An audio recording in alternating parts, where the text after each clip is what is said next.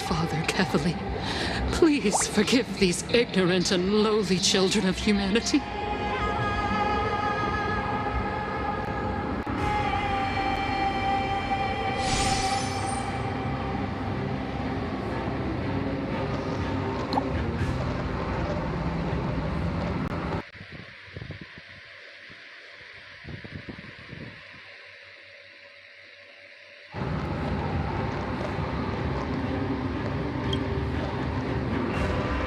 They are so utterly naive that they think of the golden-blooded heretics as deliverers.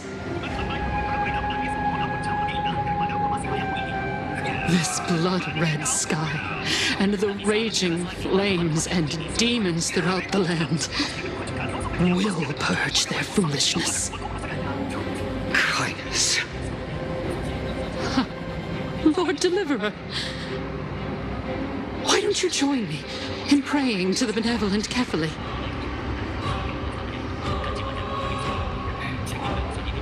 Cast your eyes on this ravaged land. All of this, sins committed by you, blasphemous heretics.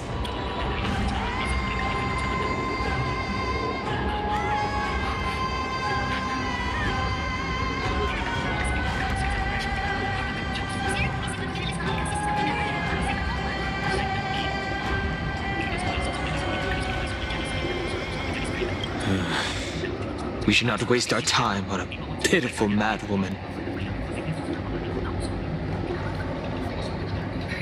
Danhang is right. My sword yearns to end your pathetic life. But to a cornered dog like you, the most deserving punishment is to personally witness the Chrysos heirs fulfill their mission. Only then will you truly know how meaningless and foolish your past transgressions were.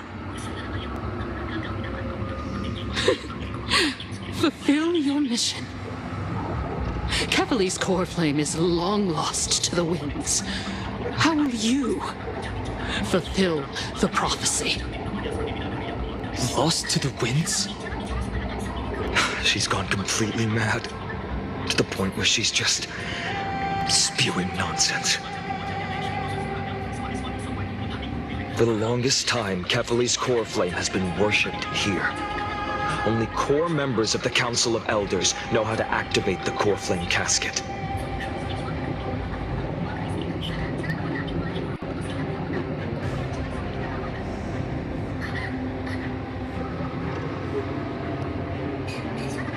No.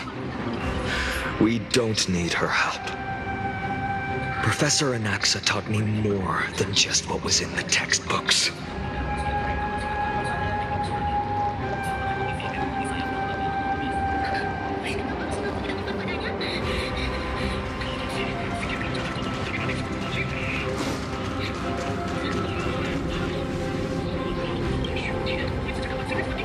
During his time at Dawn Cloud, Professor Anaxa conducted surveys in various areas. I still remember the words he used. I hope it works. All-knowing Father who bears the world, please share a glimpse of your merciful gaze with me. Cast down the Titan's fire that hangs at the pinnacle of the world, for your devout creations to behold.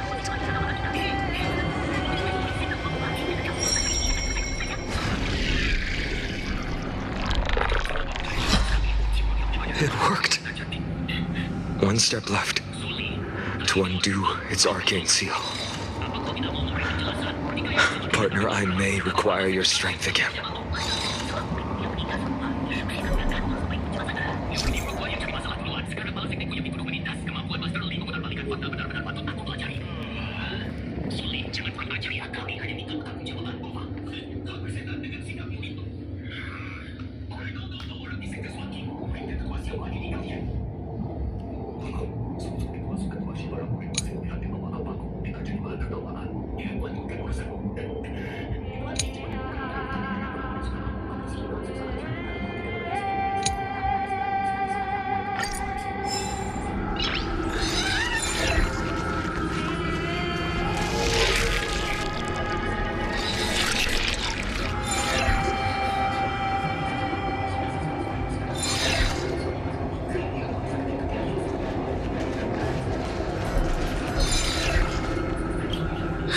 The sins of the Chrysos heirs have finally transformed into divine punishment.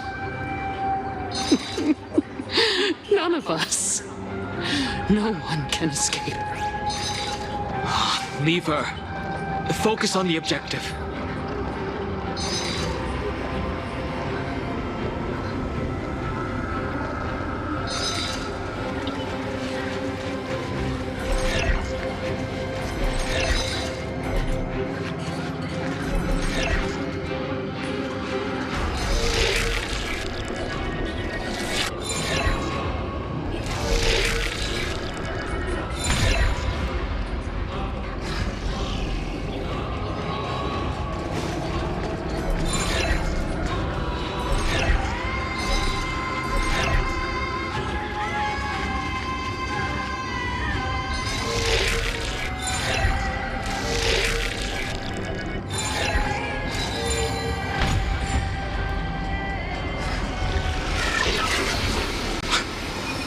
Did it! Take the core flame and let's hurry down the mountain.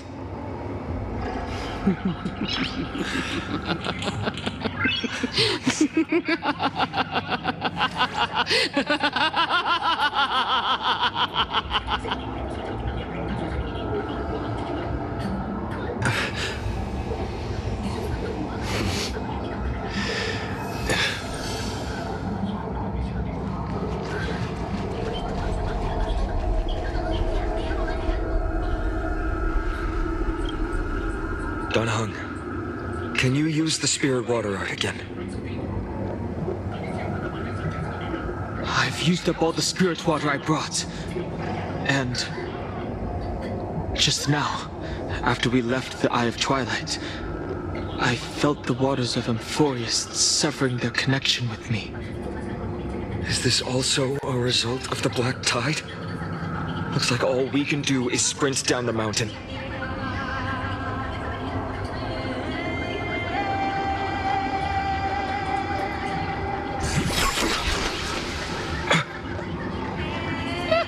You all thought I completely lost my mind. If the core flame was never tampered with and has always remained here untouched, you all think I wouldn't have the power to take it away?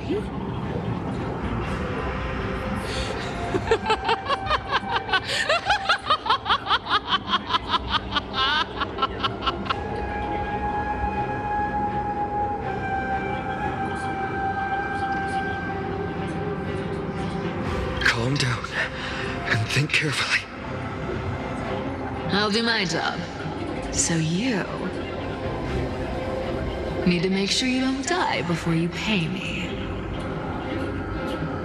There's no need to worry about the core flame's whereabouts. Let's just descend the mountain. No need to worry? But...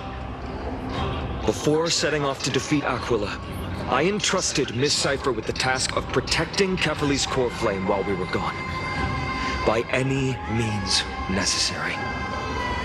If the core flame isn't here, that means she must have done something to it. In other words, she fulfilled her duty using her own means. We just have to focus on getting to the vortex of Genesis, and Cipher will meet us there for sure.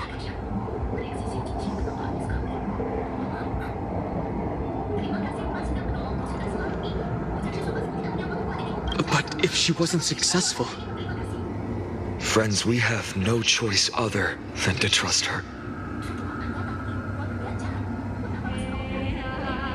If the nearest ritual basin is 10,000 paces away, then what we have to do is to run in that direction and hope she meets us after 1,000 paces.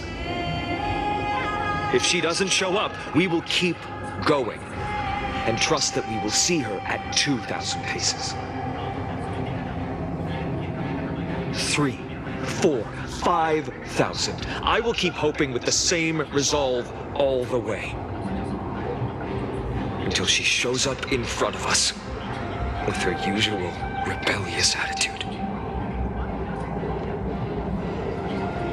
I understand. At least to this day, I don't recall any Chrysos heirs failing their mission for the Flame Chase journey.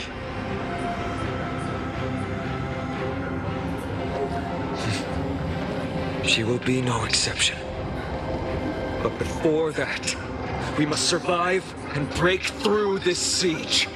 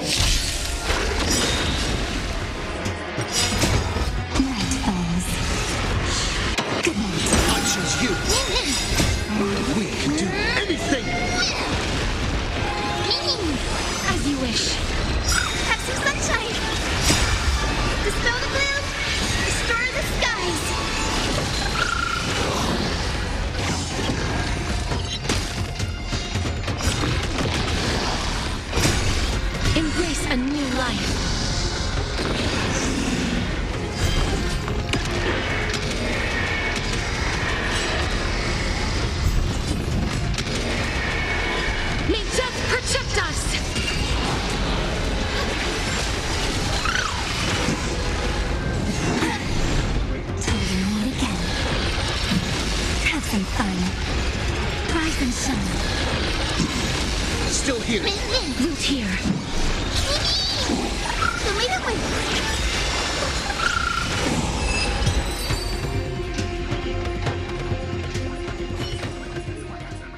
It's done. Let's go. Fine.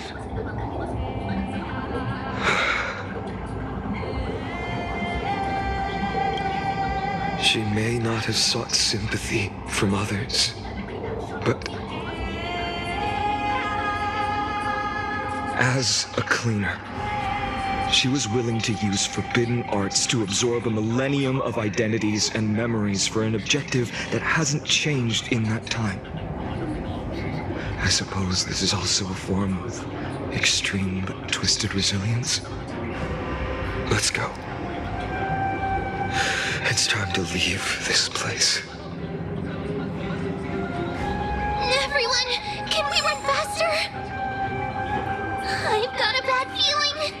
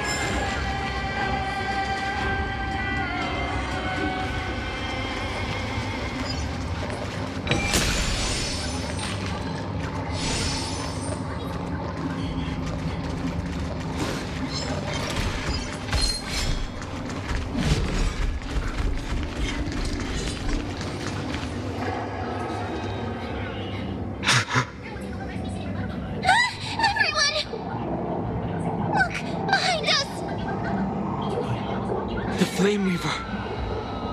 In the end, they still showed up.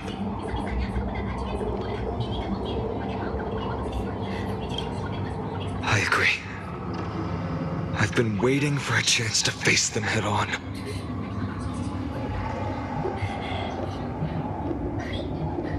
But not now. If we take the fight here, then lose, the consequences would be irreversible. Come on. We have to get out of here. Keep running and never turn back.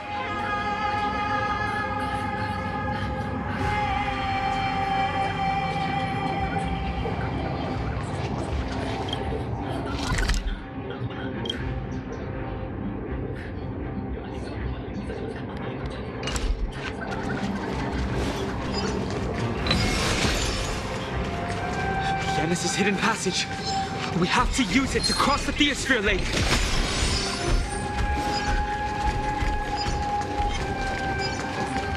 They will catch up to us sooner or later. Keep running.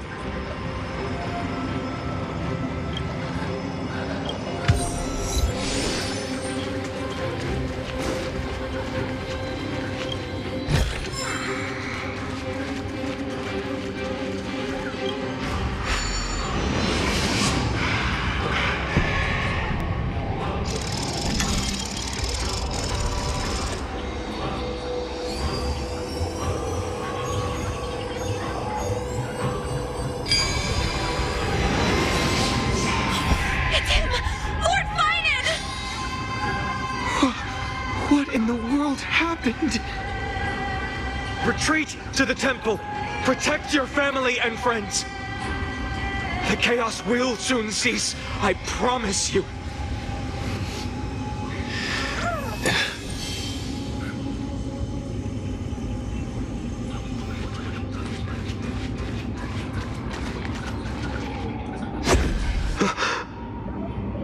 How did they?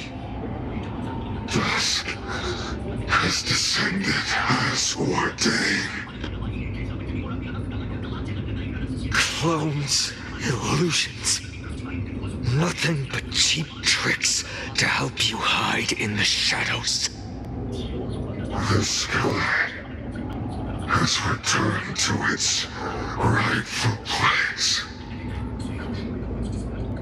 This world must be reset. What are they talking about? The end you seek is also the miracle of Genesis. If so, you should be standing alongside the Chrysos heirs. Why do you hinder us, Flame Reaper?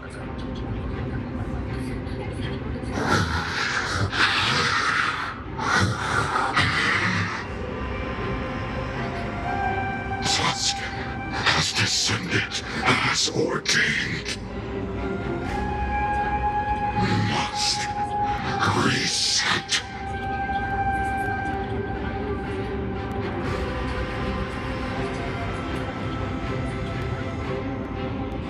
If words won't work, then we can only express our resolve with our blades. We shoulder the fates and futures of too many people. We will not fall here!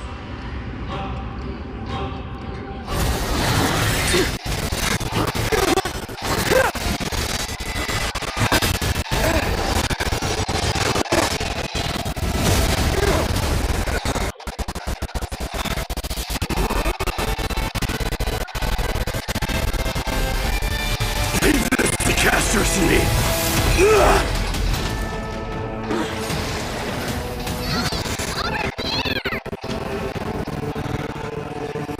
Go!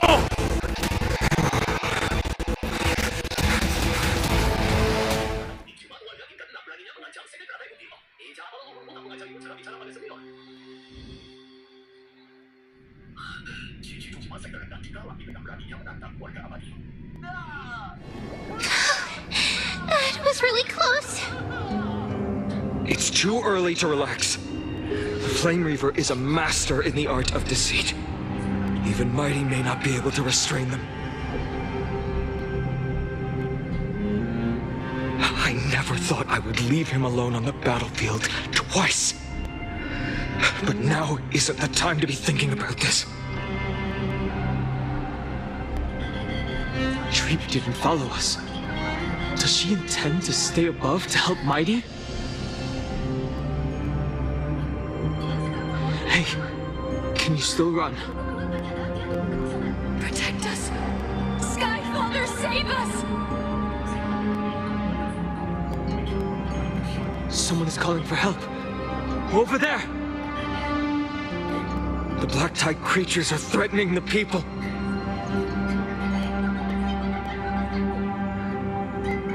We can't just stand by and watch. Let's end this quickly.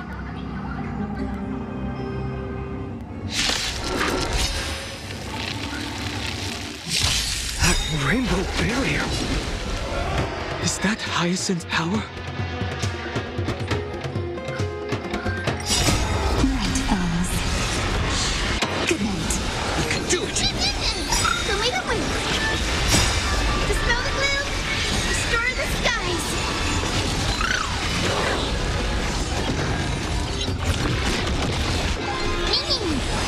Here. Embrace a new life.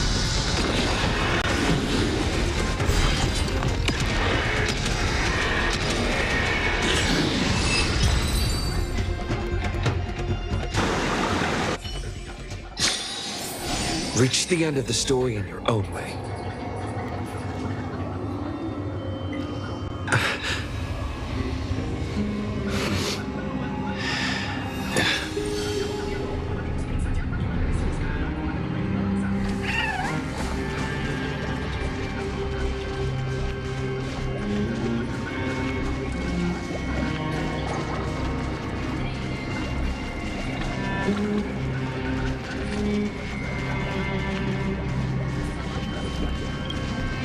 Everyone, you're all safe. For now. Thank you, Lord Finan. It is someone else who deserves your thanks. Those black-tide creatures just now couldn't breach this barrier. This energy feels familiar. Like the luminous arts that Hyacinth uses to treat people. But it is much more powerful. Looks like she did it. Yeah. Citizens, my companions and I can't stay long. Before reinforcements arrive, please do not step out of this barrier. This is a miracle left by the demigod Hyacinth. Please trust her conviction. Miss Hyacinth has also become a demigod, like Lady Aglaya. We understand. We will not leave her protection until you return, Lord Finan. I won't make empty promises. I might not be able to return in the near future. But even if there's no perfect solution, I will make a choice that fulfills this mission.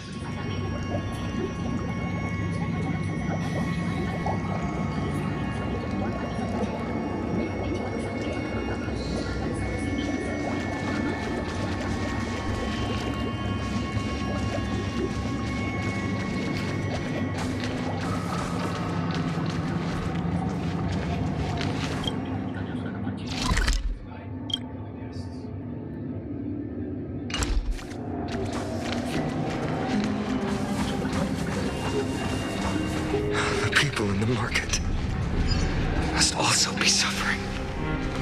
I hope. Cortonus! Quick! Let's go check on him!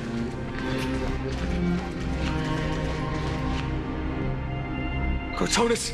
Hang in there! Returned, Finan. Burning the holy city is... To resist, I did all I could. You shouldn't be on the front line at your age, Grand Craftsman. Where are the citizens? What's the situation at Marmorial Market? Organizing their escape. The holy city guards are... But where to flee to, no one knows. Descended from the sky, the rainbow barrier did.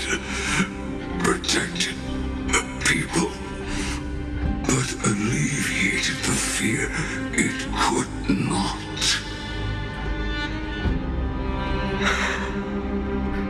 I fear this is Amphoreus' end, Cortonus. There is only one way to save our home. Finally come true. The Sky Father's prophecy. Go, miracle created. Deliverer, you shall become. One more thing, Ares. waiting at the vortex of Genesis, Lady Trinan is. Kepali's cold flame is safe, she said. Trinan.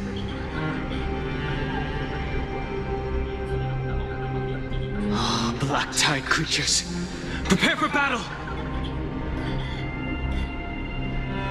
Urgent. The situation is...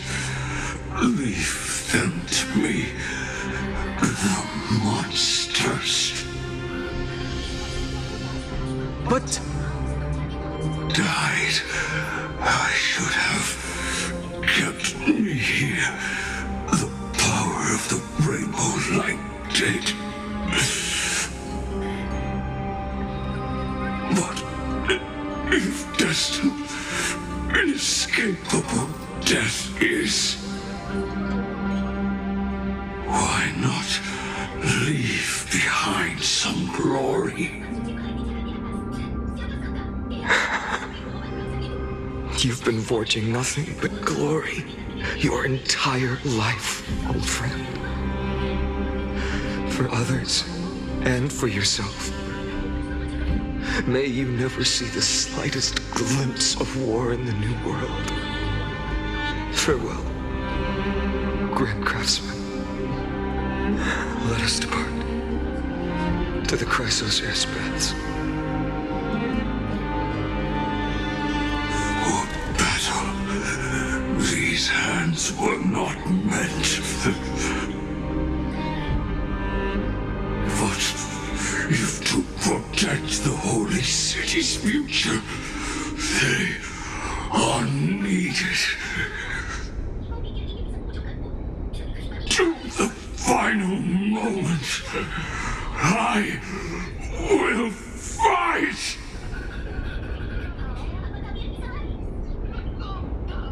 Cartonis said that Trinan had news of the core flame. As expected, Miss Cypher did not fail her mission.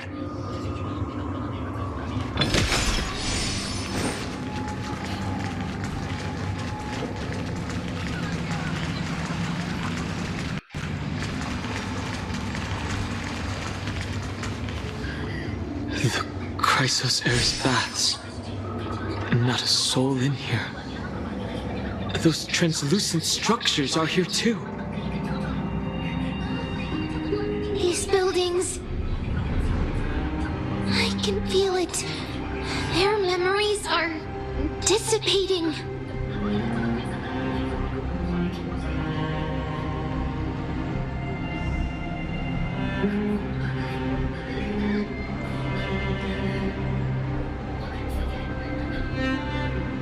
I'm not sure.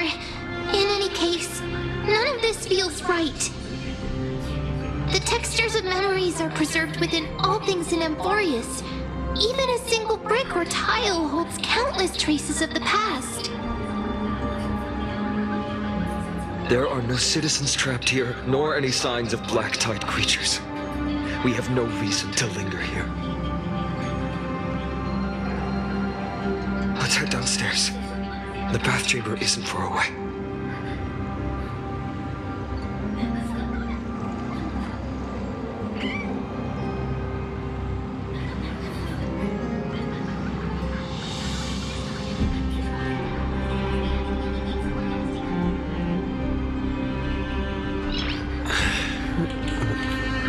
Nice.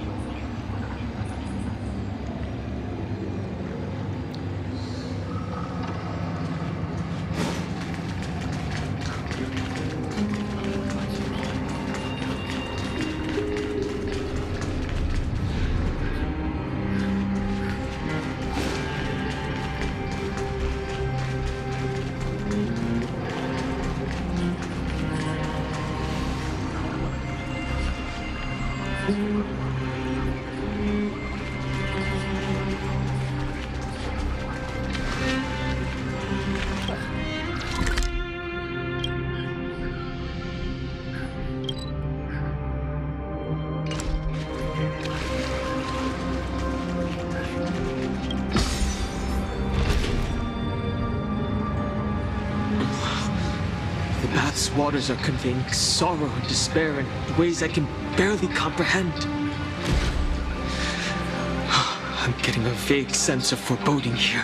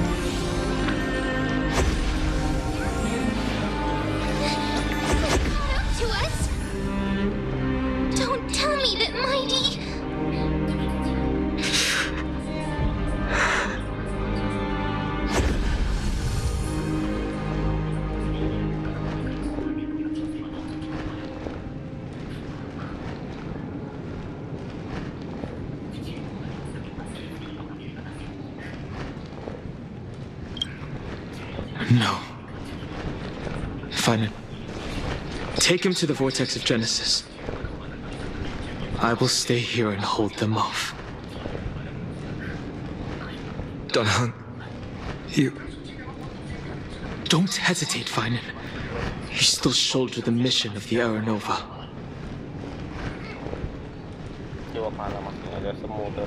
We don't know if the Flame Reaver has any clones up ahead. My friend, stay close to Finan and keep him safe. Amphorians often speak of destiny. The destiny of the Trailblaze is to bind the life and death of every world to our own existence.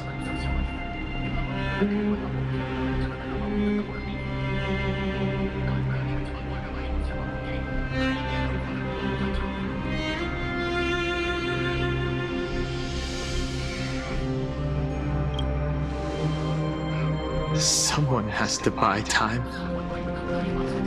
It's not goodbye forever. Don't worry. I'll do everything in my power to survive.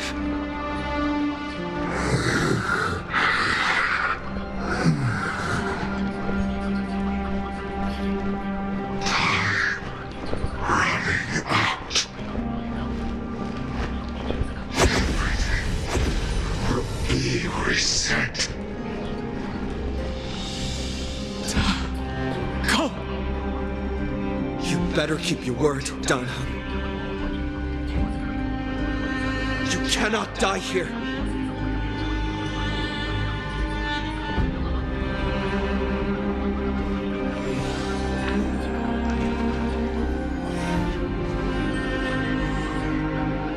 With this flowing water, I can harness its power to purge the filth. This power, unfamiliar. Who are you? Even if I were just a passing traveler, I would not hesitate to lay down my life and protect the unfamiliar world beneath my feet. This is the destined course that a trailblazer cannot escape. I am a nameless. And what I'm going to do is defend all the hopes that are on the verge of fading away. Follow me.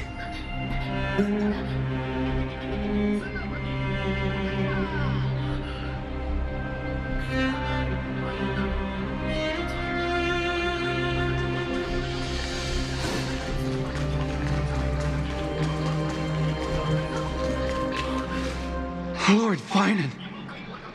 Finally! You're all back! Even in such desperate times, you still managed to keep your promise to me. I am grateful beyond words. Finan, what is this? The Flame Reaver is wreaking havoc in the city, and they still have many clones. Zeph, please get someone to inform Kratos, and have him lead the most elite guards to defend the city's passages. Until I complete the core flame ritual, please, do everything you can to rescue the citizens in the city. Understood, Lord Finan. Nemazini, several citizens are trapped in the Garden of Life and are temporarily seeking refuge under Hyacinth's barrier. Can you dispatch someone to evacuate them? Though, I also don't know where to shelter them. Leave this to us, Lord Finan. Just focus on your own mission. All right.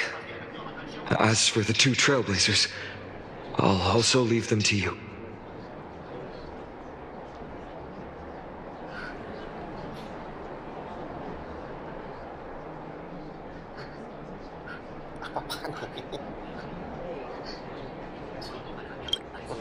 My apologies, partner. I acted on my own this time. I prepared for the worst before the fight against Aquila. Even if there came a day when Akima was taken by the Black Tide.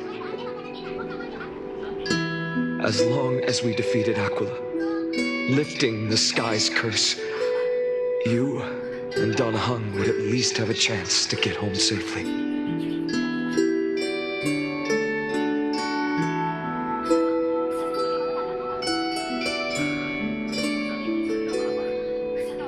I know this is hard to accept, but even if it means being resented for the rest of my life, I still have to be responsible for you. Friend, you and Donahung taught me the spirit of trailblazing. The best decision I ever made in my life is when I followed my intuition and chose to trust you.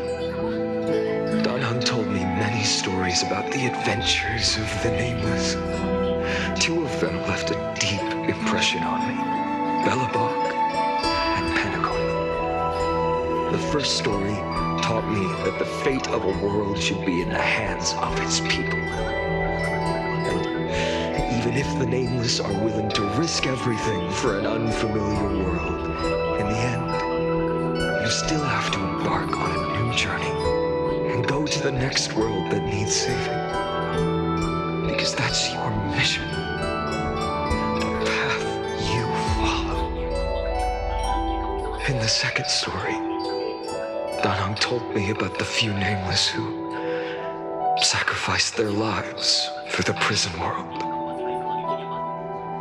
I know very well that the two of you are willing to make the same choice for Amphoreus. After hearing those stories, I made up my mind. I won't let your journey end here. Somewhere beyond the sky, where Amphoreans have never reached, there are many people waiting for you to come home. The prophecy has always remained shrouded in ambiguity. Even if the 12th core flame is returned, no one knows how the Era Nova will manifest. Let alone if the miracle will extend its favor to two visitors from beyond the sky. Before stepping into a fate unknown, the last thing I can do is help you return to your family.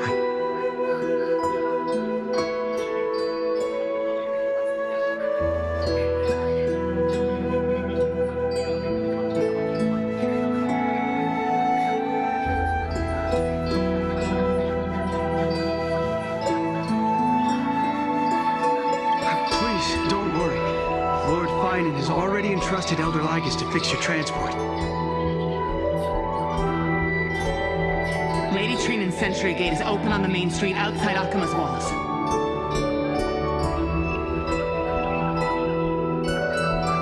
I'm sorry for making such an unreasonable request of you all. But we live in an imperfect age, where there is never a perfect choice.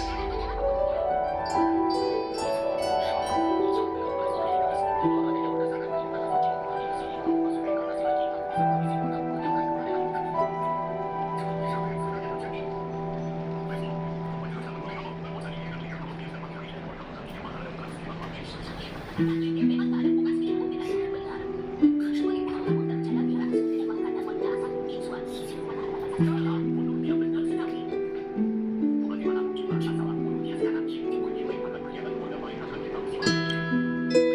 one of us has the right to make our own choices. If you can't accept my decision on your behalf, then use your choice to open up a new path. That's what you're best at, right? Regardless, Dunhung is still holding on for his life. Don't keep him waiting too long. Partner, one day I hope we will reunite under the constellations. When that time comes, we can hold a belated victory feast. How about that?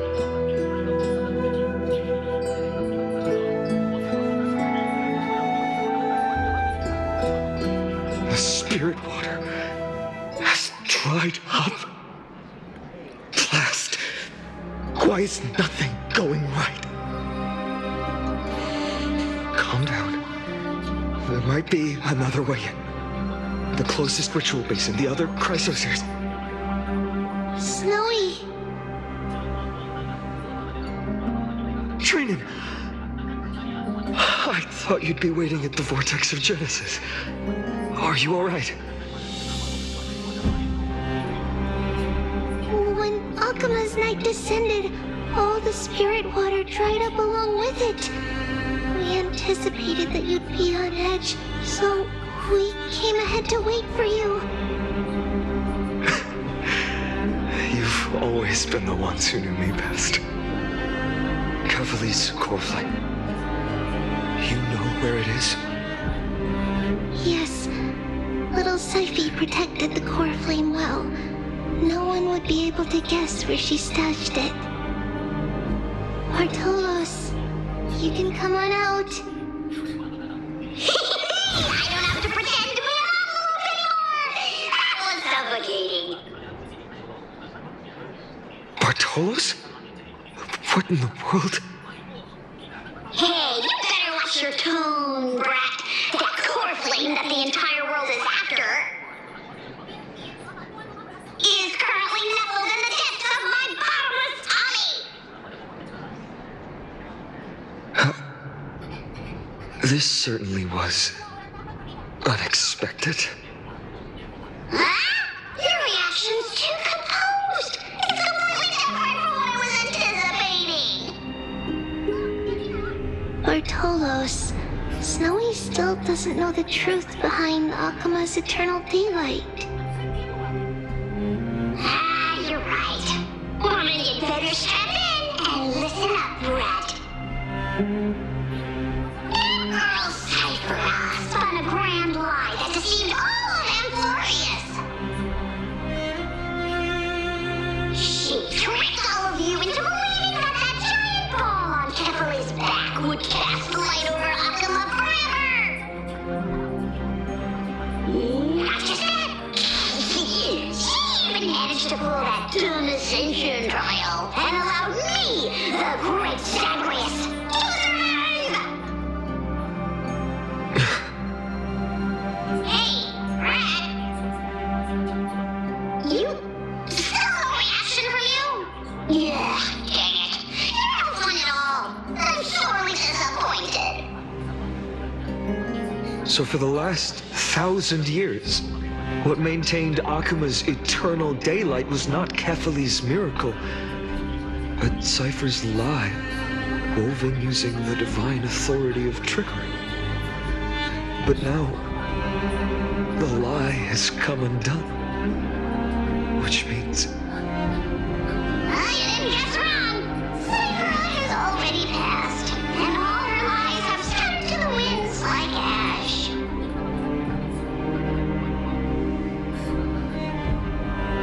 But you just said you, Zagreus, relied on Cypher's lie to keep living. If she is already... Guess you're not as smart as I thought, Rat. Don't forget, I'm one of the 12 Titans of Amphoreus. And this core flame in my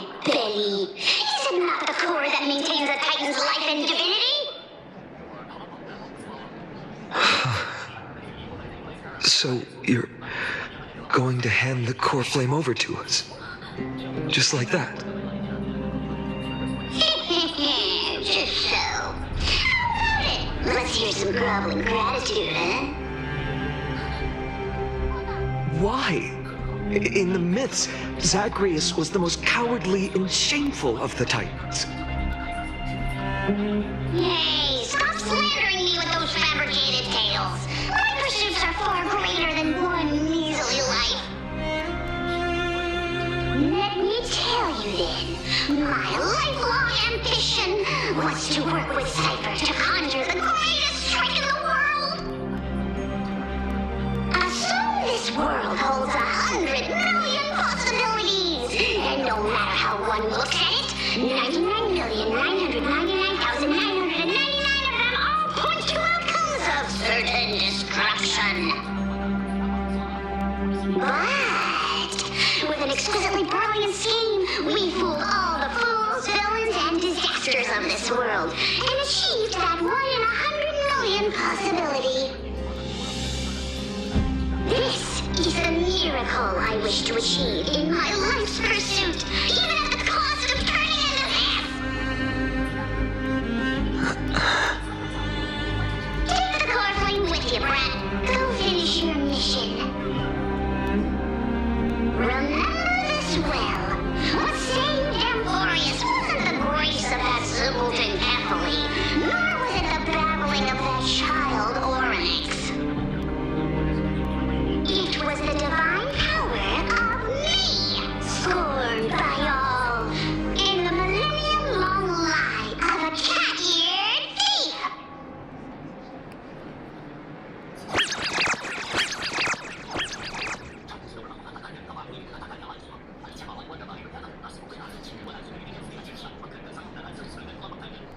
Strife, death, trickery. So those signs deemed as harbingers of calamity will also leave behind marks in the tale of deliverance. With this, the final core flame can be returned to its rightful place. The spirit water in the holy city has all dried up. We can try to break the sealing magic of Fagusa's priests, and use the Century Gate to send you into the vortex of Genesis. But that will likely exhaust any remaining power of Yanis that we have. After that, the rest is up to you, Snowy. Farewells. I've almost grown numb to them at this point. Right now, I can't even utter a plain goodbye. Snowy. Don't worry, Trina. I'm no longer the empty shell that Aglaya brought back to Akama. For every companion who couldn't reach the end, their conviction to save the world became a part of me, piecing together the soul I once lost. I lost my home village, but you, Aglaya, and everyone else created a second home for me. Now that this home is also in danger, it is my turn to repay your kindness and create a new world that can carry everyone's wishes. I hope that in that new world, a new sun will rise, bringing one dawn after another to all.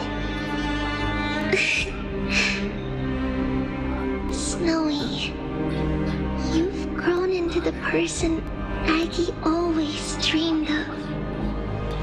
Indeed, we don't need to say goodbye here. Because even without the prophecy, we have the confidence to say you will become that rising sun. And all of us will see each other again tomorrow.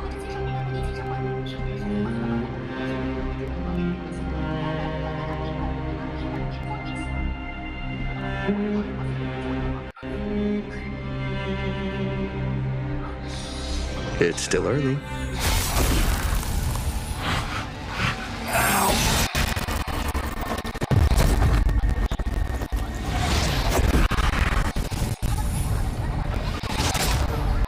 All shall bid farewell to one. And that person alone will witness.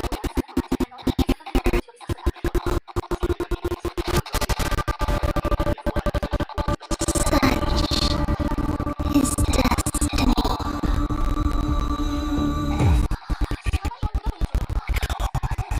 Thought you'll ever...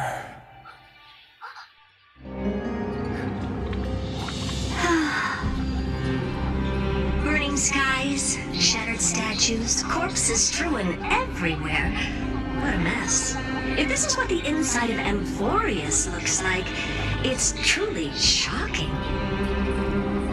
To be honest, I was initially skeptical, but right now, I'm starting to see your point.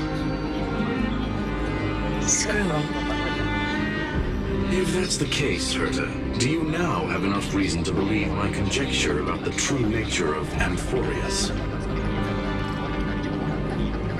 Let's not expand on that topic just yet. That Intellitron, Ligus, was it? He's not completely dead. That was probably a fake body.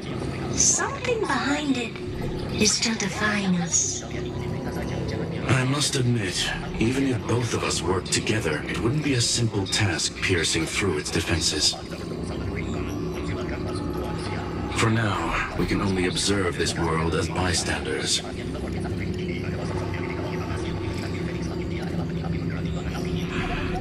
I knew we should have brought Stephen along. No wonder the Garden of Recollection wants to work with the Astral Express. Without the power of the Trailblaze, it'd be impossible to unearth this place's secrets. But in the end, the garden emerged unscathed, and it was the Nameless who got burnt. Curiosity definitely killed Aki. That big guy over there, the black balls spewing meteors, you think it's got anything to do with the Lord Ravager? Alas, without sufficient computational power in the stream projection, I am unable to analyze the path energy. Suggestion. The immediate priority now is to find the whereabouts of the two Nameless. Research priority on the destruction can be lowered. Every second counts before that Intellitron's preventative measures kick in. All right. Stop making a fuss. How many times have we collaborated, and when did it ever not end in a perfect outcome? Why not add another mission objective while we're at it? The card-playing Mammal Keeper told me that the frozen Trailblazer girl might just also be trapped inside Amphoreus. If time allows, I will also investigate March 7th's whereabouts.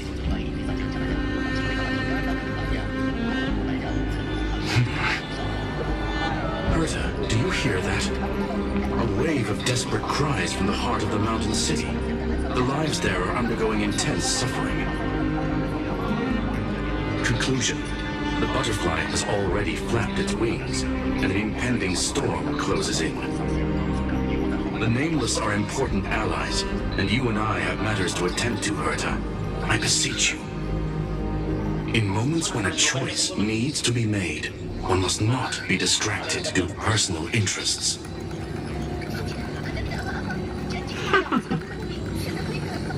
Of course I know that.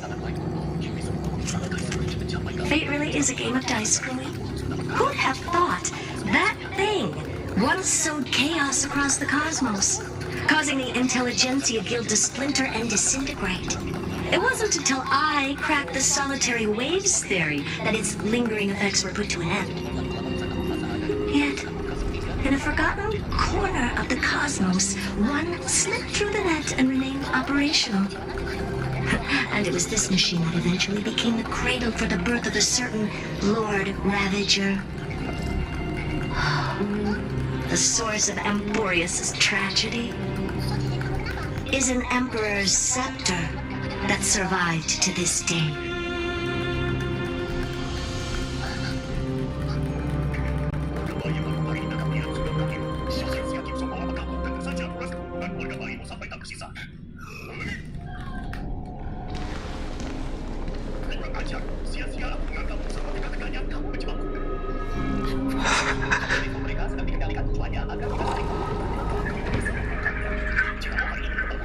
This is what the world looked like originally.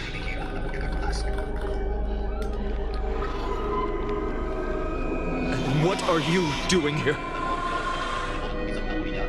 Answer my question, Lycus. Ah, another hero has arrived at the Vortex. I can no longer remember how many times this has happened. The author of each epic, as the prophecy has foretold, stays their pen at this point. Just like each cycle of the extrapolation, in accordance to their primordial design, ends here.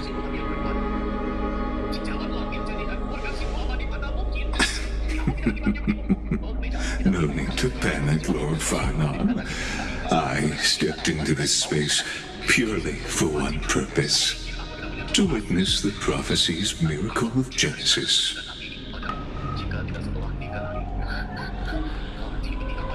You've never expressed interest in the flame chase journey. When my companions and I ran, bled, and sacrificed for the core flames, you never so much as lifted a finger. An indifferent observer. An anti-Catheran who's neutral till the end. Why would you suddenly express concern for the Chrysos Heir's mission?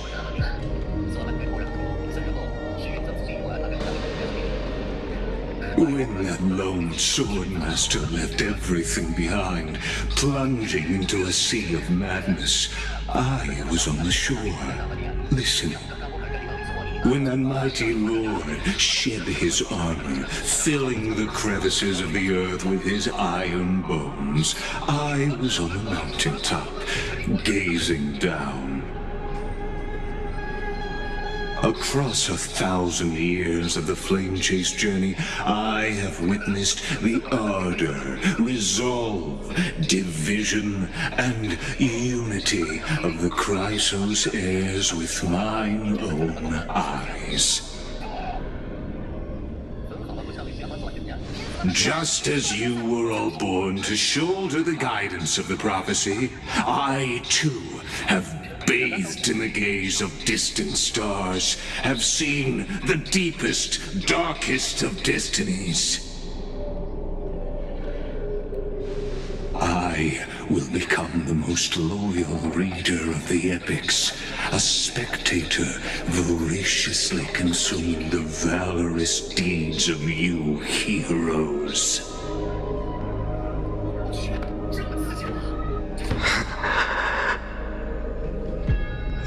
Gaze of distant stars.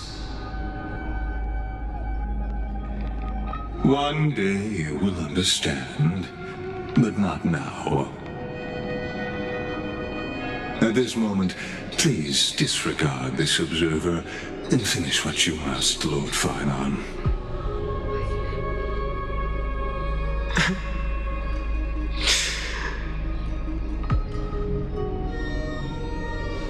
I once believed that as long as I chased the flames relentlessly, the fog before me would clear, and fate would reveal its truest form. But along the way, they, all who passed, never once received the justice promised by the prophecy. I have perceived. Outside the vortex, the world is collapsing, and the children of humanity are crying. But you, Lord Farnon, will bury the old world with that core flame, bringing all things into a gray unknown.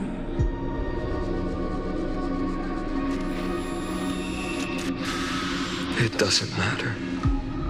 This cruel flame chase journey has made me abandon my fantasies. The future is not a paradise with a gentle west wind, waiting for us to step in. If If what lies ahead is a mass of chaos, I will tear it apart. Then usher in the first ray of blazing sunlight. All shall bid farewell to one, and that person alone will witness the miracle. Such is the will of fate.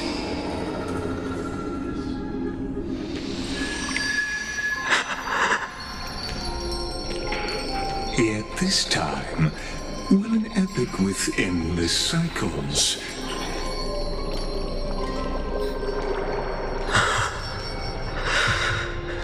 Is it you?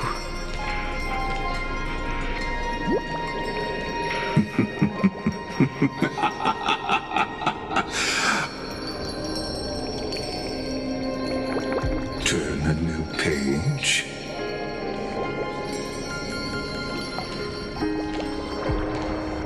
Of course. This will be a romantic story like none that has come before.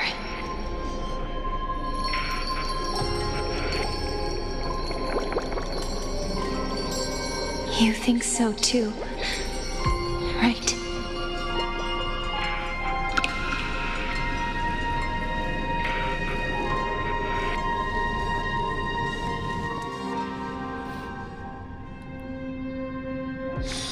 It's still early. Where to now?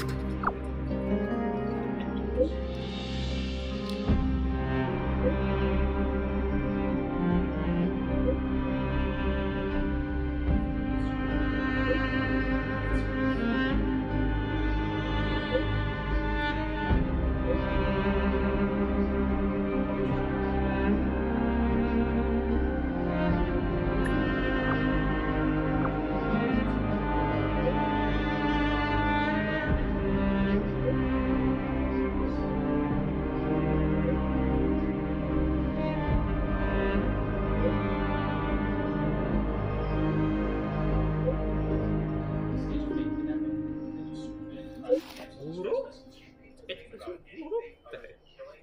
Trying to date her, not traumatize her. Awesome. Maybe just find out what she likes. Give her that. Nice.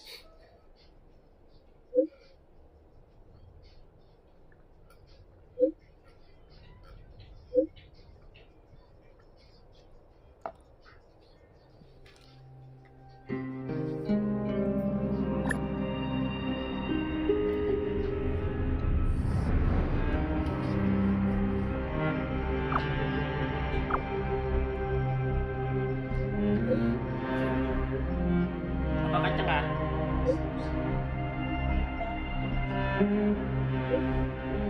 Hah? Ayo.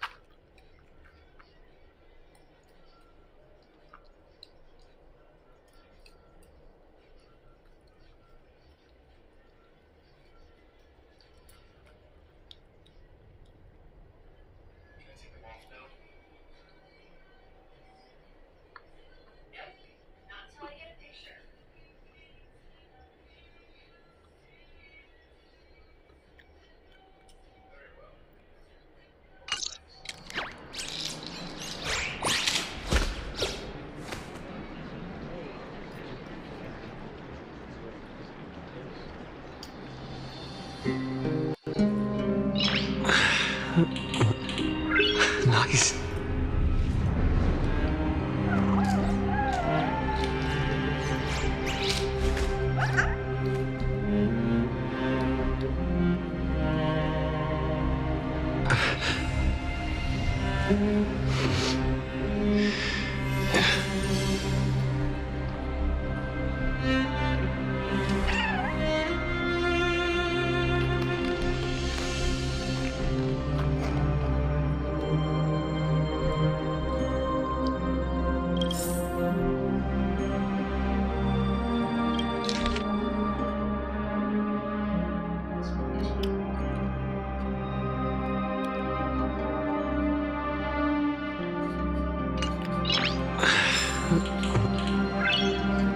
Please stay close to us. We need to rendezvous with Lord Donghung.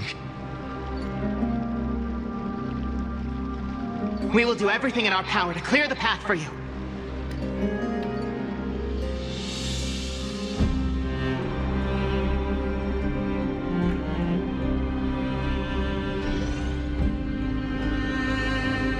There he is!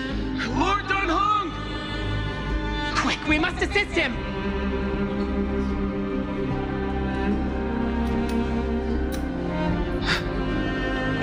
What are you doing here? Where's Finan?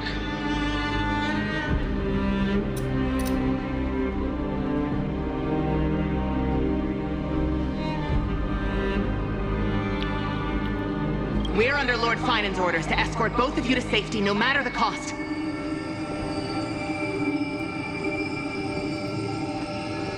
Leave this to me and the Holy City Guards.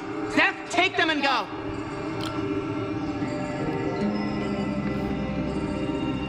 Wait, Namazani! That black-clad swordmaster. Something seems off.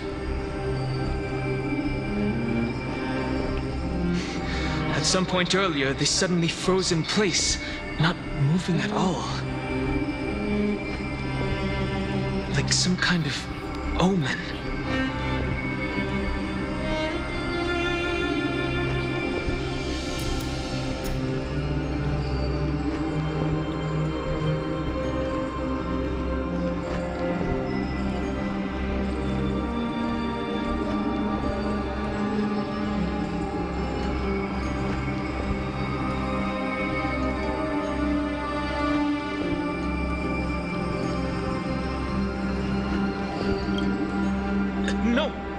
Don't get too close.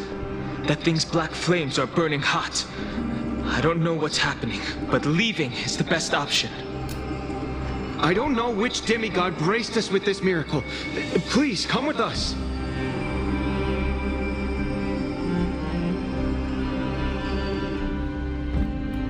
Finan, is he going to be all right?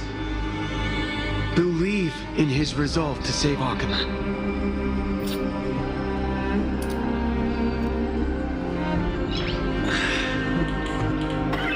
Nice.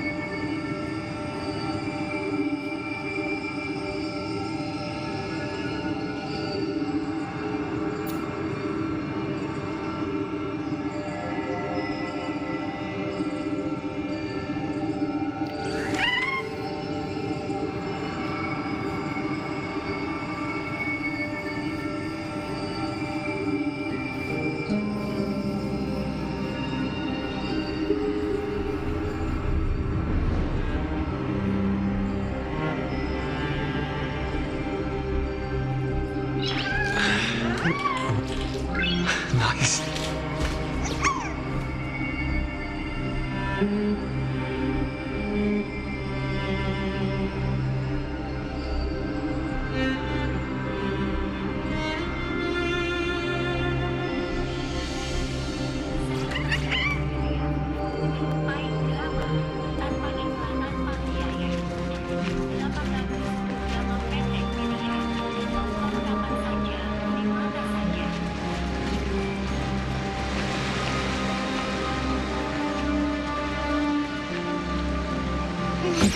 Deja vu.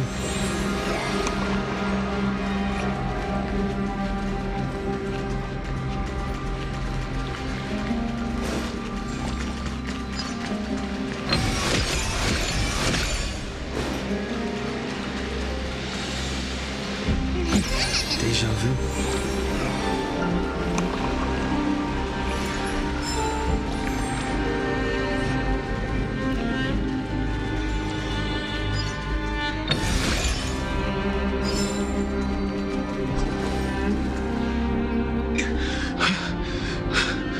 The Flame Reaver isn't pursuing us. Could this really be some kind of divine intervention? We can't stay here for long. Lady Trinan's sentry gate is just outside the city. Let's keep moving.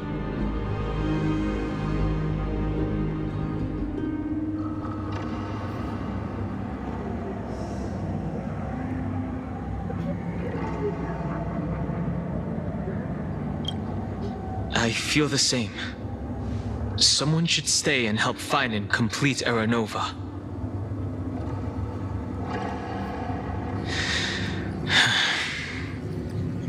For now, let's get back in contact with the Express and plan our next move. That's the safest course of action. We need more information. On that note, I have a proposal. Who's there? I hope to convey a message to the two nameless. Mr. Screwlum? Who are you? Stand down. I order you to maintain a distance of 10 paces. It's okay, guard. This one is not our enemy. It has been a while, nameless of the Astral Express. I'm glad I arrived in time to stop that black-clad one from harming you further. So it was you.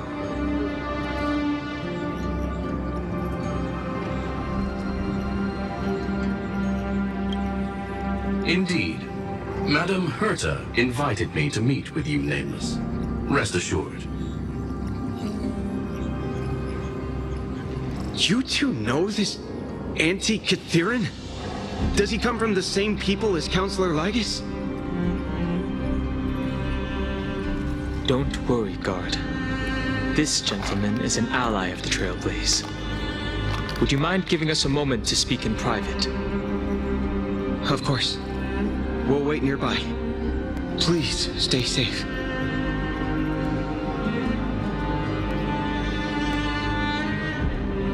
I fully understand your situation. For now, the only thing I can do is temporarily freeze that black-clad one in place. Time is limited, so I'll keep this brief. The place where you stand, Amphoreus, is a world constructed from data and memoria, an experimental field of a certain eon. And now, this isolated sandbox world is rapidly falling into a third path. Destruction. Destruction. Conclusion. If Amphoreus continues unchecked on this course, a Lord Ravager will complete its evolution and metamorphosis, and emerge from the surging tides. The cosmos as we know it will suffer irreversible consequences.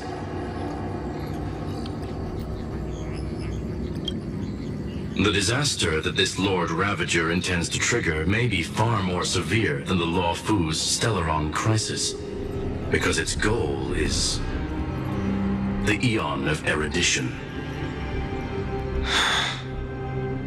Putting aside the complex details of the inferences involved, I have a request to make. For one of you nameless to stay behind on Amphoreus, acting as an informant, in order to prevent the wrath of destruction from ravaging the cosmos. This world is enveloped in a firewall that defies explanation, and the flow of time here is also different from reality. Madame Herta and I can only tear open a gap and project images inside. However, the accidental crash landing of the express car notwithstanding, both of you were able to successfully land here. There must be some principle behind this we have yet to fully grasp. It will take time to uncover the reason. Before then, if one of the nameless is willing to stay and witness the fate of this world, or to push it along when necessary, it would be of great assistance.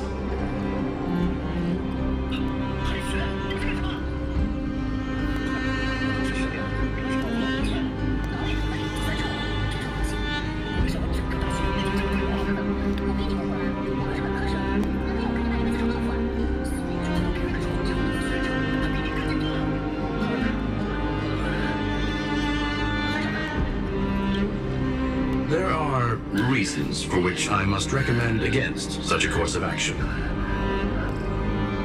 Look at this, if you would. This curio is called a chronocognitive anchor. The two of you may view it as a kind of space anchor in the world of erudition. As long as you carry it with you, your individual data structure will be protected and will remain unaffected by the influence of digital tsunamis. When required, it can also serve as a bridge for communications between the internal and external world. Of course, it is not curio with unlimited uses, may only be held by one person. The connection being interfered with. Decide quickly as possible. 2 final messages. 1. Intellatron named Ligus, possibly the primary culprit behind everything. 2. Bertha discovered a clue. Miss March has already been drawn into Amphoreus.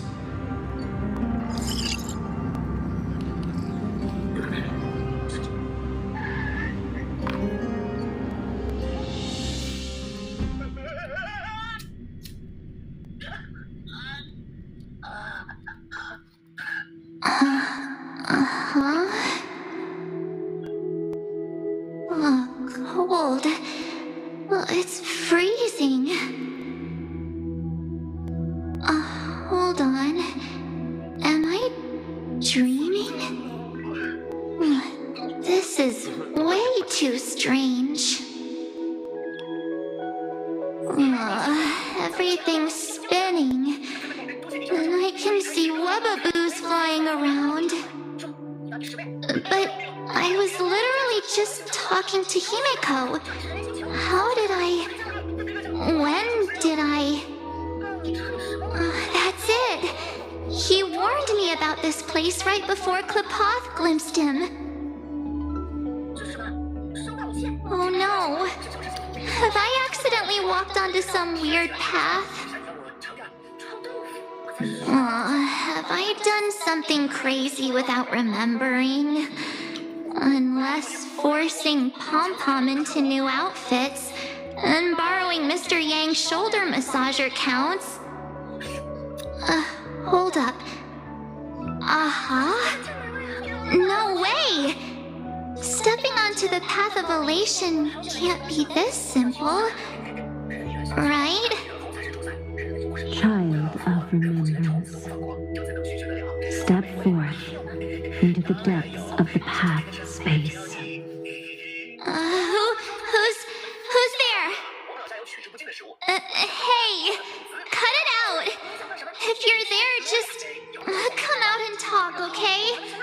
You're freaking me out. I can't even think straight. Hold on. Is that a gate? Cast aside your fears. Step forward through the gate of memory. The voice. Is it showing me the way out?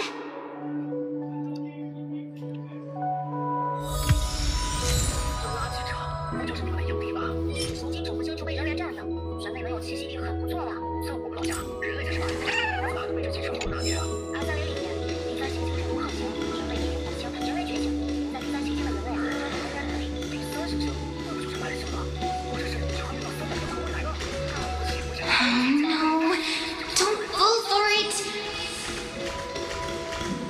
They're lying to you. Turn back now. Wait, Master Diviner? From the Wafu?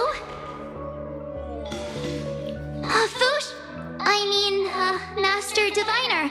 What brings you here? And you, Miss Messenger. Do I know you from somewhere? Good to see you again, March. A pleasure to see you, Miss March. That's it! Master Diviner used the Matrix of Prescience to help me search for my memories. And you, Miss Messenger, we met in that memory space.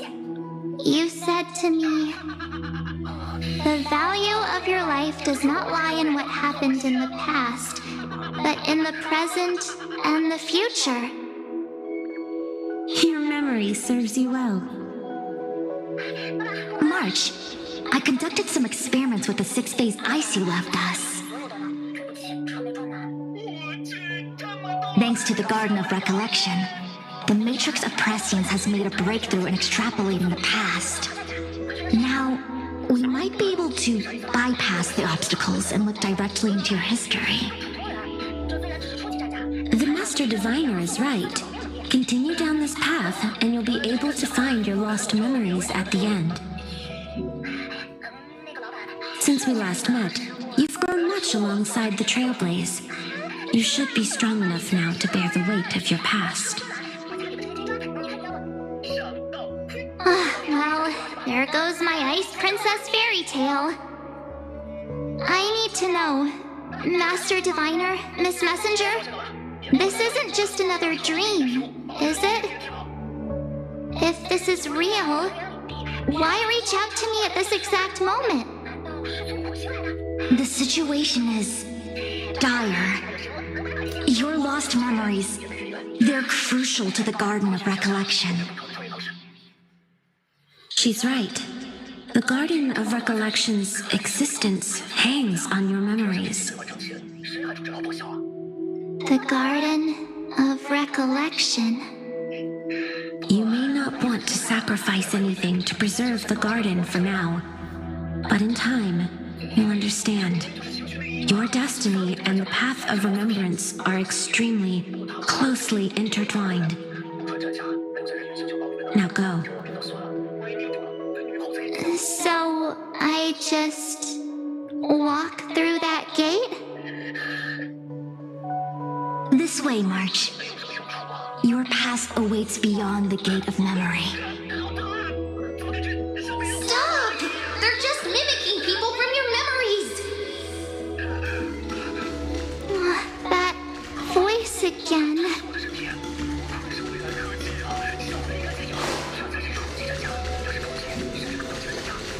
Don't let those bad people deceive you!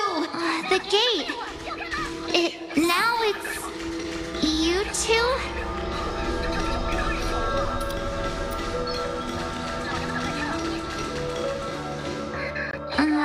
Hey guys! What are you doing in a place like this? March! There you are! Finally.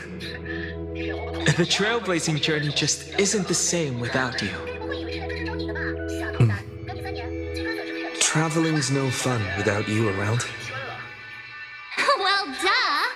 What's Team Trailblaze without its star member? Wait a sec. You might look like you two, but... We understand your confusion. The Garden's allies helped us establish this Neuralink to reach you. The Garden's allies? You mean Miss Black Swan? Yes. She helped make this possible. Keep going, March. Find your past, wake up, and travel with us again.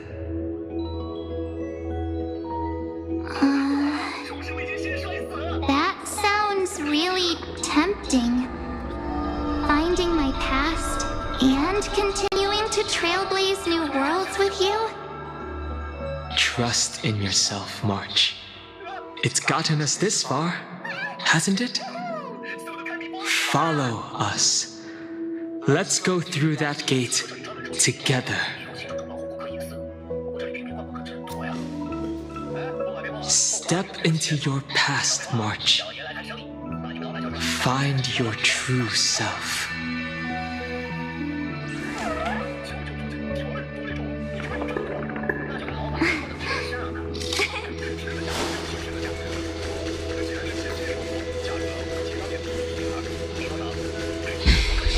Wake up! Slow down! Those words sound so sweet. Okay.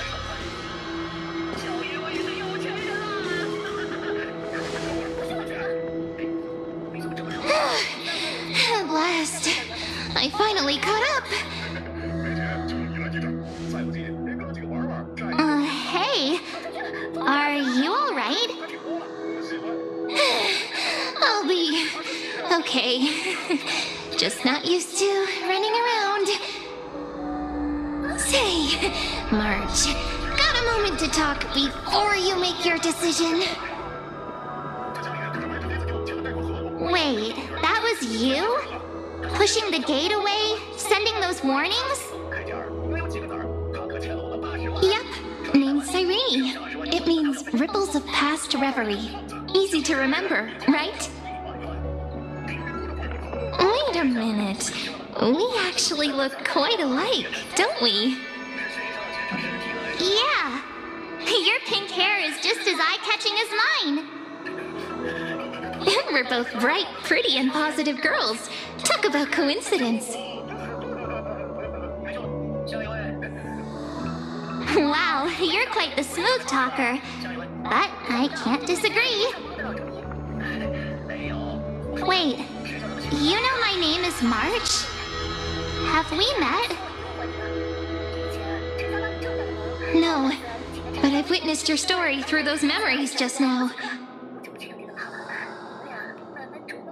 It's incredible, really. We might have more in common than you think. I know exactly what you're going through, which is why I don't want to see you exploited or hurt. You know what I'm going through? I know, because I've been exactly where you are. This empty space has been my home for ages. I barely remember what time feels like anymore. But there's something I'll never forget. Trust me, that gate won't give you what you want.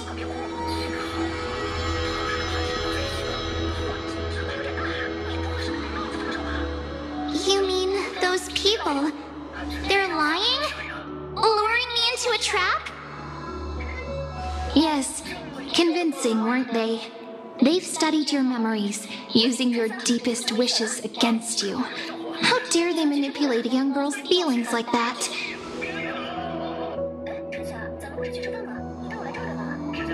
If you go through that door, the worst-case scenario is you'll become their pawn, losing control over your own fate forever.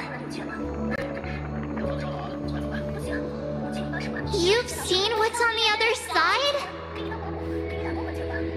I may be stuck here with missing memories like you, but I still recall fragments of my homeland where I grew up. That door leads to Amphoreus. Trust me, it's anything but welcoming. For ages, I've watched people walk through that door. They couldn't see or hear my calls. The voices beyond always promised safety, but I've never seen anyone return safely. So I had to try and stop you. To be honest, I'm not sure what to believe. But the fact that you're here, putting in all this effort to warn me, that means something. Tell me, Cyrene, how can I return to my world? It's really easy, actually. Just turn around and walk away from this place. The guru cannot be trusted. Through the door, save the garden. Both of you, children of remembrance. They never give up, do they? But don't let them sway you. Stick to your path. The return journey could take ages, longer than most lives. But that path will lead you home.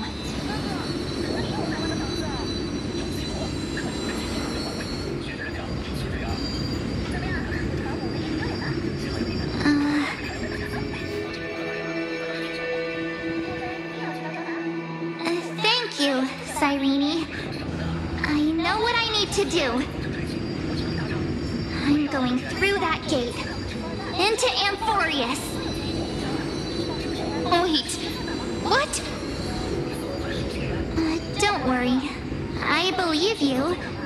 It's just that, for me, the only place I can call home is right beside my friends. 2 of my closest friends are already on their way to Amphoreus. They may seem capable, but only I know. They're absolute disasters waiting to happen. They won't last 5 minutes in a new world without me.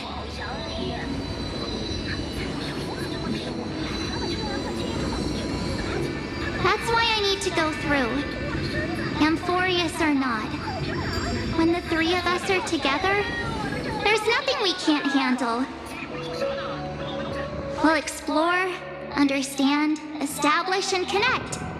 After that, we'll find our way home together.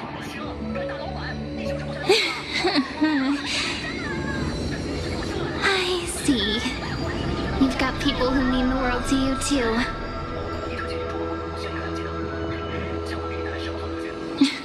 That is so heartwarming. March, if that's what you've decided, you have my full support. Birds of a feather we are, looking all sweet and innocent, but with hearts of fire.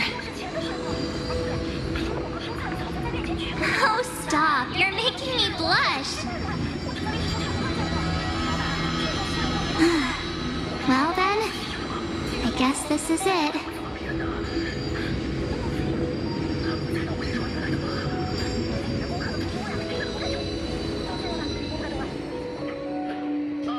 Do you think we'll see each other again? Who knows? But don't worry about me. After all this time here, I've grown quite used to chatting with my imaginary friends. Since Amphoreus is your homeland, if there's a way to help you, my companions and I will do everything we can. Then I'll look forward to that day.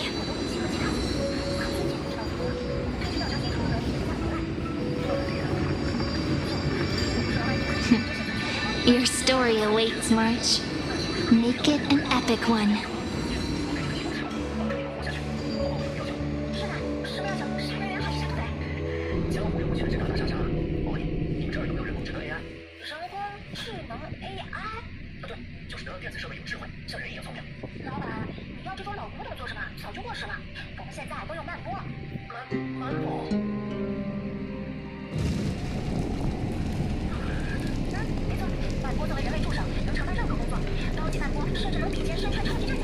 Are you okay there, friend?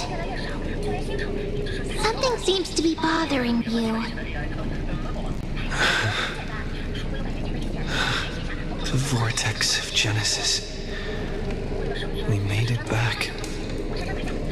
Even this place has changed. Finan. Is he ready for Era Nova?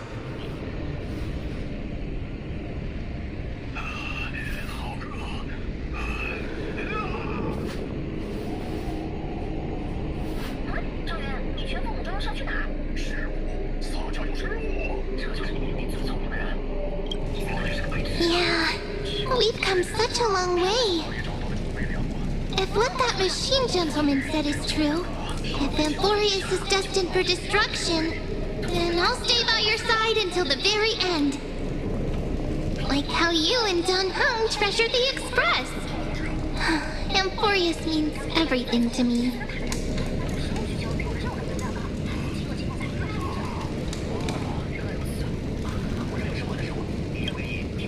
Right. Time to see the last core flame restored.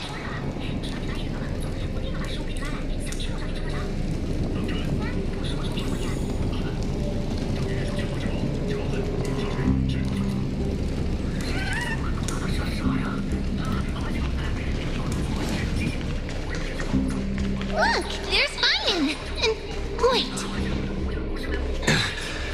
Lycus? Remember Screwlum's warning.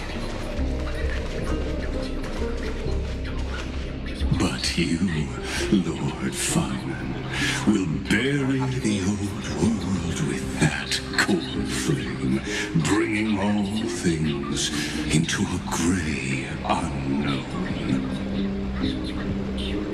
It doesn't matter. This cruel, flame-chased journey has made me abandon my fantasies. The future is not a paradise with a gentle west wind waiting for us to step in. If what lies ahead is a mass of chaos, I will tear it apart. Then usher in the first ray of blazing sunlight. Is it you? With one last chance to turn back, you still step forward. How befitting of a trailblazer.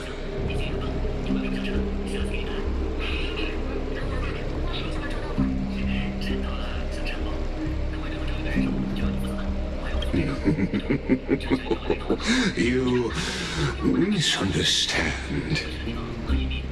As our world nears its end, the ones who walk the infinite paths have embraced their destiny. As the Theoros, it is my duty to witness the world's future and oversee this final core flame ritual on their behalf. The trial of world-bearing, the ritual of Era Nova.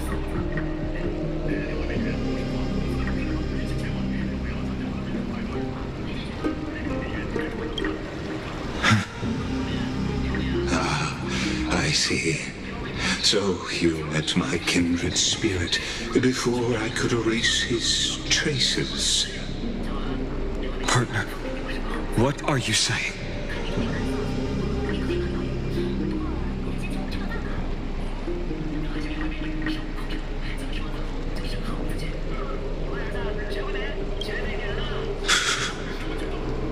I've had my suspicions.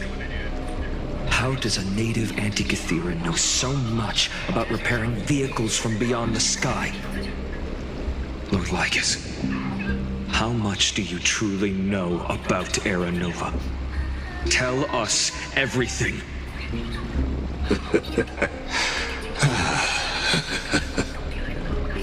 Very well. I need no longer maintain this Theoros masquerade. You seek truth, Lord Finan, and truth you shall have. As you know, when the old gods fell, someone had to bear their broken pillars to fill the vacant seats. Those who would assume divine authority must prove themselves through trials.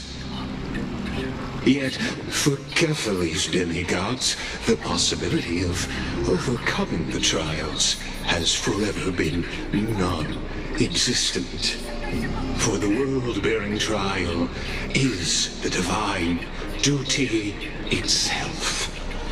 Bringing forth the Era Nova and bearing its weight is an endless ordeal, ceasing only upon collapse. Precisely. The Era Nova ritual is not something that can be completed in an instant, no, but a long and arduous journey. While the sacrificial journeys of other demigods conclude in this world, Kephale must shoulder the gods' core flames, bear the memories of all worlds, and stand unwavering. Until the next world, when the black tide consumes the bearer and all that they carry, leaving nothing behind. Unless their core flame finds a new bearer.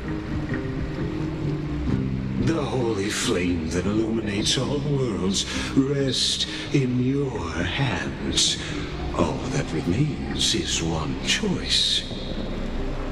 Nurture it, pass it on to future generations, or extinguish it here and now. Deliverer, the fate of all worlds rests in your hands. Enough testing. I've made my decision. But before I ignite the dawn of the next world, you need to promise me something. 2 things, actually. Speak your terms. Promise me this. Professor Anax's vision of the new world is absolute. The world will be reborn from my memories. All souls, living and dead, will return as the first humans, unchanged from their past lives. And my friends, the fallen demigods, they shall transcend the cycle to become new titans. Our heroes shall not have died in vain. Of course. This I can guarantee. Good. The second one. Promise me that the Trailblazer can return safely to his homeland, unbound by Amphoreus' laws. My apologies, but I cannot promise this. As you mentioned, he now bears the Time Titan's authority. His bonds with this world run too deep.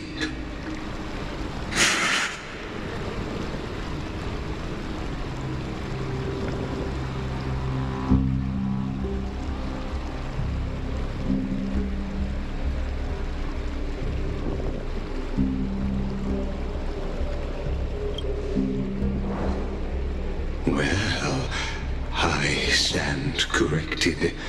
An outsider like him does have ways to defy destiny. Thank you, my friend, for everything you've done for this world. Though the next world may not remember, I shall never forget. As the Theoros, I declare, Amphoreus has determined her path. Step forward, heroes. Follow her path and see it through.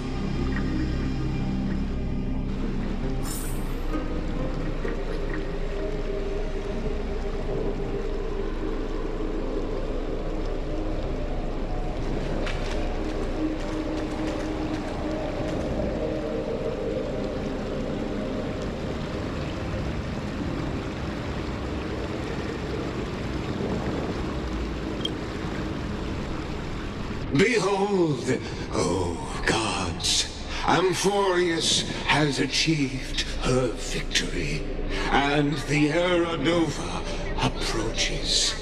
The radiant soul has arrived, having walked through the bustling nights, bearing the golden fire and blood, stepping with pride into daylight. He is the pure child, walking upon the path of yesterday, today, and tomorrow. He is the first to be born, first to be named among the nameless. Eternal in form, limitless in reach. He treads the endless night underfoot. Greatest of kings, protector of the displaced, raising humanity's children above their adversaries. The firmament of molten gold courses through his very bones and flesh. The greatest of schemes reveal against his breath and words. In the golden lakes of that beautiful new world, he shall wash himself clean. There. Finish what we first and last wished for. To write an ending unlike any before, for this world we so deeply love.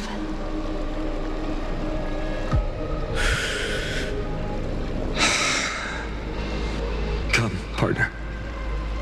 Join me.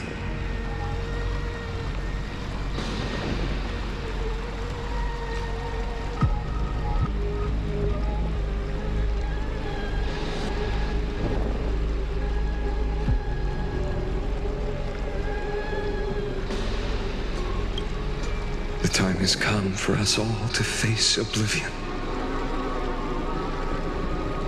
Or embark on one final grand journey.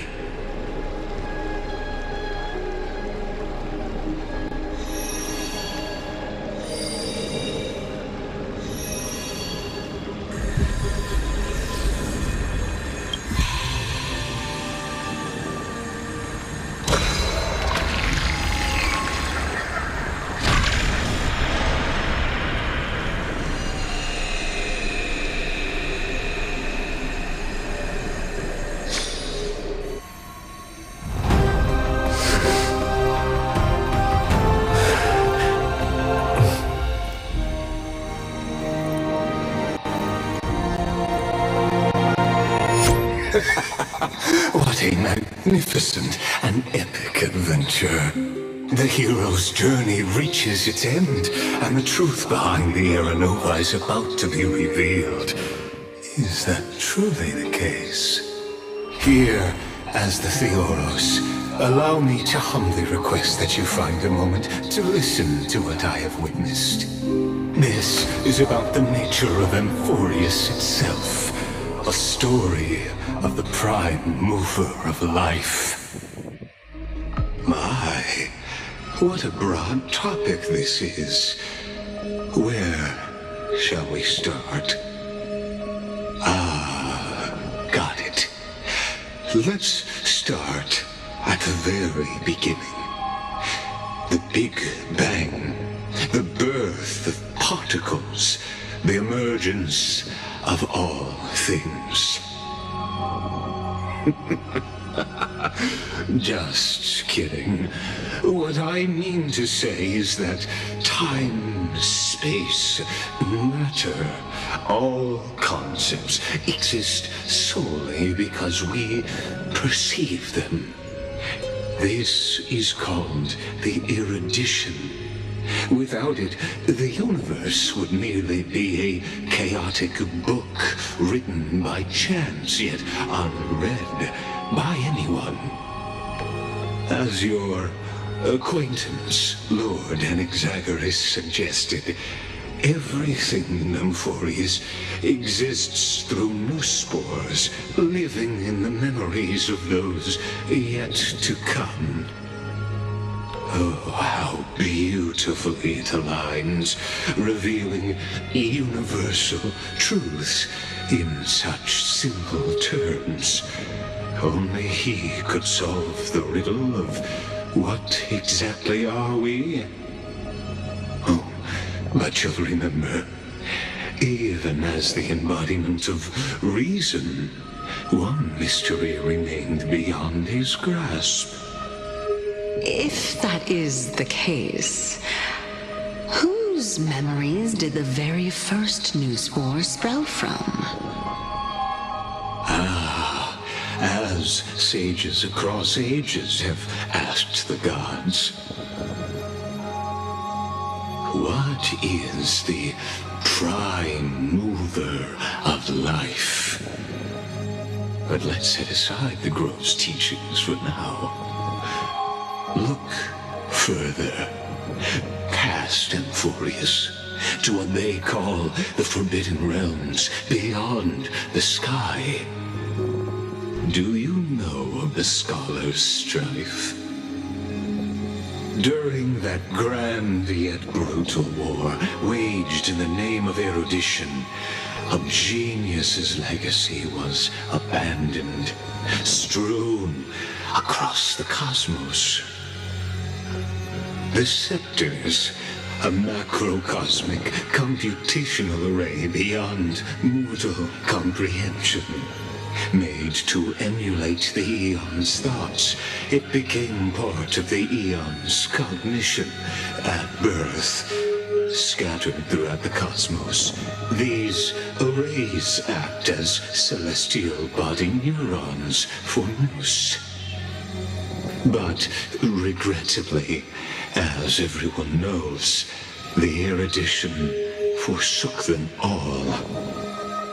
But what nobody knows is that, though forgotten, they never stopped seeking the divine answer. A question that survived war and disaster, stumping even the greatest minds, including both mechanical emperors. Now, we come to the real truth of Amphoreus. What if, hypothetically, a scepter found the answer to the prime mover of life? If, through endless solitary extrapolations in the cosmic cold, the one deemed as a failure by the Eon of erudition found proof through the ages, what would happen? Perhaps the answer is simpler than you'd think. From a perishing neuron devolved into true life, reborn through the gaze of another Eon. This is a tale from the distant past, unknown to all, even unheard by the greatest geniuses. Now, let's leave the scepter's story here, returning to where we began. What is the prime mover of life? Actually, you know the answer better than you realize. It's been by your side, accompanying you throughout this long journey. Right now, it awaits you ahead. In that brave new world, beyond the end of Genesis.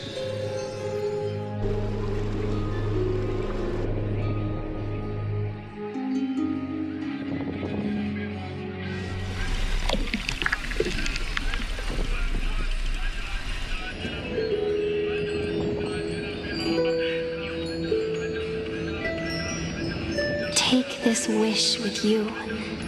Be the one who begins it all. As the prophecy foretold, you will bear the blazing sun until the pale dawn breaks. Continue onward, bearing this world upon your shoulders until the ashen hero, the nameless deliverer, ushers in the dawn.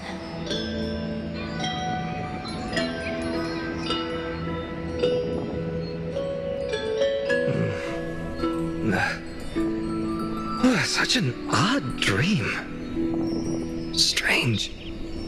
Like I've dreamed this before, but it all slips away when I wake. Only a voice remains. Who was that?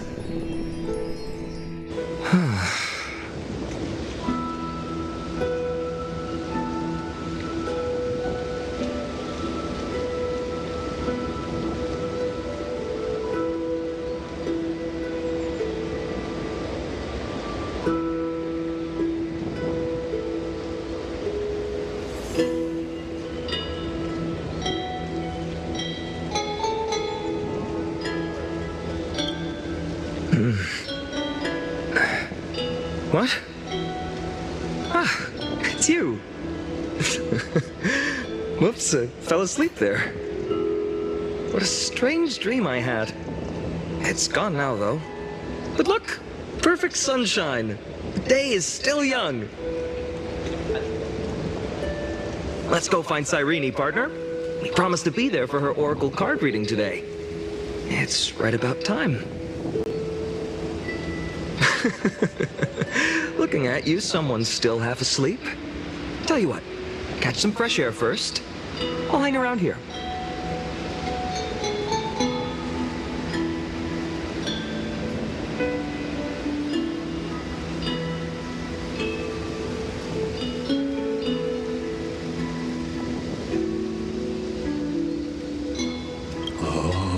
Beautiful, isn't it?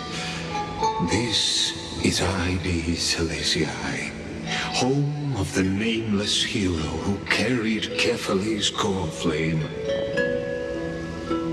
When he was young and innocent, he had heroic dreams, imagining his wooden sword was forged of iron. Pretending the straw dummy propped up by a wooden pole was a giant with a single blood vessel running from spine to heel.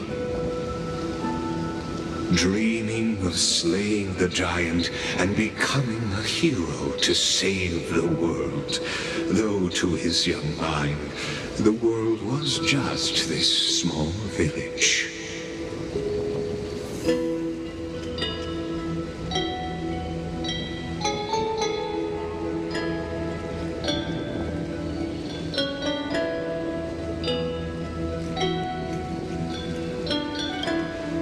What you witness is the start of his path to a new world. And trust me, you play no small part. These are his first memories. Rather than watching, why not join in? Think of it as immersive theater. Become his lifelong closest friend, witnessing his hero's journey from the best seat in the house, as the nameless hero whose unwavering guidance shaped Finon's destiny, yet whose name was never recorded in Amphoreus's history.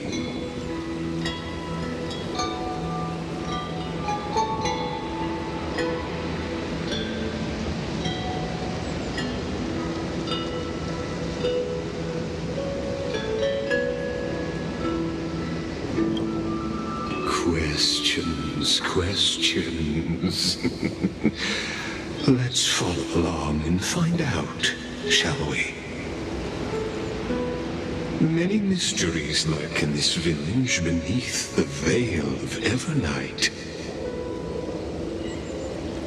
Your questions will find answers as the story unfolds.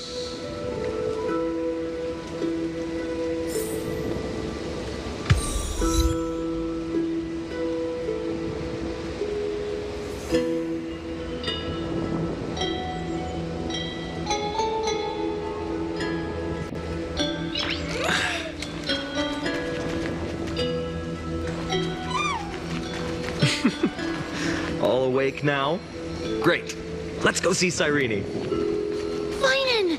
Show me how to use a sword like you do! Hey, Finon! Where are you headed? No Cyrene today? That's exactly where I'm going.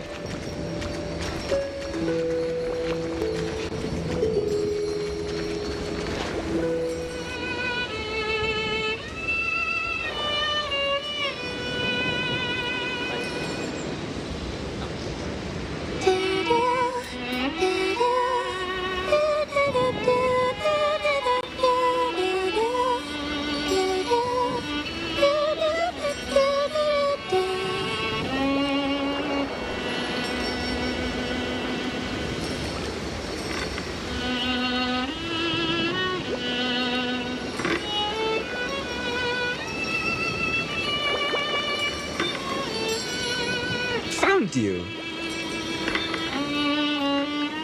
That's...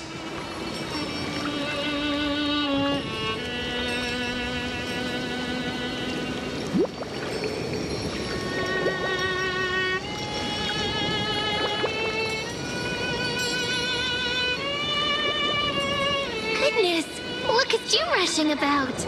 You've got the poor swing all startled. Hmm?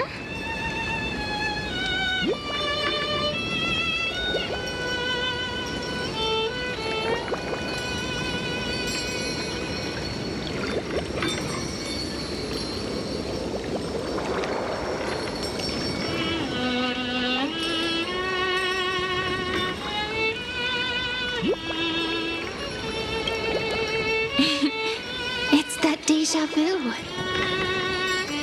Something wrong? What do you see? Oh, nothing much. Just suddenly felt a strange connection. Look at you, leaves in your hair. Were you sleeping in a tree again? Or was it the wheat fields this time? At least brush yourself off before wandering around. Come on, I'm not a kid anymore. You're the only one who still treats me like one.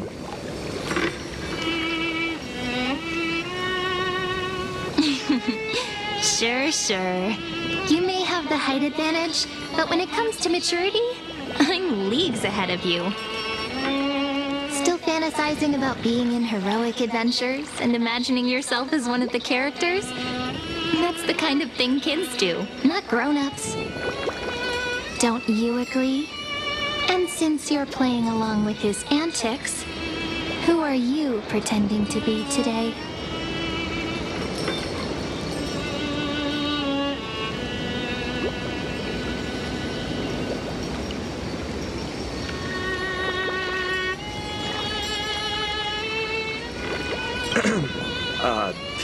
Today he's going with Invincible Galactic Baseballer. Switching roles again?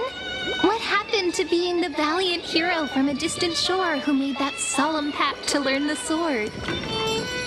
Spare me. Can we not bring this up?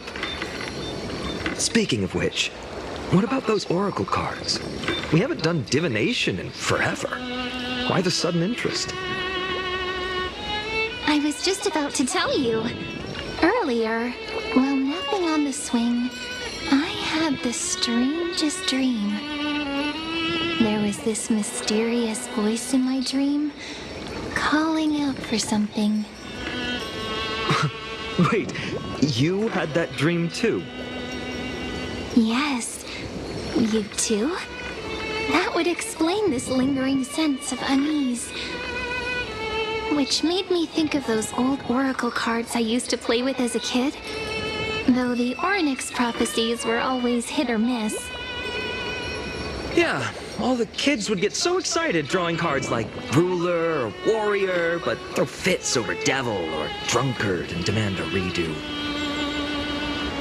If you just redo it when you don't like the result, what's the point of divination?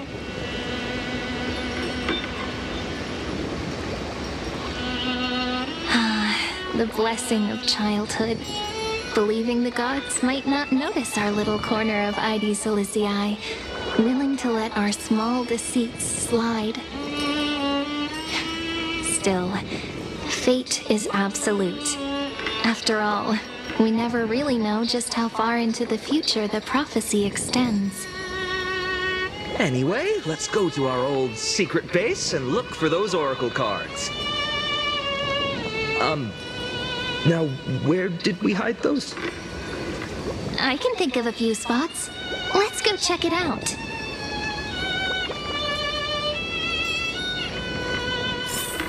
In a village this size, I bet all our childhood treasures are exactly where we hid them. Mm-hmm. Time must be keeping them safe for us.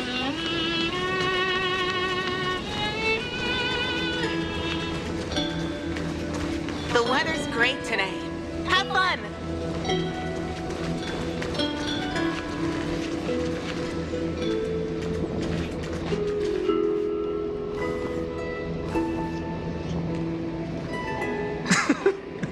Well, those were the days. We'd always meet either by that statue in the village or right here. Right? And I remember you never used the front door when you wanted me to come play. You always climbed over the wall. You were such mischief makers. Just like a certain someone who has a habit of showing up unexpectedly. Right?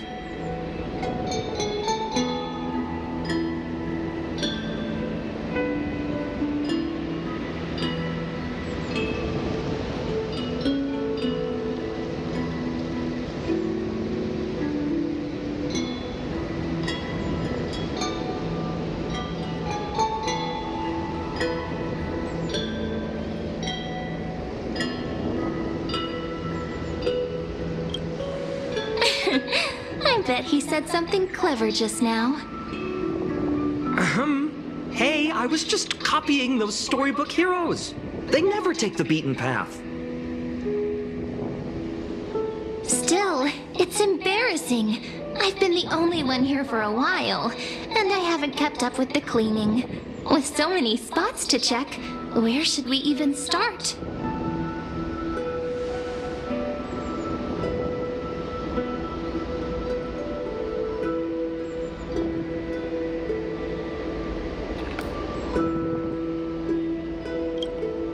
Leaves have taken over the courtyard.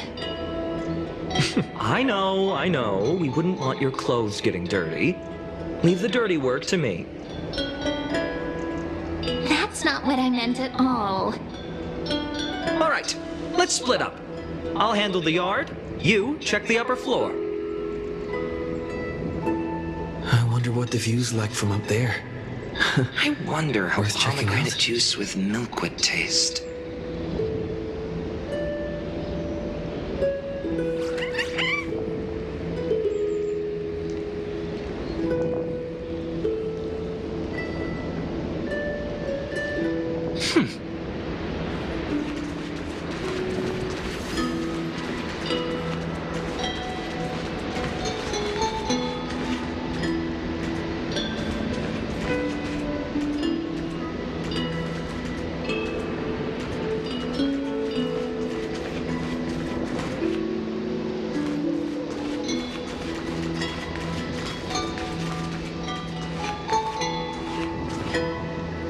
The girl before you carries an air of mystery, her secrets elusive, yet her demeanor toward you is exceptionally warm.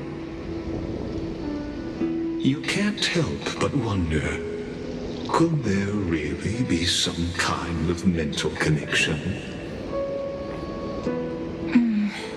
The view here hasn't changed a bit. You know, besides the swing under the big tree, this has to be my favorite spot in all of Ide Silicii.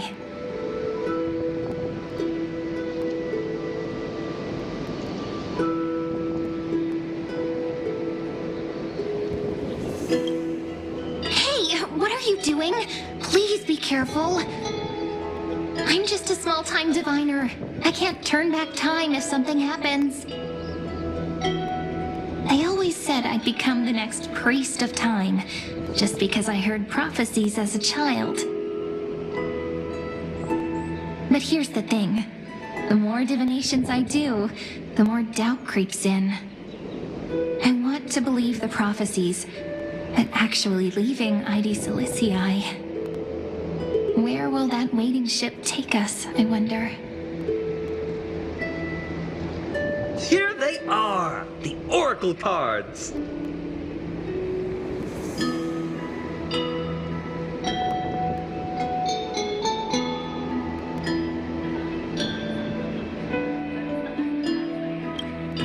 I've captured it all in my heart. This view, and most precious of all, my childhood friends. There we go. Looks like the gods do listen to our thoughts. Here it is! This is the box where we kept the cards. But the cards are gone. Who could have taken them? Huh? What's this underneath?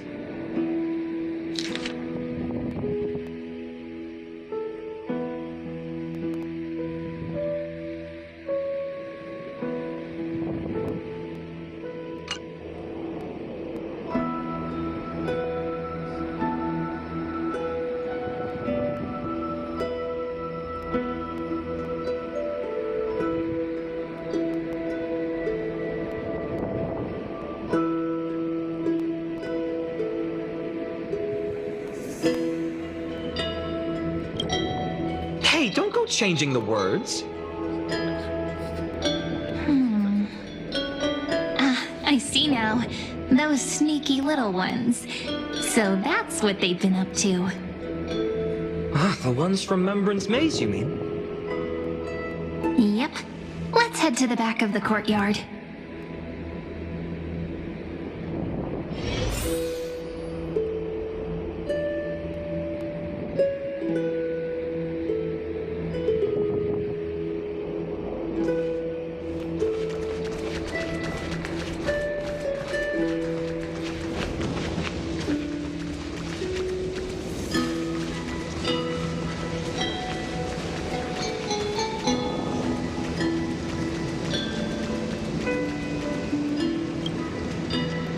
The entrance should be around here somewhere. Right here. The path to the maze is hidden under all these weeds.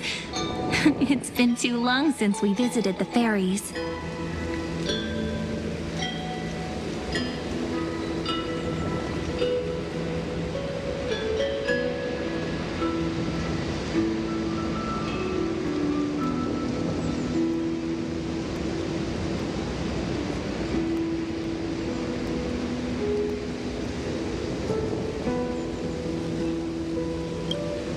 Did you forget?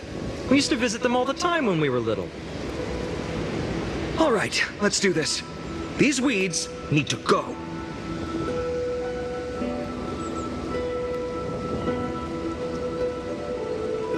Pretty sure this is it? Should be this way. There it is! The entrance! That hollow in the tree.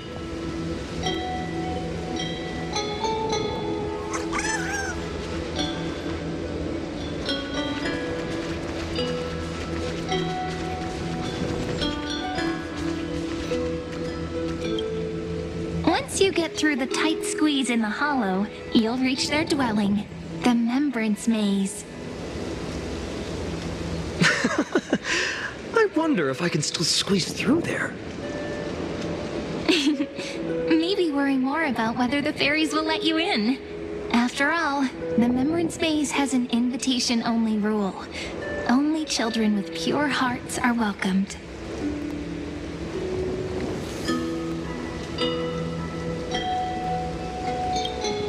Getting approved by the maze's fairies was like our childhood badge of honor.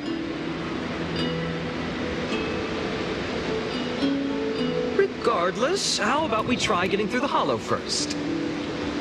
After you, then. What? Oh, sure, I'll go first.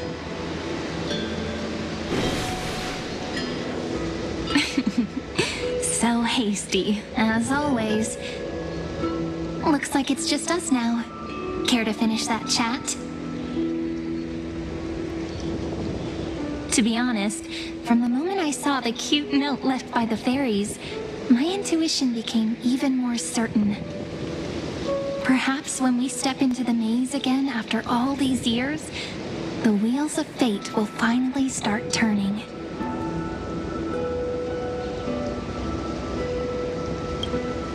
Oh, it's just a girl's intuition.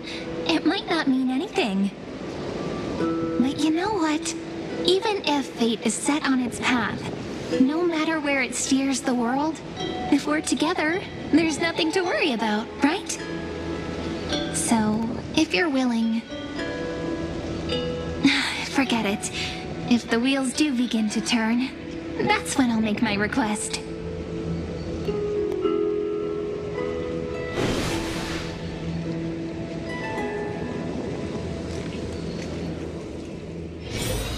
I made it! Oh, that wasn't easy. I can't remember the last time I came here.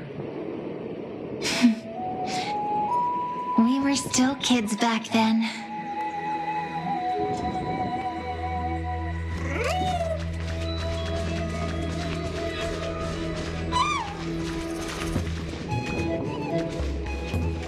Wait a minute. Are you? Whoa! Look who's finally back, Memmy! Snowy, you've grown so tall and dashing. I couldn't even tell it was you at first. We had to grow up. Sometime. But look at Rainy. She hasn't changed one bit. How fascinating. Perhaps I'm like you, Rayleigh Ma'am. Just another fairy of the maze.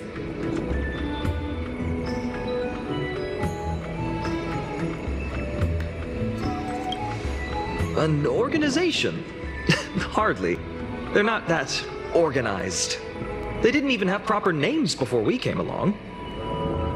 Dolimem, Rayleigh-mem, Mealy-mem, Folly-mem. I've missed these cute little troublemakers. We used to gather around the fire, singing and dancing, imagining all our future journeys. Without coming back here, those memories might have faded away entirely.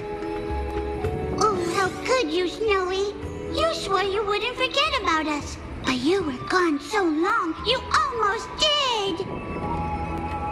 Oh, he's just copying those bards from his stories, being all melodramatic. He couldn't forget about you all, even if he tried. Actually, we're here for the Oracle cards. Have you seen them? Oh, the Oracle cards! Right. The Chief asked us to get those. Chief? You mean Dolimem? What do they need the cards for? If they want a reading, they could just ask me. Whoa, I'm not sure. But Chief specifically wanted to meet with you all. Let's see. They should be... That's it! This way, everyone! Watch your step. The trunk's slippery.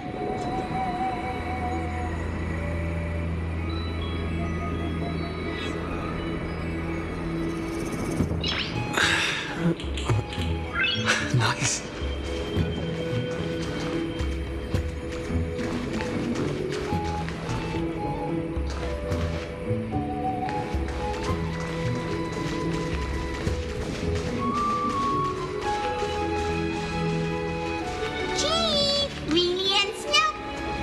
Why do leaves and branches grow?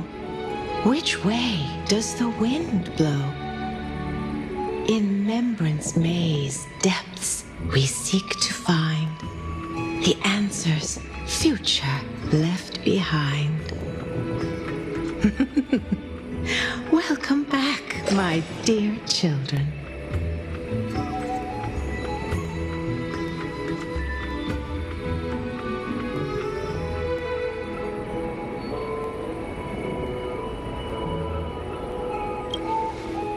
How about we hear what the Chief has to say first, my impatient friend? Oh, Chief, you haven't changed a bit. Still so full of life. Oh, no need to fuss, my child. You haven't forgotten, have you? As long as our songs are sung, the children of the maze will live on. Just as our paths stay forever linked.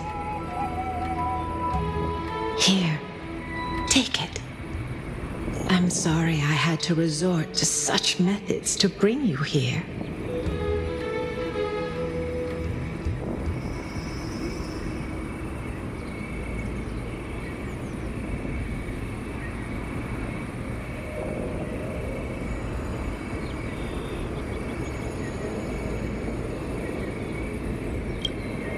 My book of oracle cards. Thank you for keeping it safe. You know, you can always just ask if you want me to divine something. Still, bringing us here like this after so long. Is something wrong, Chief? Yes. The veil of Evernight whispers to us once more. It tells of a new fairy who will soon enter the maze.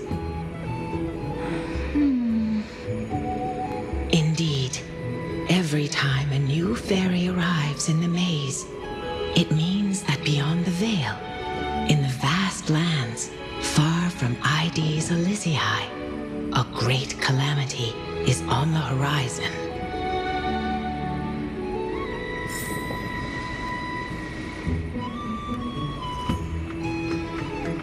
But if that's the case, our journey... Will have to be cancelled. If disaster's coming, we should stay in Ides Elysiae just to be safe.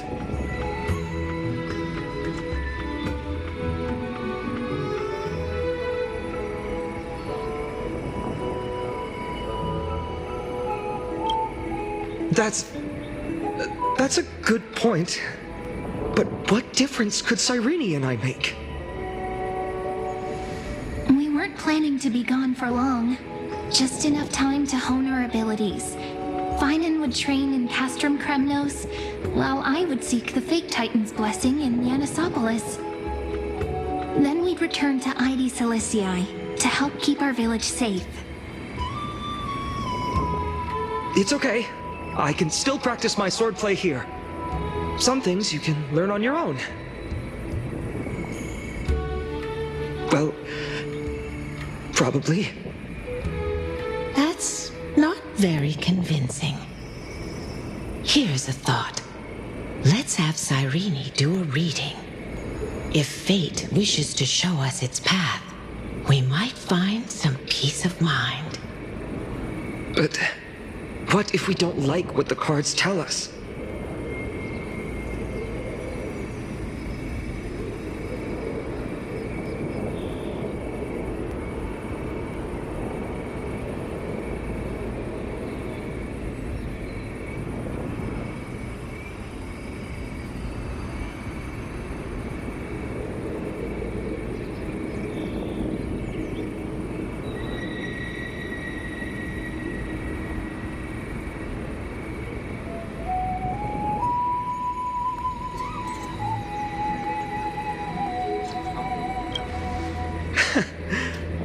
Never thought of doing it that way before.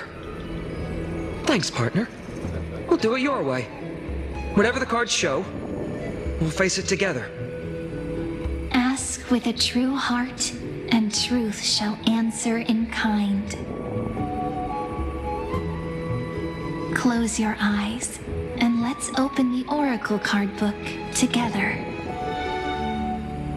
Let your thoughts flow like stars drifting on the river, carried by fireflies and gentle winds. Your destinies flowing towards the same future. Now, shall we begin? Oh my!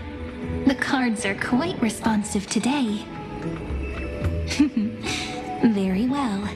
Let's see what future the Oracle cards wish to show us.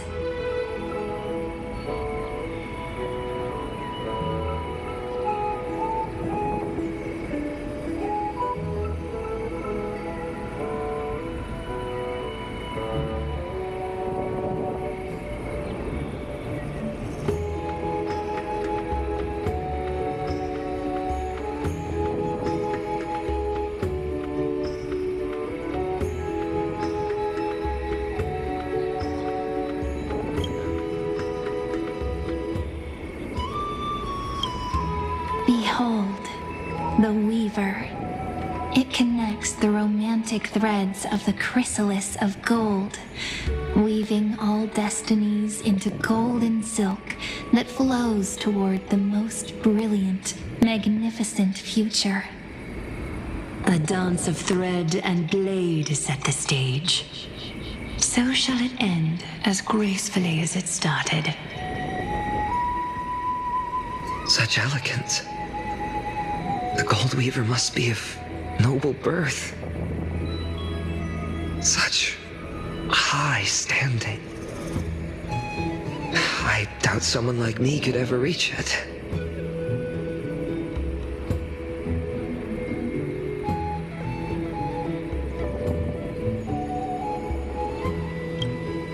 This is the Gatekeeper, who guides people to their true path among myriad passages.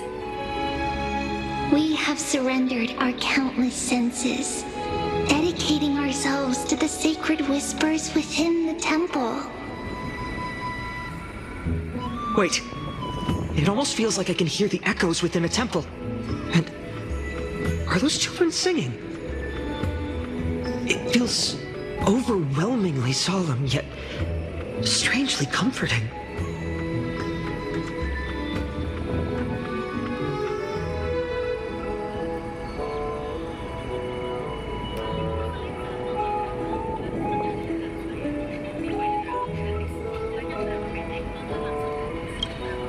The ruler stands for discipline, authority, and glory, but frequently also points to isolation and warfare. Even should you pledge your loyalty to me as the last sovereign, the glory shall be mine and mine alone. He who has slain a king can no longer bear the title. Let the withering lion walk his last path alone. Is this showing us a ruler who forsook their people? Stories of such bloodshed like this feel so different from Heidi's Elysiae. But they sure can stir the imagination.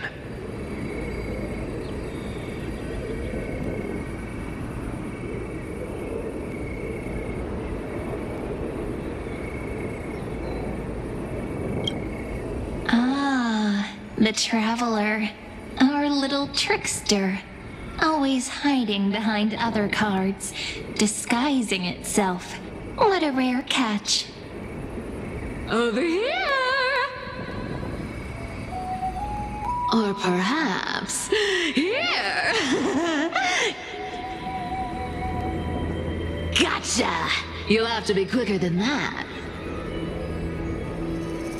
That teasing voice. Just like a child playing hide and seek. Surely only a master of mischief could pick up this card.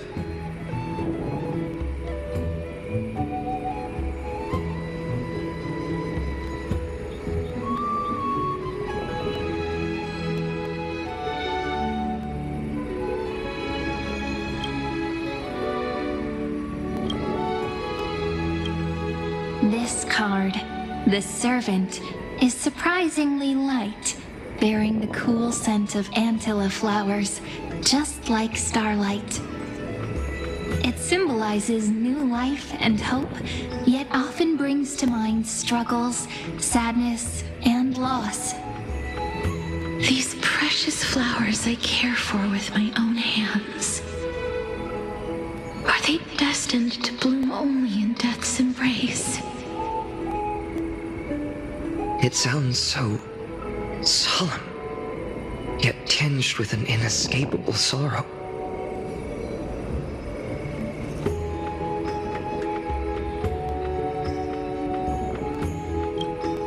The humble healer may seem gentle in hue, but its courage matches any other, strong enough to melt even the coldest ice. I will do my best to help you mend all fractures and let sunlight shine on every corner of the world. Make a pinky promise with me. No more going back on your word.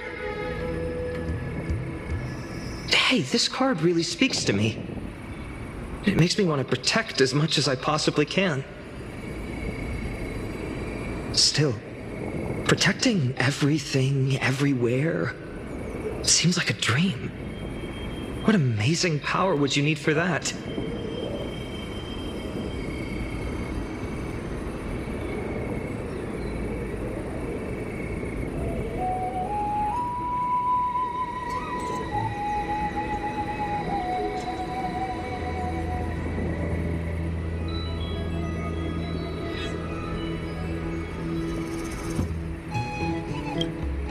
Behold the scholar, bearer of many names, the grand magician, the great performer, the eye of wisdom, and the defiler of Circes.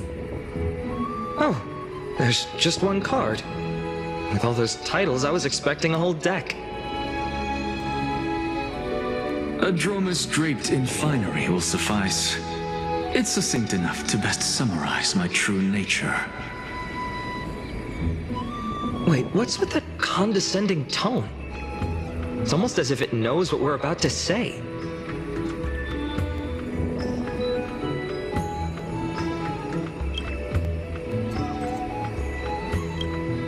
The Deliverer. According to the tripartite prophecy, this card means absolute harmony and perfection.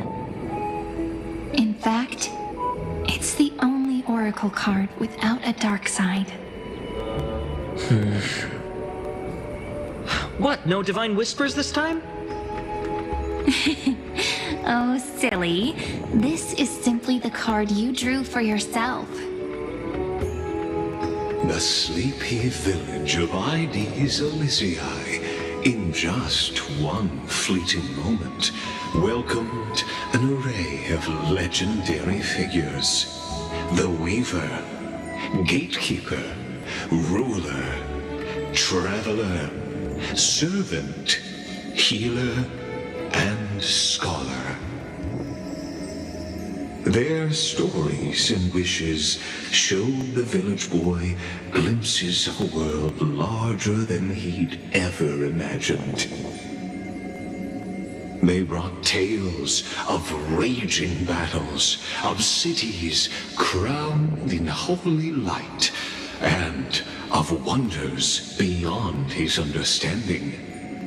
Each story so far removed from his simple village life.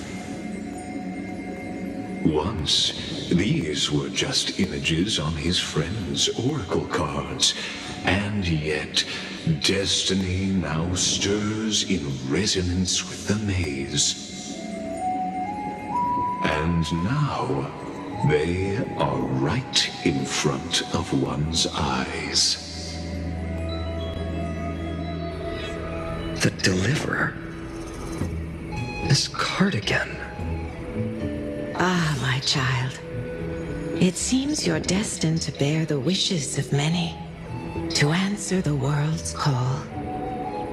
Bear their wishes? Yes, just like Kefali, standing eternal atop the mountain.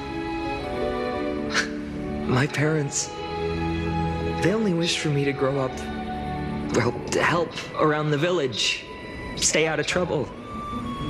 Mrs. Pythias wished for more books in her little schoolhouse, wanted us to all learn and grow. And little Piso, he wants to grow up strong like his father, to become a hunter. Is that my purpose? To fulfill their wishes? Perhaps. For a true deliverer, such wishes are but droplets in an ocean. After all, Kefali bears the weight of the entire world. Right. How could any human possibly measure up to a Titan? I wonder too. Perhaps... What's this? What you see are futures written in the cards. Or rather, the people you'll meet on your journey. Sometimes, fate can guide us when we're lost. Let's consult fate itself. Maybe then we'll know why we must take this path. And learn just how many burdens one must bear to become a true deliverer.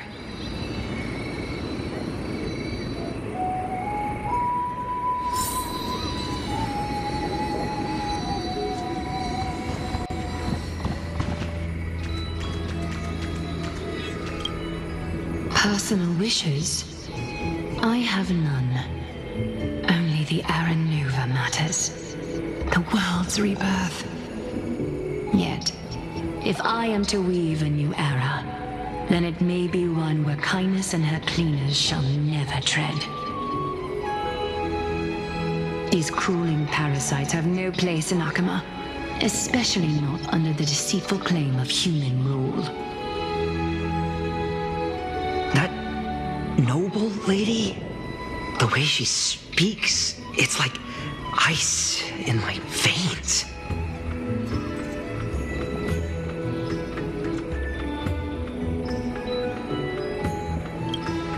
Huh. not exactly the warmth I'd expect from someone selfless. Teacher, perhaps you could share your wishes with us? Oh, Snowy. You want to know about our wishes now? I wish to see Trianne again, who was the first to depart, in the sea of flowers where the west wind ends.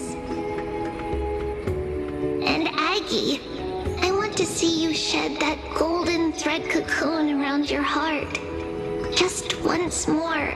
Smile at us again like that bright-eyed girl in white who stood before the Yanisopolis temple.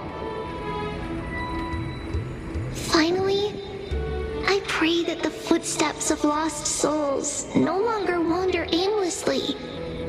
Instead, replaced by the bright songs of prayer. Are we wishing for too much? Well, let's say these 3 wishes represent Trianne and Trinan too. Those wishes are truly wonderful. They even stir something deep inside me. Then we can rest easy, because only you can make these wishes come true. Only me? Mark these words, Snowy. See you tomorrow.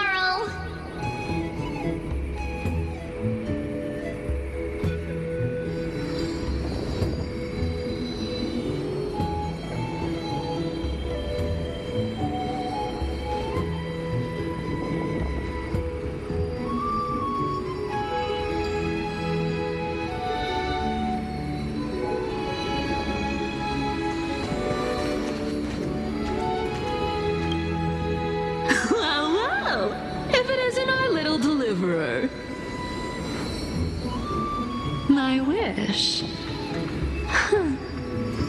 Just let me wine and dine and soak up the sun for another millennium or 2. I mean, what's the point of dying rich if you never lived rich? Right, Princess Homebuddy? Cypher, that's not how I see it. My one wish is to find that missing piece in my life. To feel someone's embrace once more. That warmth. I've felt it before, and it's my dearest memory. And speaking of riches, for someone with all those treasures behind your divine power, you've led a pretty cheap life. Ouch! Where did that come from? Right for the jugular, huh? What about our friend from the Grove? My wish came true before I touched the sky. I transformed my healing power into gentle sunlight, distributing it equally to every life I cherished and loved. You two are so selfless, aren't you? No surprise Aglaya wanted you for the flame chase journey. You know what? I did have one wild dream. To know what it feels like being born a noble lady, drowning in riches. Just think, if I traded places with that seamstress, me in the mansion, her on the streets. I'd like to see if she'd still become the gold weaver then. Maybe I'd even take her place.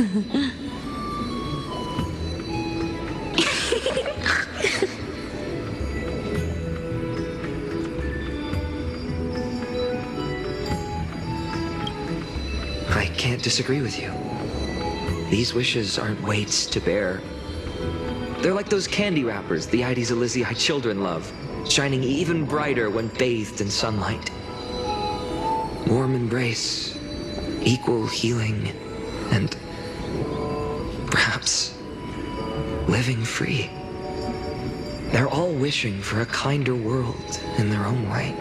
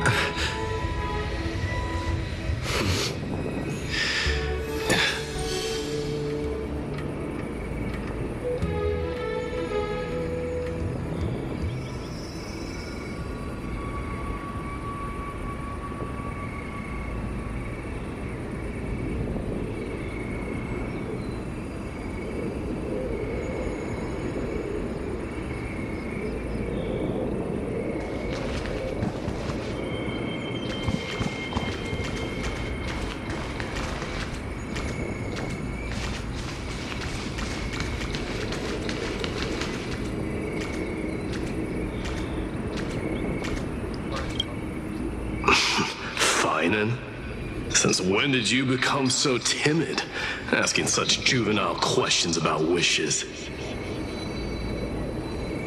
What's that supposed to mean? What's with that condescending tone? No way I become friends with this half-naked show-off, right?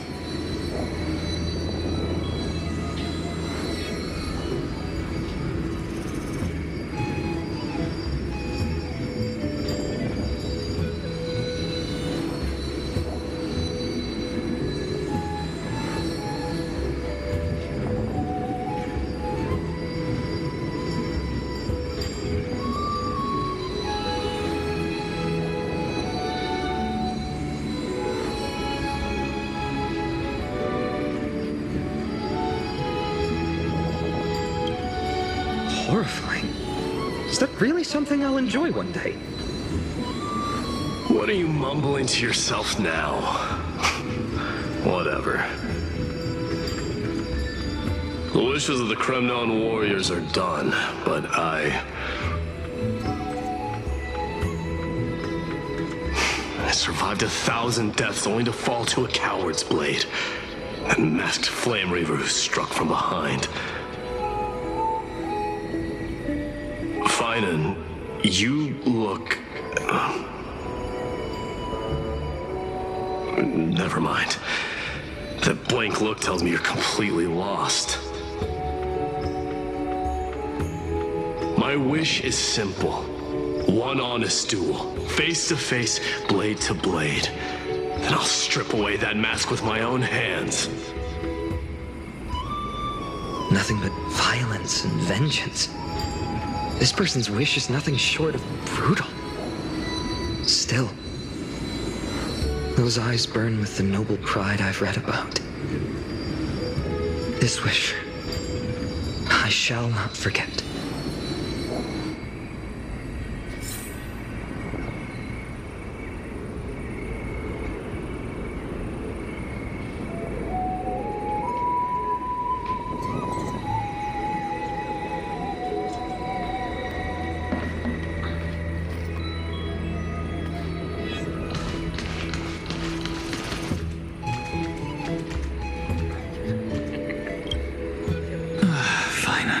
Student. Must we go over this again? Listen well. I detest the word wish. It reeks of mortals crawling before their gods. My life's work is done. All that remains is for you to take the final step and prove the ultimate truth. I, Anaxagoras, shall become a god of the new world. Through irrefutable logic, I will prove that mortal wisdom can achieve divine greatness. Isn't he, you know, a little I mean, I just daydream about hero stories, but he's fantasizing about becoming a titan?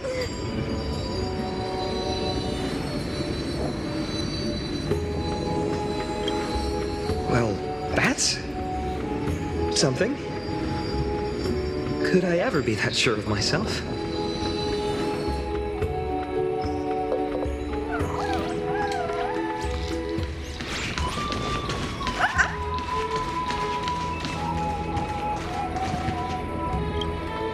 So tell me, has the uncertainty in your heart begun to fade?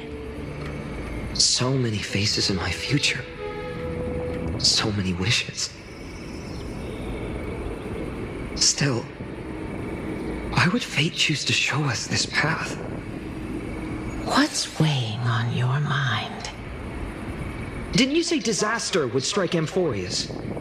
If so, shouldn't Cyrene and I stay in Ides Elysiae? How could we possibly meet all these people?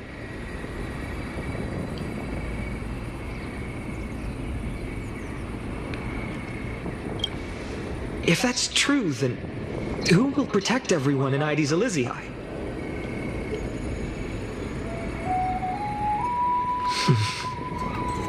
Cyrene, may I have that deliverer card? Of course. But why? Although those voices, visages, and wishes may seem far away now, I can't ignore the sense that something is calling me, bidding me to take a hold of it. Maybe its true weight can only be known once it's in my grasp. In that case, accept this gift. Oracle cards carrying time's wisdom, blessed by Orynyx. May they journey with you, become your memories, and spark rippling waves of change in times to come. I'll hold these words close to my heart. But now that I'm holding them, they don't seem all that different from ordinary playing cards. What? What's happening? Everyone, we've got big trouble, Mimi! Burning, smoke everywhere. It's all coming from beyond the maze.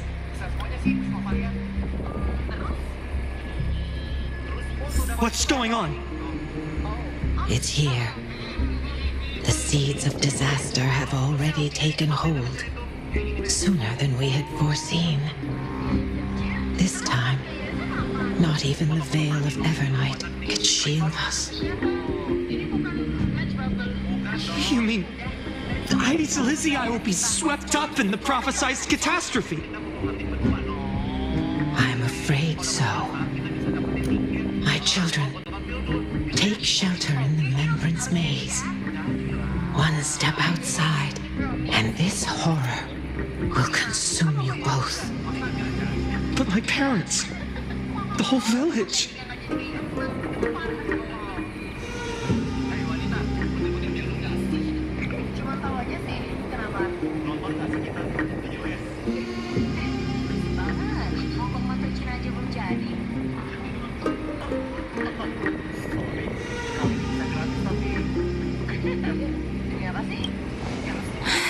Are we facing the three titans of calamity? This is beyond any titan, beyond any danger you could overcome with strategy alone. It's an unspeakable horror that twists all life into abominations that never bleed nor cry. Even titans fall to its corruption, burning from within until only empty shells remain, knowing only death and destruction. The Black Tide. That's what this calamity truly is. It consumes all in its path, sparing none but the Remembrance Maze. Not even titans can... Yes. So please, Don't leave this forgotten realm the gods abandoned. You are the first to uncover our presence, and the only two who can enter the maze. We don't wish for you to throw your lives away.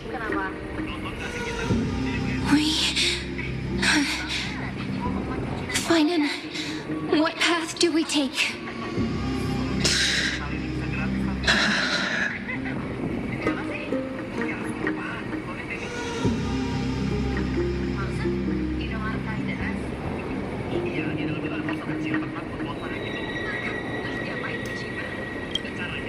As long as we survive, hope remains. But I just accepted the Deliverer card. To idly sit by and ignore this calamity now would be...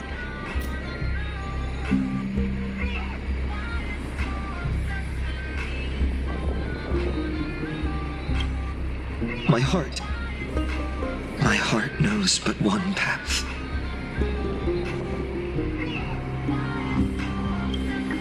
I learned the sword to protect those close to me. If I run now, I'll never be worthy of lifting a blade again.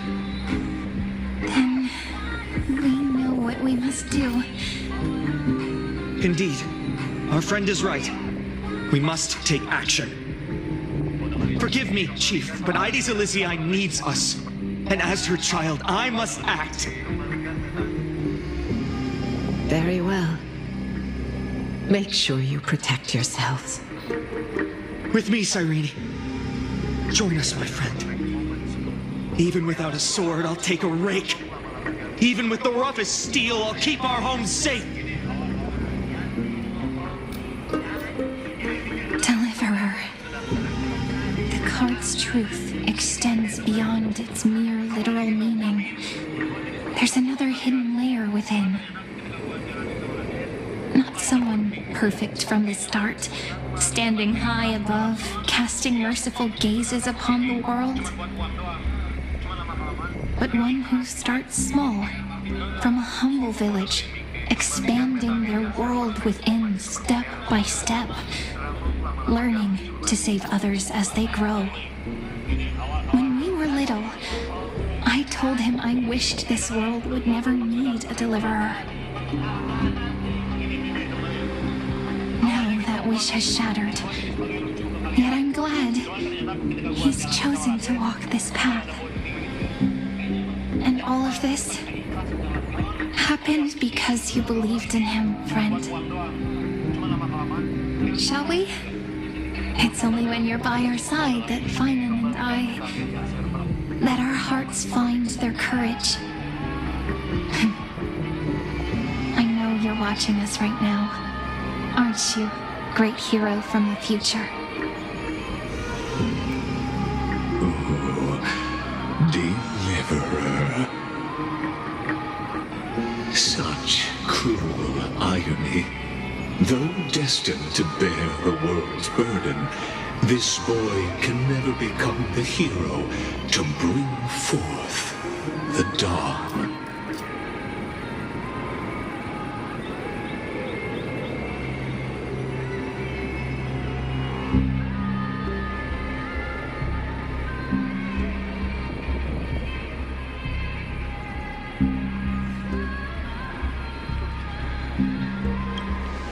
Follow their path.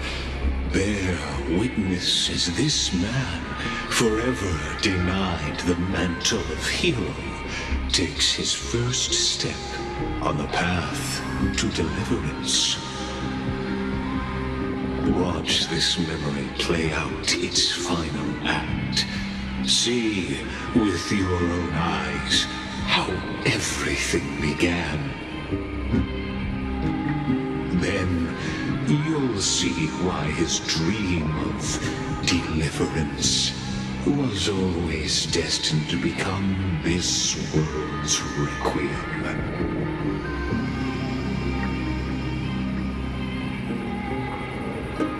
A sun red as blood, wheat fields turning to dust, and in the heart of it all, a village aflame.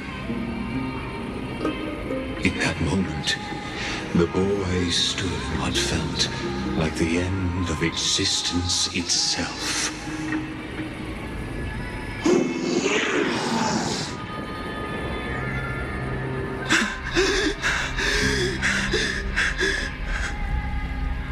These creatures, they're everywhere. Someone, anyone, where are you?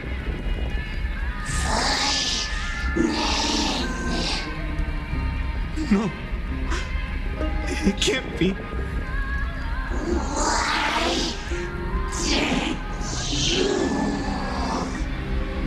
You, are you talking to me?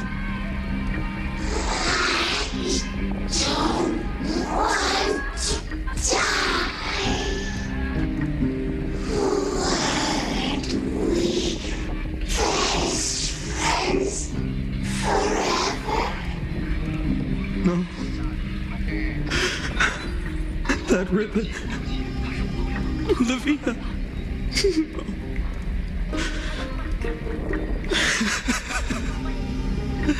I should have known.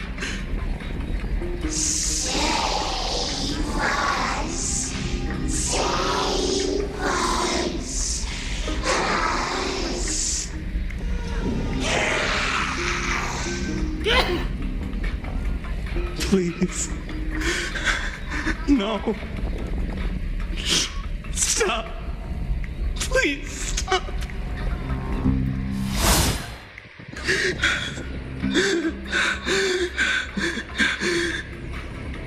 Olivia, I'm so sorry. And these monsters, they're all...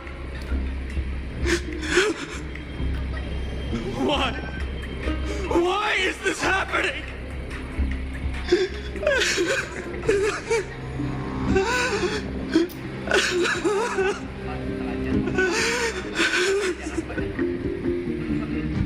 When the black tide arrived, the wavering boy found resolve in his companions, and together they ran toward their first battlefield.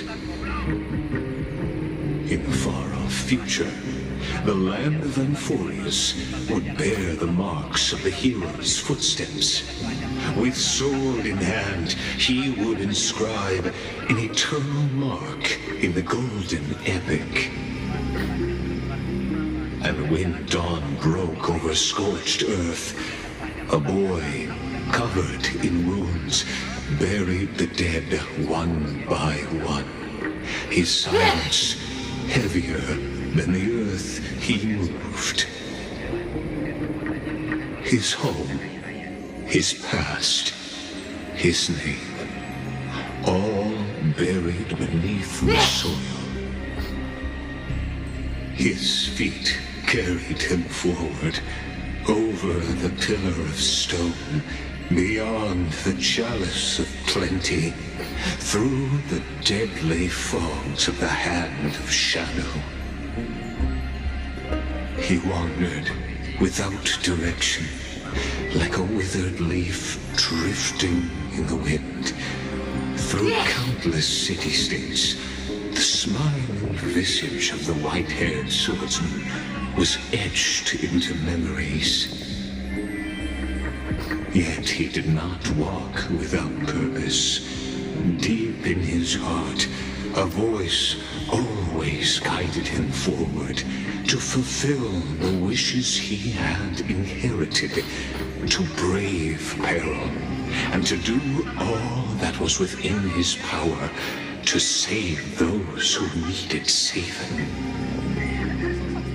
Those words his friend spoke long ago, when his journey began, lingered. Protect those who must be protected. The words were few, but they gave him all the certainty he needed. That's what it means to be ordinary and choose to be more. Onward he walked, until the call of the flame chase journey thundered across the land. In the vision, painted by prophecy, humanity would triumph over the gods, seize the core flames, and ignite a new dawn for Amphoreus. Yet losses are a constant on the flame chase journey, where life too seems as small as a speck of dust. Only one who treats the world as their teacher can bear its eventual destiny. Are you prepared for such teachings? The voice within spoke, and he answered softly. No matter. My existence is of no consequence.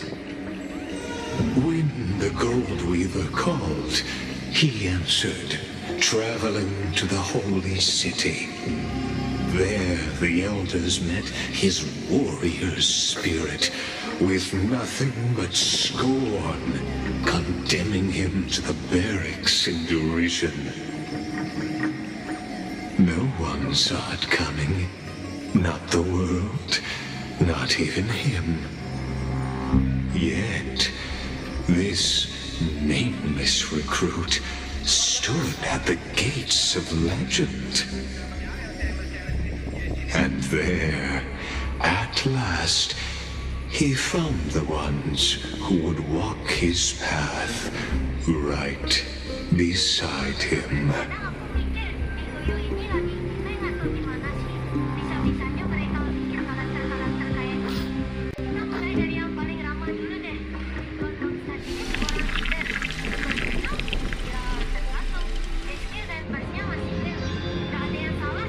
This is the abyss of fate. Hold on. Finance here too? And is that Mighty and Trinan?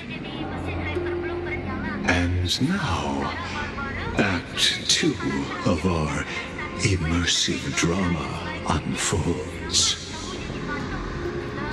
They're evacuating the temple. Why now? Are you insane? That blonde man is the Crown Prince of Krymnos. Mess with him, and every last person in this city could wind up dead. Calm yourselves. The Holy Maiden has everything under control. We need only wait patiently.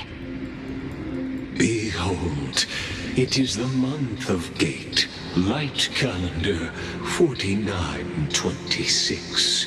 The Crown Prince of Krymnos, Midimos, has led his forces to the gates of Akima.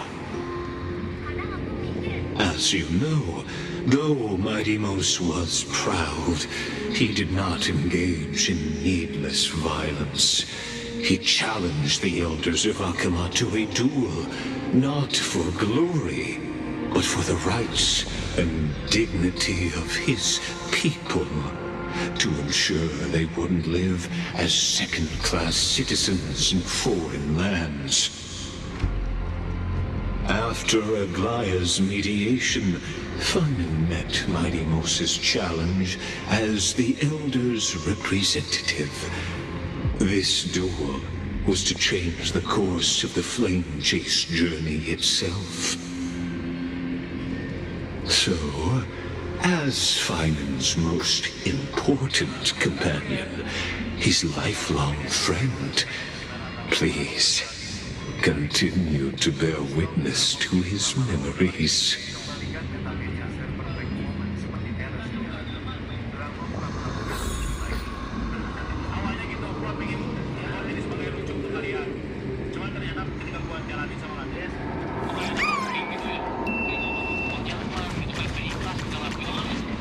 Is this your idea of an honorable duel? Bloodshed isn't the way. We and Aggie don't want to see Chrysos heirs turn on each other. True warriors know when to sheathe their blades. The impartial Talantan shall oversee this duel. You need only place your offerings upon their scales. Something that has more weight than the fate of the world. Which means only those who understand the world's weight are worthy to carry it. Is this how you plan to test our convictions? Well, Kremnoan, looks like you won't be able to punch your way through this one. It makes no difference. One last chance, new recruit. Walk away, and I'll spare your life. Otherwise, come and face me. I'll give you a warrior's death.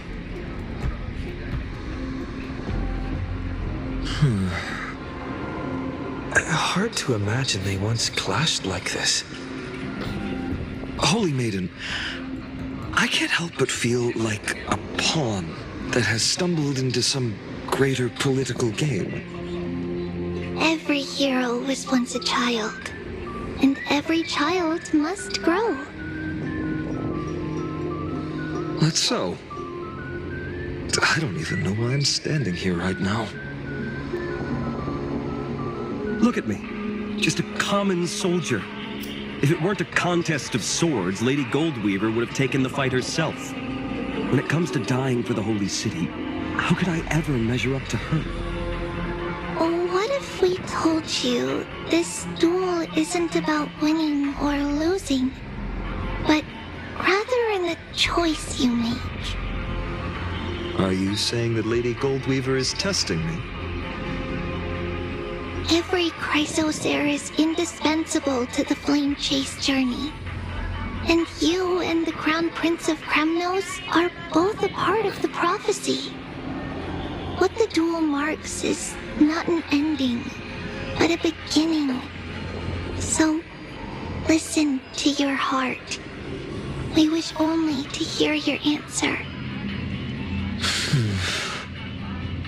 True enough. The voice within has never failed me. It doesn't matter what the result is. I'll give it everything I have. Spoken like a Chrysos heir. Now go, Finon. Your journey has only just begun.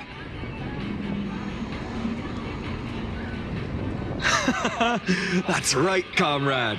It's time for us to teach that proud prince a lesson together.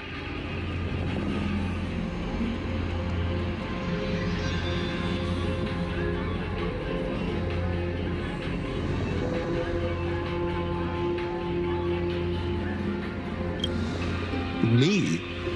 With him? Don't joke around like that. Still, on the topic of the Temple of the Three Fates, here we are, at the Temple of the Time Titan. And I don't even know how Cyrene's studies are progressing. We haven't really had much contact since I set out. Still, I hope she's doing well. Anyway, let's go, comrade. It's not every day you get a chance to see Talantan's scales of justice. What's going on? Did he just say Cyrene's studying here? And how is that possible? Wasn't she? Of course, Lycus disappears right when I need answers. Forget it. I need to catch up with Finon first.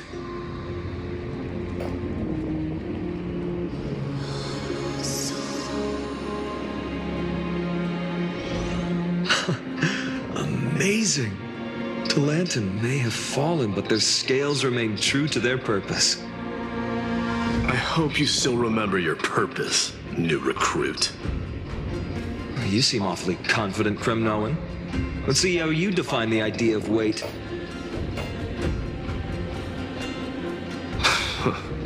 For your information, in Castrum Kremnos, the punishment for profaning a duel with such crooked words is impalement. But as we're in foreign lands, I'll indulge you. The signet of Kremnos, the crown jewel of our people. That's my choice. A ring. Not just any ornament, I'd wager. What's the story behind this little treasure? Don't push your luck. Think I'd pour my heart out to you?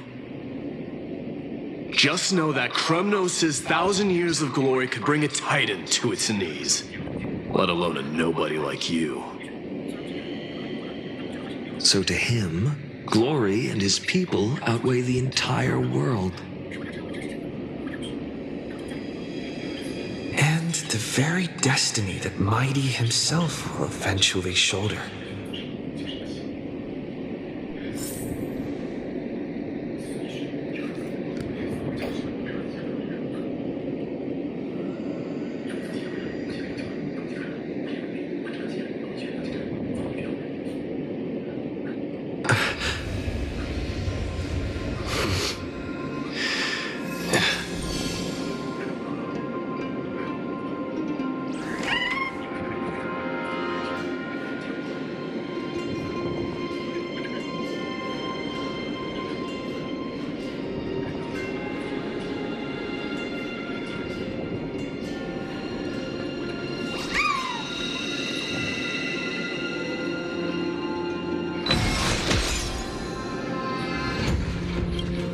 That's easy for you to say.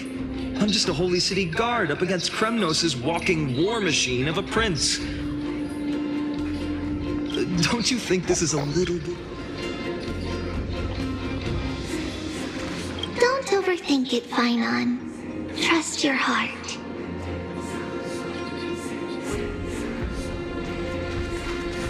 Where are you going, comrade? Come back. We need to decide this here and now.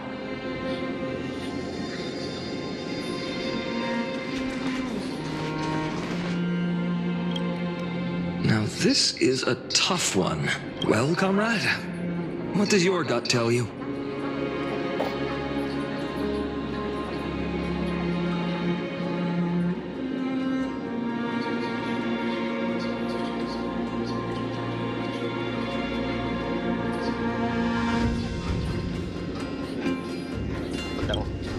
This sword has been with me through every battle. One day, it'll help write a heroic epic. But not today. I'm still young, and I have a long road ahead. So does this blade. In the end, there's only one thing I can trust. The deliverer that appeared in my life on that day. How ironic. I can't even look at this card properly, much less follow where it leads. Just thinking about how my village was swallowed by the black tide makes my hands shake. The flames, the screams, my utter failure to protect anyone. Speaking rationally, I know it's not nearly enough. Addis Elysiae was just a small village. Its loss barely a scar on Amphoreus' face. But here and now, my heart says something else. This card, it's everything I have left. Nothing weighs heavier. Perhaps that itself is the answer. Look, Finon. It's so nice to see you all again. Lady Trinen, Finon, and... hello. Seeing you here sure is a sweet surprise.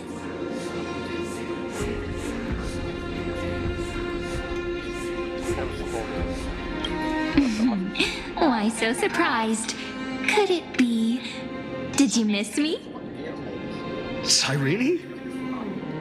This is incredible. I was literally just thinking about how you might be here. But I'd never imagined I'd see you this soon.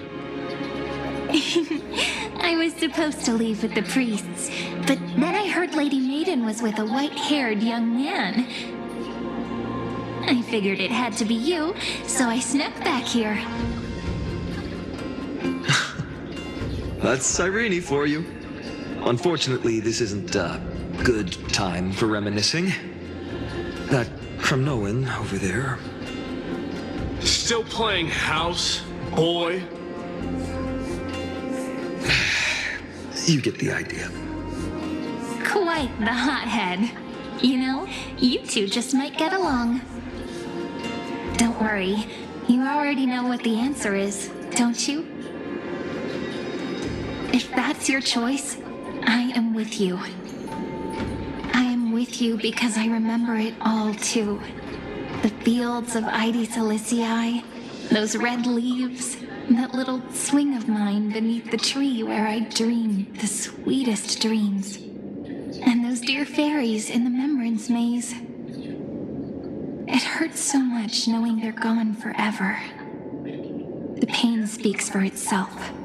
Our hometown may have been just a tiny village, but to us, it was the whole world. But that's not enough, Finan. Not nearly enough. Even though hatred can help people grow and turn a boy into an unbreakable warrior, what you need now is victory. You can't just stack the scales with your past suffering. You have to throw the weight of your future onto them as well. The future? What do you mean? Maybe that was a bit too cryptic for you, but it's actually really simple. Why not have our mutual friend here stand on the scales with the Deliverer? How about it? Can you help us?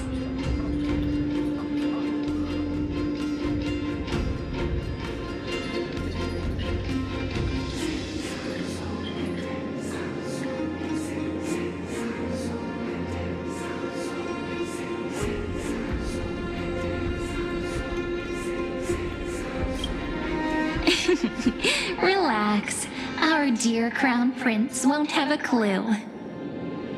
Let's try that. The fate of Akama hangs on this duel. I must claim victory, for their sake. I will stake everything I have. Stand with me, comrade, and we shall become heroes.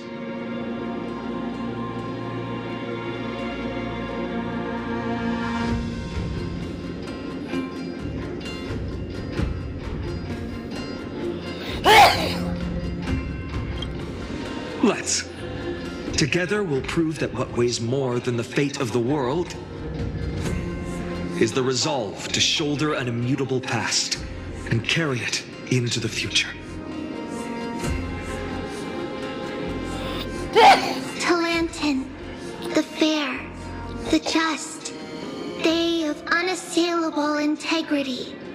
The challengers have made their choices. In the name of the Holy Maiden of the Three Fates, lower your scales, weigh destiny, and reveal unto us your verdict. Your offering is a card? Yes, a flimsy little card. That is my choice. Just know that it's called the Deliverer. Interesting. Very well. If you can beat me with this card, then that's what I'll call you from now on. It's a deal. The scales, they're wavering. Talantin is deliberating on the outcome. It appears the convictions of both sides are equally matched.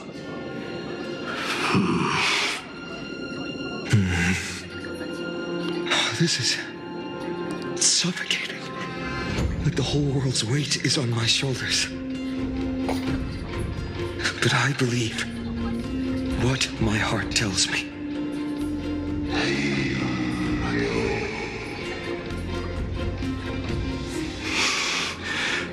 Finally decided? Hear thee, children of humanity. I shall pronounce judgment, for the difference is now clear. The one whose offering weighs more than the fate of the world is...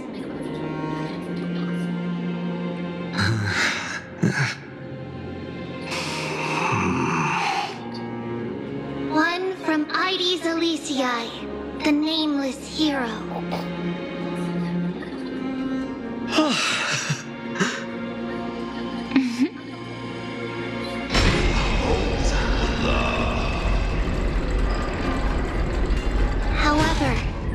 Heed this. The true weight of conviction originates not from itself, but rather in that which tips the scales, hope itself. What's that supposed to mean? I think the Titan means that it's not anyone's personal convictions that outweigh the fate of the world. It's about a wish, one which we all share. You, me, everyone here. What tipped the scales wasn't Finan's conviction alone, but the collective hopes carried by this oracle card. Humanity's desperate call for a deliverer. Yes, even you and your people, Kremnoan. Placing us both on the same side of the scales? Foolish. We Kremnoans are your mortal enemies. Such weak idealism will only get you skewered on our spears. Fine by me. I've never claimed to be the deliverer from the card anyway. I'm a soldier, and if it's my fate to bleed my last on the battlefield, then so be it. I'll fight to my last breath, and on this, I know that we're the same. That's all a hero really is. Someone with that kind of conviction. And the deliverer? Just a sum of all those heroes. A brilliant explanation. Just as prophesied, on this day, the final two heroes shall join the Flame Chase journey.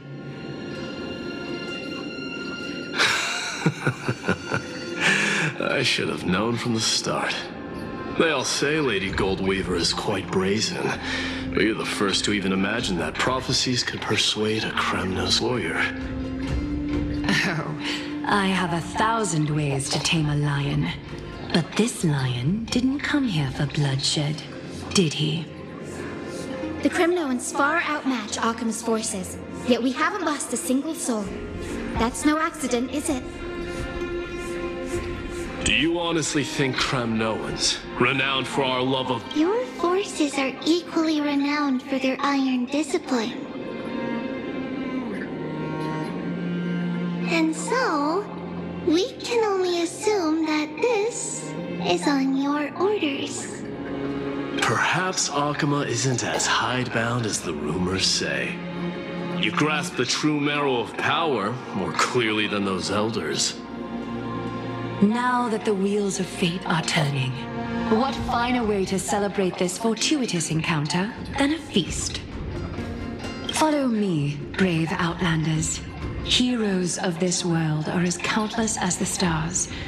And at this moment, we find ourselves gathered here by the light of the flames of the long night. History shall remember this moment. The prophesied Chrysos heirs now stand assembled, heralding a new dawn for Amphoreus.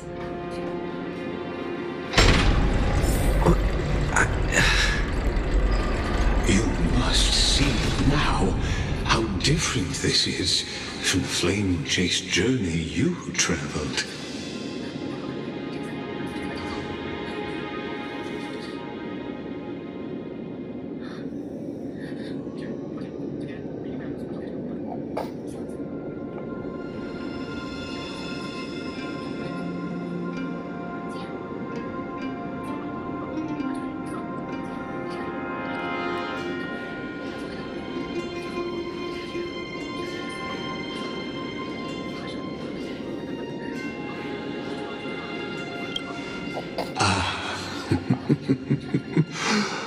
Who? Perhaps the role is not that of a person who really existed. Notice how only two particular individuals seem aware of your presence. Patience. We're approaching the final act. These are, as I mentioned, his first memories.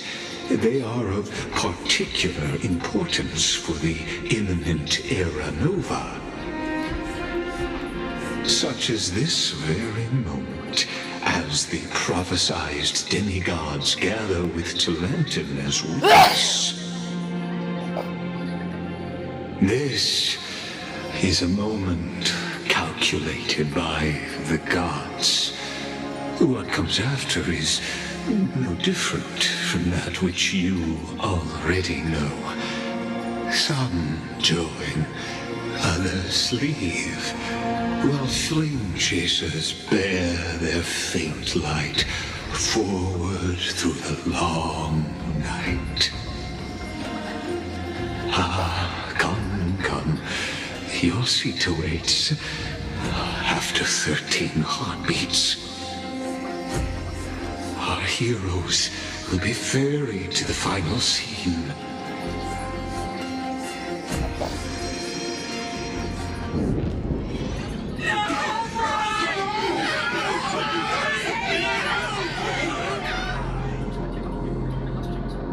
They say that the heroes of this world should be as countless as the stars. Yet now, we're the only ones left standing.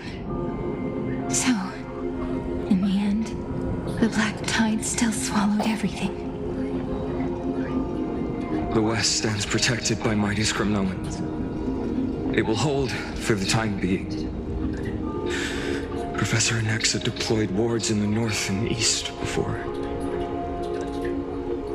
Their effectiveness is untested, but I believe in him. And Akama. We needn't fear for Aglaya. Even in death, she counts as the greatest among demigods. Her threads of romance weave an impenetrable shield, and the people answer her call, rallying to the city's defense. Let's move. Cavalry has given their core flame. We must complete the Era Nova before the next entry hour. For Amphoreus. That only leaves 3 hours. So, this is the last time we'll see her. Finan, we set out on this journey to answer the world's desire, didn't we? That's what it means to be a Chrysos heir. So has it always been. Then why? Why must Amphoreus' wishes be so cruel? We made the best choices we could, whenever we could. And in the end, the prophecy that led us, this black tide swallowing everything. Why does it look like this?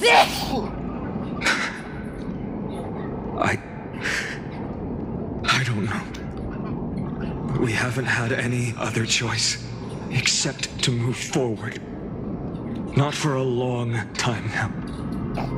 Even if we only see the long, long night ahead, I still believe that through it, we'll find the dawn on the other side. Beyond these flames, a new sun will someday rise. So, to the Temple of the Three Fates. You'll take over Time's authority, and we'll return all the core flames to the Vortex. Then put this world's fate to its final rest. After which, we shall all face oblivion, or embark on one final grand journey.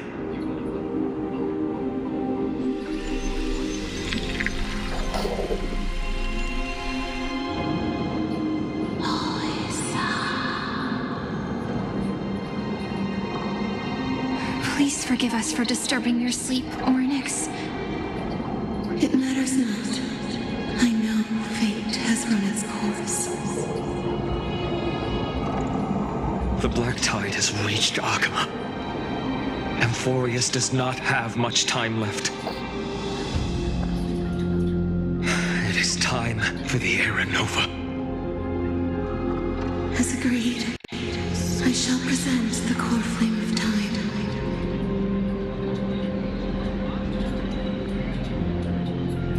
Ride the river of time. It will guard your passage to the vortex of Genesis. Step through and witness.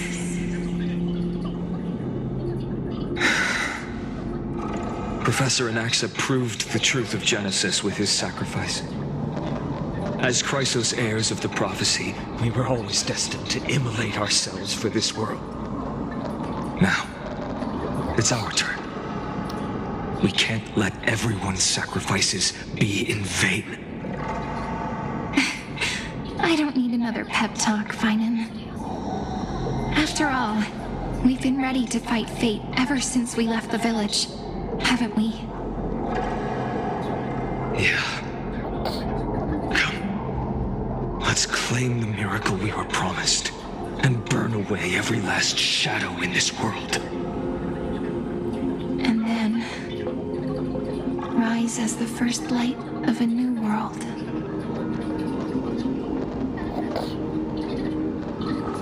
Light calendar 4931, the third week of the month of Evernight. Welcome, my lord, to the end of the flame chase. And the end of all things. The Titan has revealed the gateway of fate. Please, accept the invitation to step across the threshold and behold. Beyond this gate lies the new world that our heroes sought through their trials, as well as the terminus that the owner of these long memories has been hurtling towards their entire life.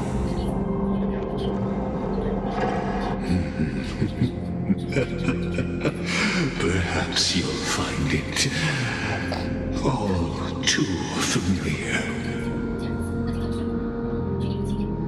Then you'll understand how the mortal called Finan shouldered the world's weight.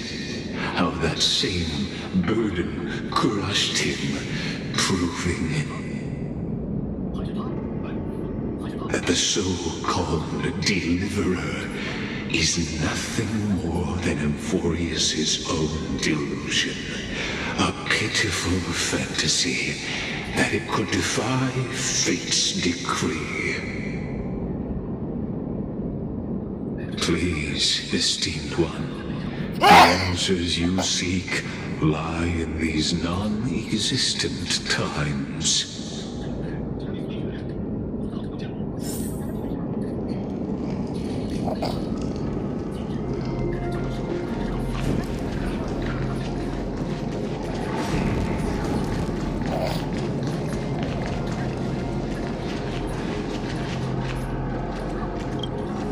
The future revealed by the Titan. Just what will we see? The future revealed by the... Just what will...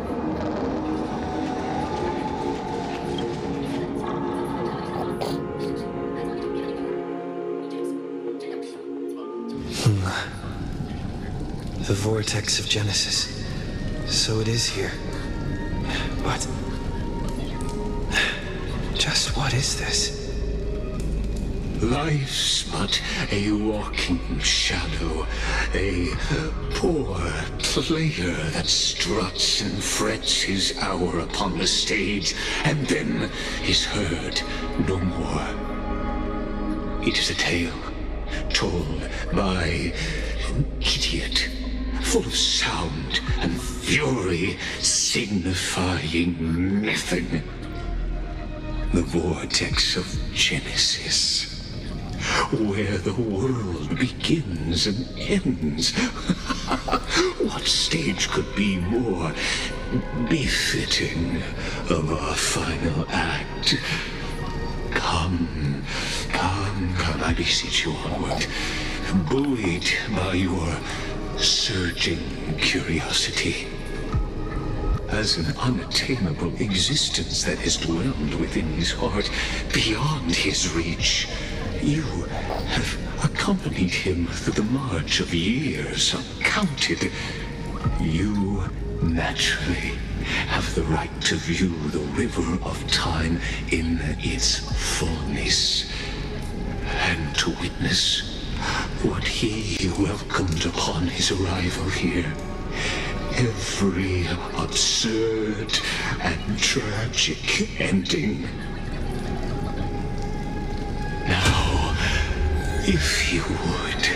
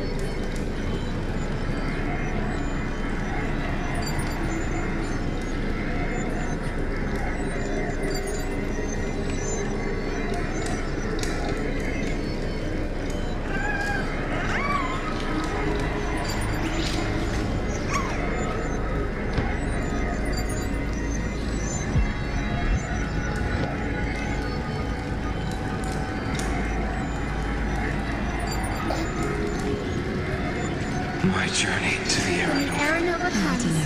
Enough talk. Go. Fix the Come on, Snow. Make the Aranova.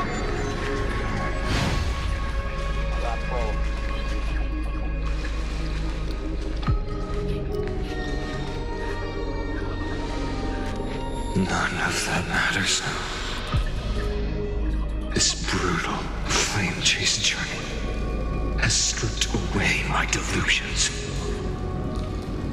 I know the future is in some peaceful paradise with gentle west winds, just waiting to welcome us to step in.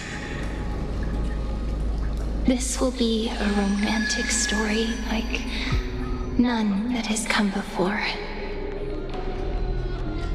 You think so too, right?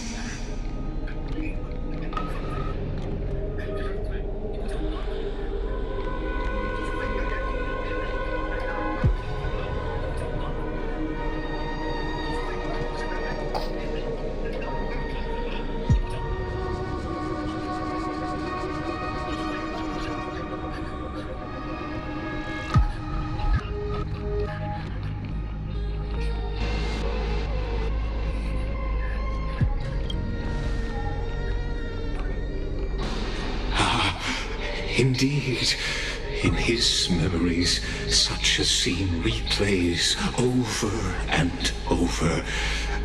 Though the details may differ, this remains ever the same. All shall bid farewell to one, and that person alone will witness the miracle. A total of 33,550,335 times.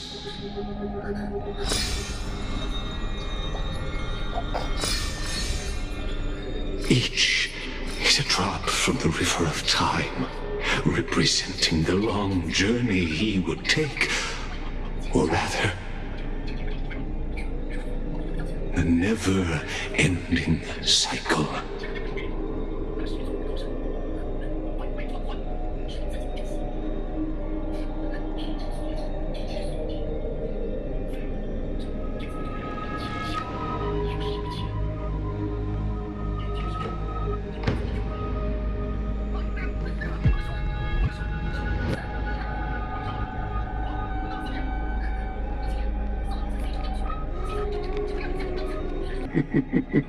Sharp as ever, I see.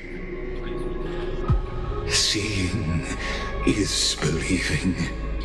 Why not let your own two eyes uncover the truth? Or perhaps you can simply walk straight to the final truth. See the true face of the character you play, and witness the ultimate nature of the Chrysos heirs, flame-chased journey, and the cycles of Amphoreus.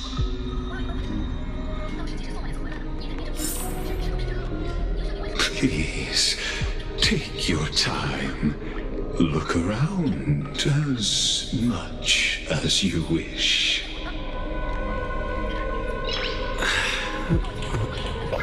Nice.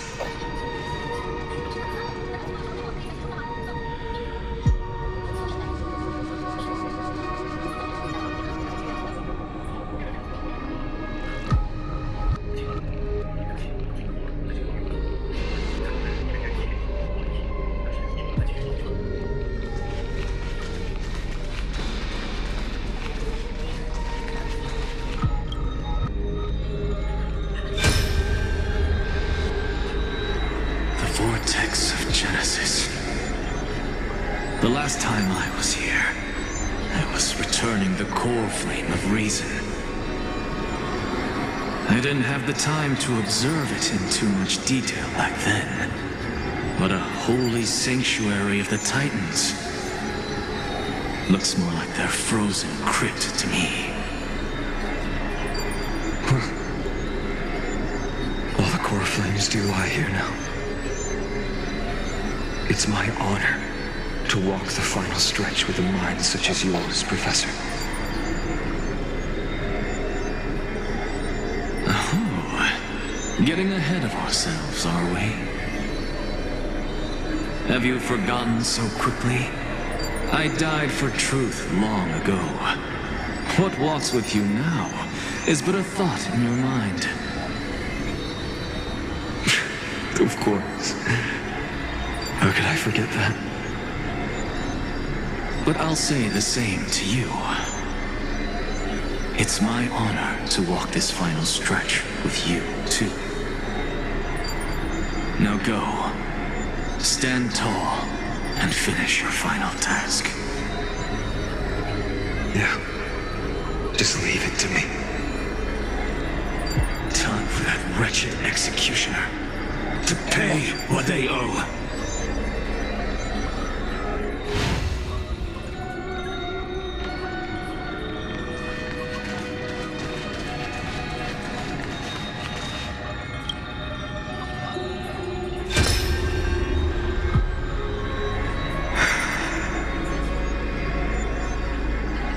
Baby, look. We made it to the vortex. That prophesied future.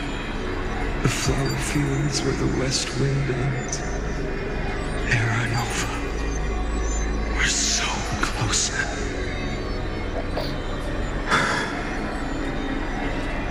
You can't speak anymore.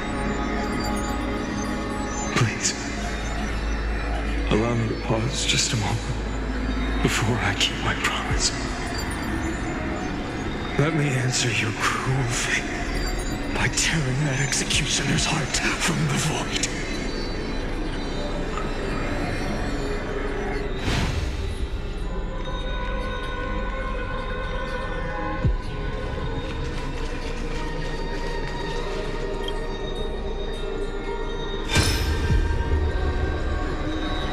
All shall bid farewell to one, and that person alone will witness the miracle. Such is the will of fate. So even the future revealed by the Titans may not come to pass. The Era Nova. This unrivaled masterpiece. I have no regrets now that I'm entrusted to my most trusted apprentice. Are you saying? Fate is ever unassailable. The golden threads tell me the black tide rushes toward the vortex, ready to swallow this place. I must weave the last of my humanity into a net to hold back the deluge. I shall have my final bath in warm and radiant gold. Now, the hour of fulfillment has come. Forgive me. I must snip away every risk to weave the strongest future for the new world. There is nothing more to say. We part here. I shall personally dispatch that wretched executioner, not with threads of gold, but with the steel tip of a needle.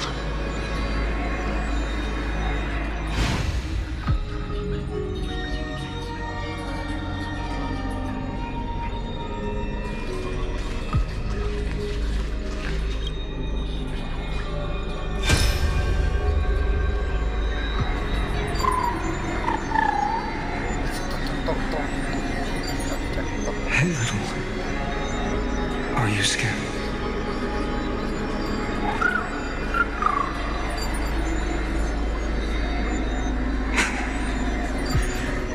As brave as heights. Stay close, little Eager.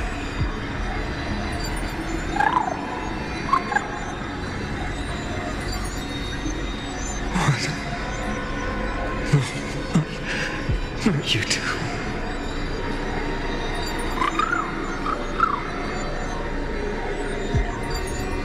I see. I won't squander your kindness, your hopes. So please, keep this bit of sky standing for me.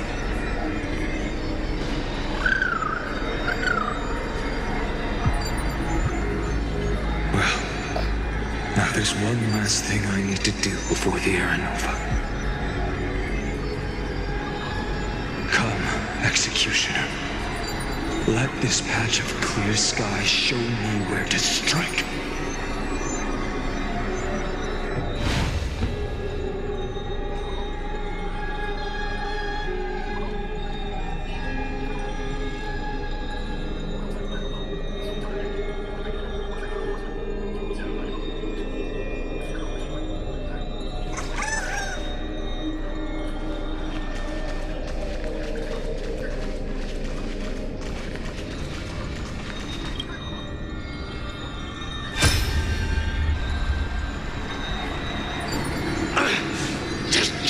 Get out of here! Are you crazy, Mighty? Immortal or not, even if you're the demigod of strife.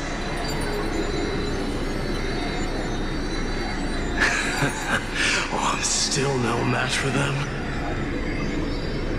No, I know you can. I just wanted to request that you witness the Aranova with me. Together. Let's prove that we're enough to transcend the prophesized fate. Could it be that now, at the critical juncture, our mighty deliverer is chickening out, scared of a stupid prophecy?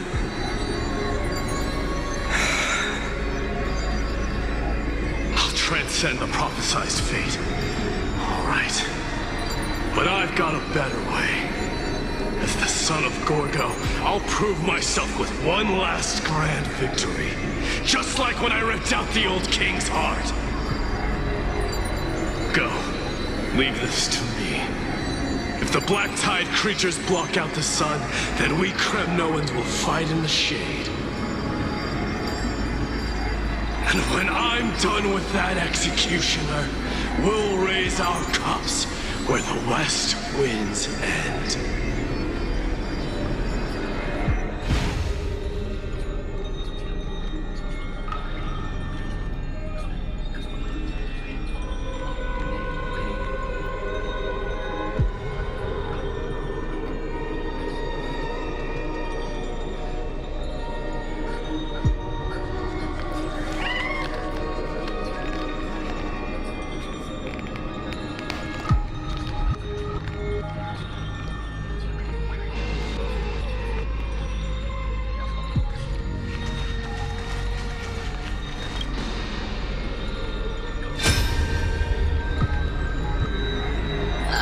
There's water everywhere. This place is always so wet and sticky. Even my tail's getting heavy. is that burnt smell? And that sizzling noise? Ah, yikes. Nobody from Dolos could stand this. So you feel it too, huh? Go on then. I'll handle the filth. Do what you need to do. Let me fight with you. Better odds with two. Hey, remember what the seamstress said? You know what really matters. Yeah. I'll leave it to you then. Wow, someone's not shy. Just so you know, I'm not in the business of making losing deals. I'll distract that executioner. You go turn the world's biggest lie into truth. Let me become the first wind of your new world.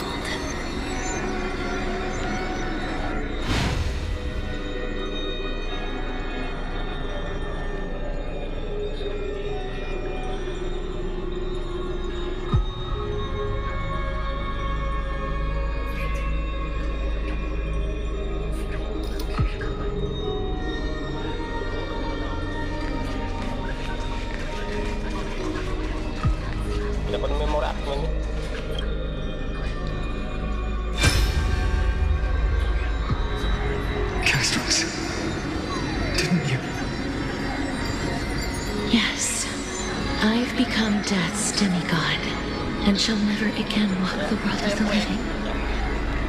What you see is the surging of the river of souls, brought on by the countless dead feeding it in these dark times. They cry out. Though dead, they'll converge into a torrent and guard the vortex to see the Era Nova fulfilled.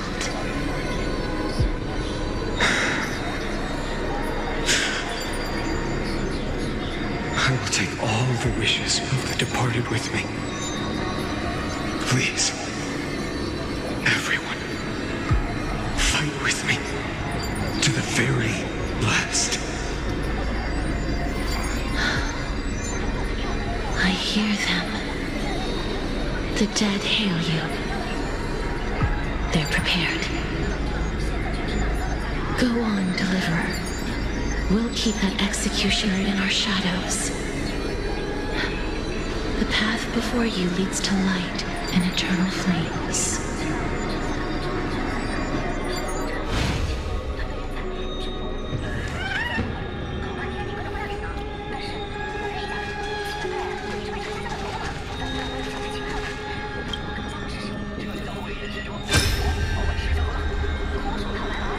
Not a single soul to be seen.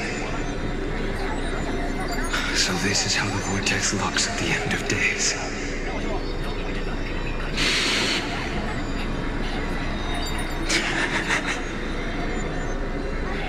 Looks like I've got company after all. But since you've made it here. So, in the end you succeeded. Executioner.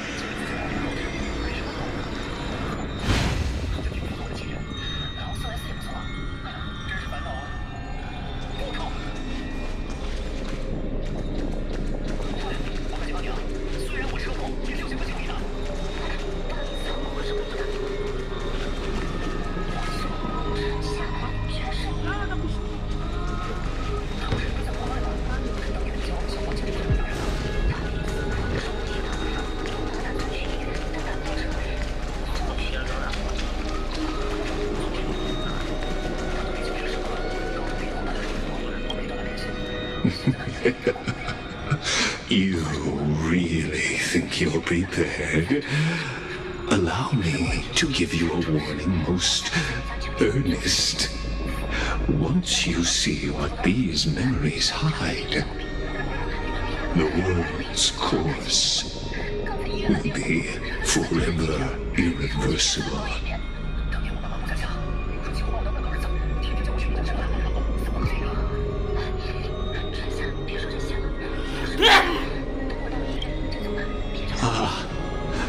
Very well.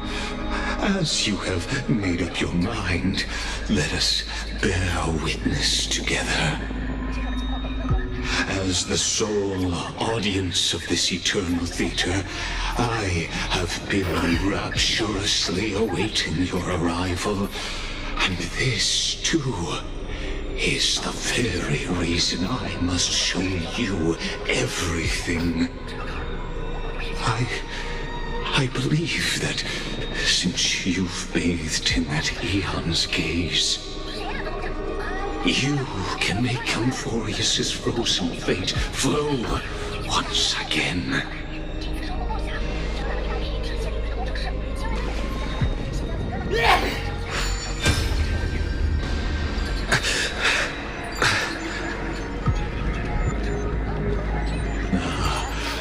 Feeling a bit lost?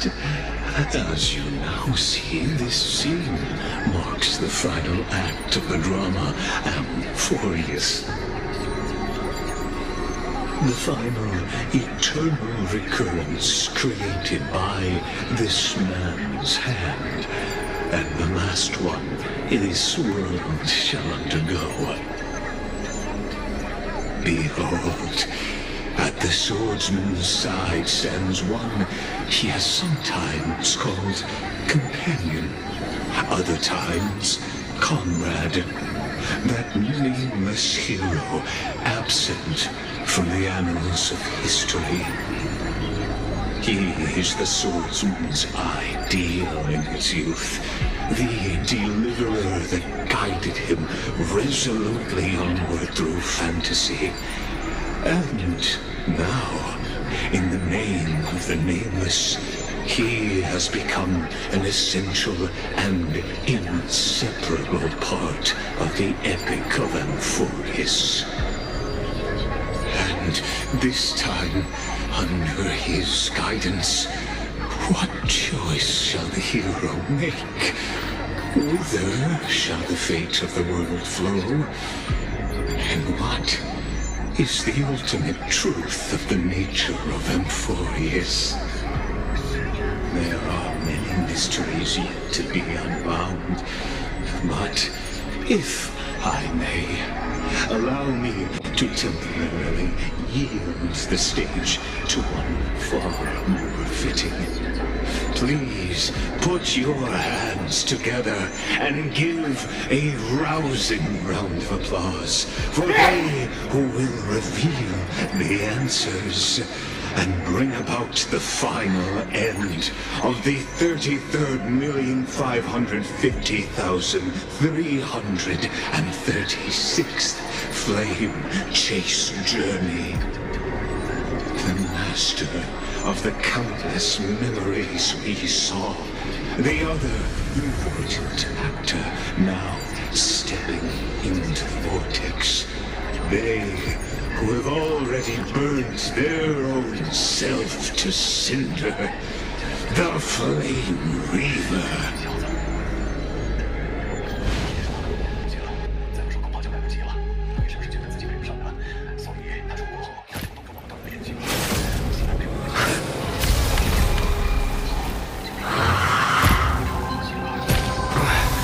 So, in the end, you succeed, Executioner.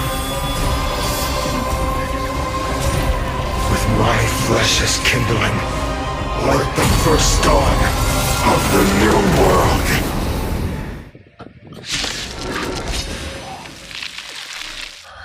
Time has come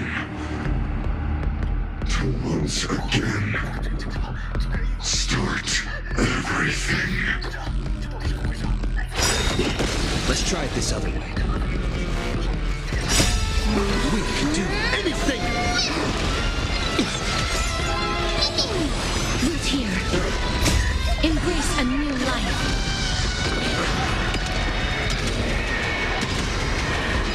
May death protect us!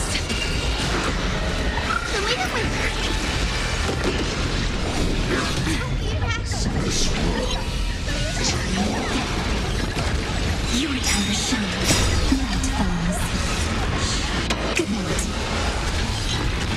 Rise and shine.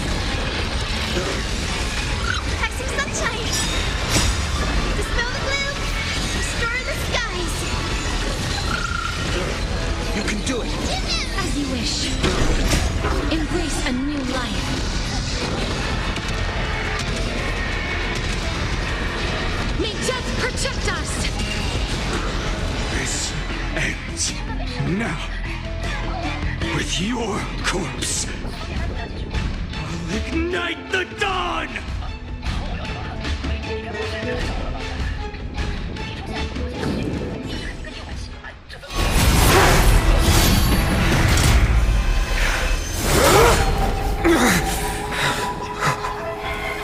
How is this possible?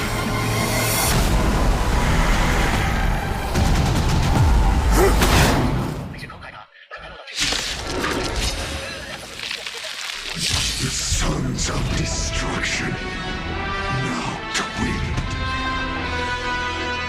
You then set your blood ablaze, your fury.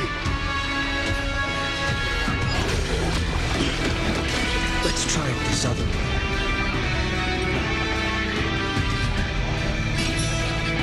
I choose you.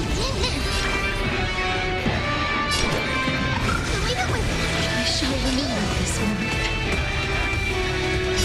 Embrace a new life.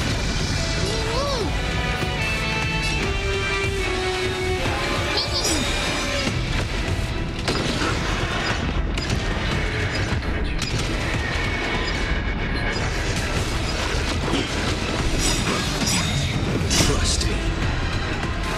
We can do anything. Don't worry. Just close your eyes. Night falls. Good night. Turn again. The yoke, unchanging, unceasing.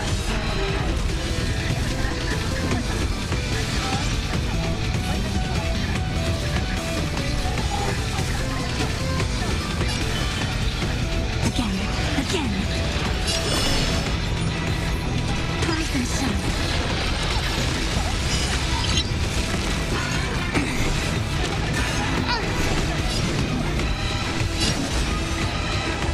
Darkness, wake me. Future blade is faint like the snow gloom, destroy the skies. Have some sunshine.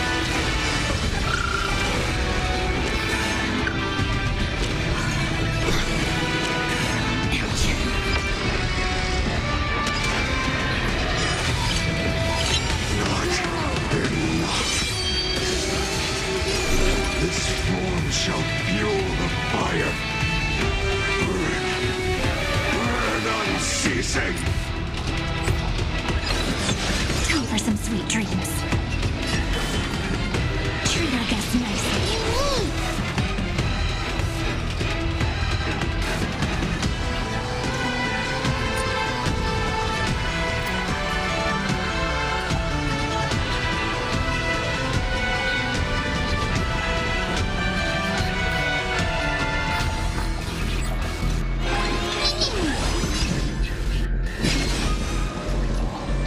Return to dust.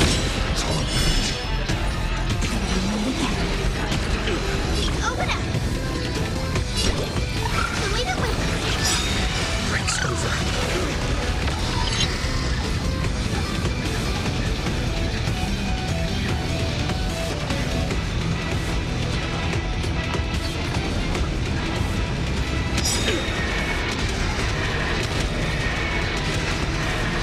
May death protect us! Personal. We witness the miracle. Such is the will of fate.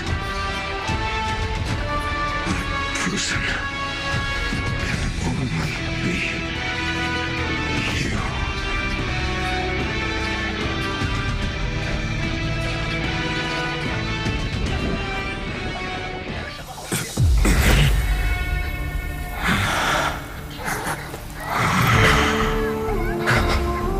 Why not let wrath incinerate fate?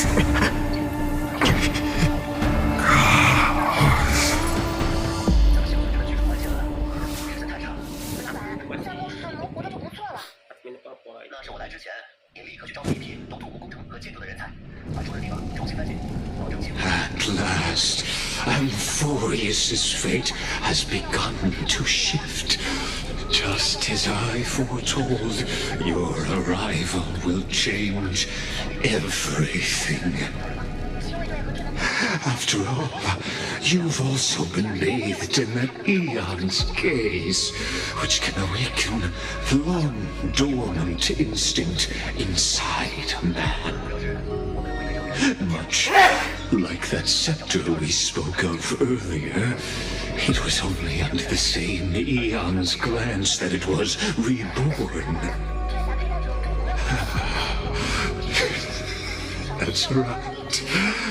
If you recall, I mentioned it at the very start of our play. The celestial body neuron, once belonging to the erudition abandoned by the eon. Now, allow me to reveal the final piece of the puzzle for you.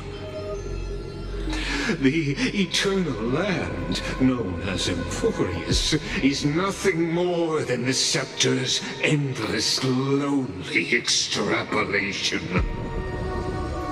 A bottomless well of fury, aimed at the god who cast it aside.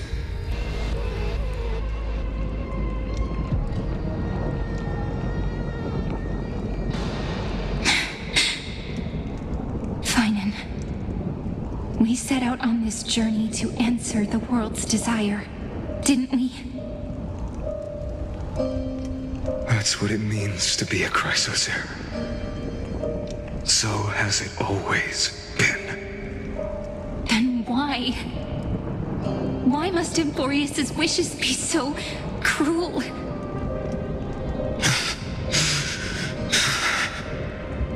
We made the best choices we could.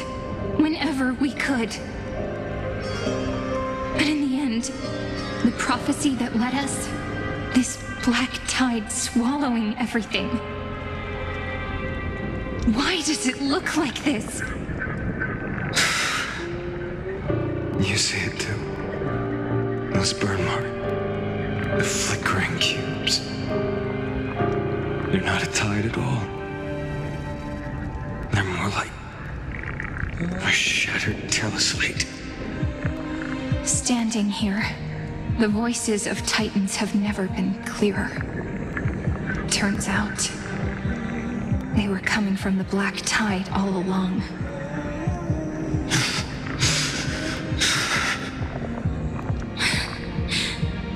Is that Amphoreus crying? Maybe it is screaming. At its creator. At its god. Finan, do you still remember when I was little? I had a dream. A dark, cold room with nothing but Orynyx's curtain glowing like crystal. The curtain seemed to contain all of Amphoreus, where strange and fantastic dramas played out within. There were countless versions of us, from countless different worlds. Perhaps it wasn't a dream. Yeah. As I gaze out at the world before me, those sorrowful thoughts have become reality. So, this is the reason the sky was sealed. Amphoreus is merely a larger ID Celestii. We are just characters in this tiny world, following the prophecy, stepping onto the same journey over and over. What then is this so-called Era Nova? And what are the spectators watching all of this truly hoping for?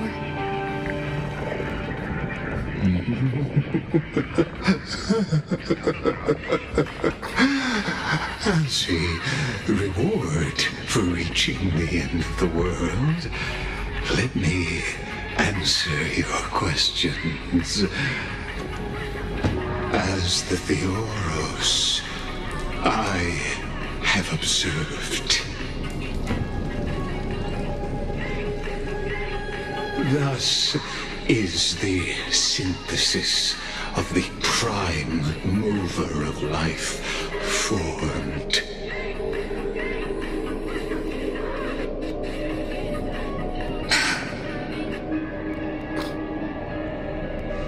This is a moment the universe will remember.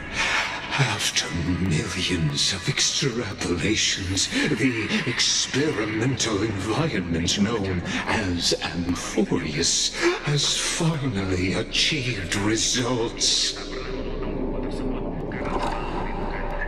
So, the results you speak of are this wreckage of a world. We all gave everything we had, returning 12 core flames to recreate the world. And in return, we become nothing more than sacrificial offerings at the end of everything. Exactly. The Titans are Chrysos heirs of the past, and Chrysos heirs are the Titans of the future. Anaxagoras' theory of Era Nova holds true. As the model of reason, he reached unprecedented heights. But from just the perspective of a player in the drama, he could never fully uncover the last layer of truth. The cycles of the hero's journey that have played out until now were never about creating a new world or perfect heroes and gods. They were a deep learning program made for the Black Tide.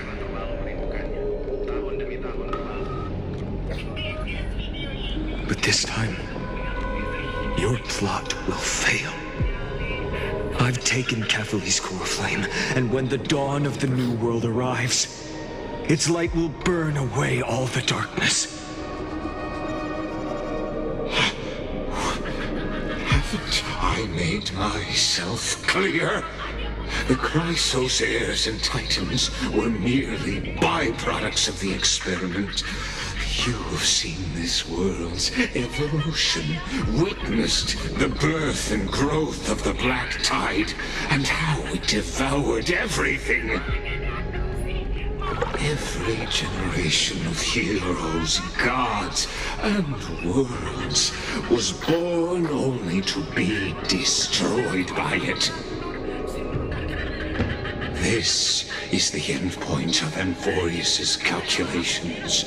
A perfect equation of destruction. So in your eyes, all the sacrifices are just a string of insignificant numbers? Don't sell yourselves short. I'd say, rather than numbers, you're more like fuel for the fire. And without fire, there can be no sunrise tomorrow. Even if that sunrise is born from annihilation. Curious question. Have you ever considered that after millions of extrapolations, Amphoreus is already following a different path from the erudition? It has long since granted divine blessings equally to each child. The golden blood flowing in your veins, it comes from the blemished one, whose name is destruction itself. And Amphoreus' Chrysos heirs were, from the very beginning, fuel for the Aeon to burn the universe. Amphoreus has waited for this moment for too long. At the end of the empty, cold, and lonely extrapolations, the destruction has reached its final destination.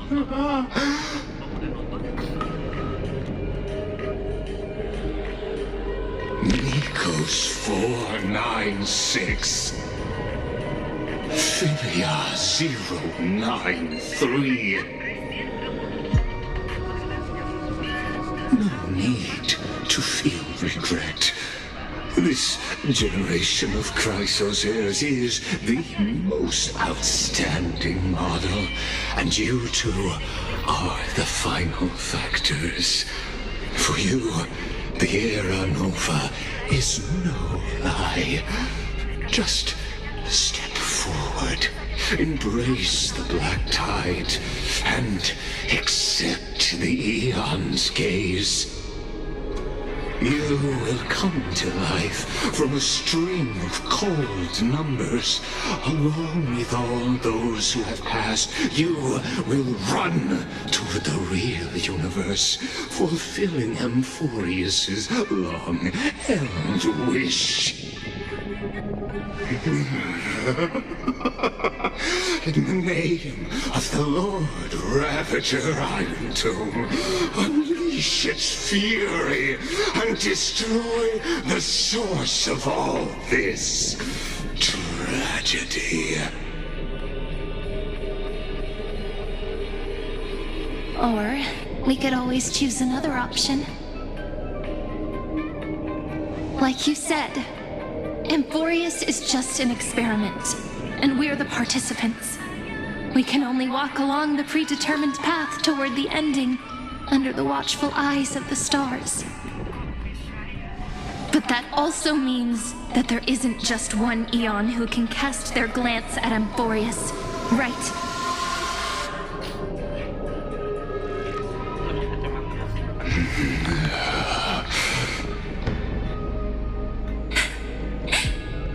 Is this question really that hard to answer? Or did I guess it right? And in reality, this world has already been under the watch of other Eons.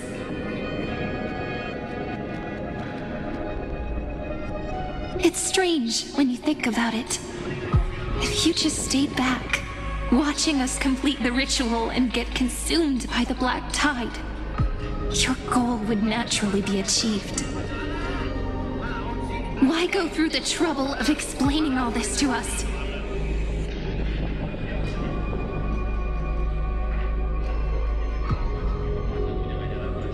You're pretending, revealing the so-called truth just to deceive us, covering up another possibility. Destruction is not the only outcome for the fate of Amphoreus.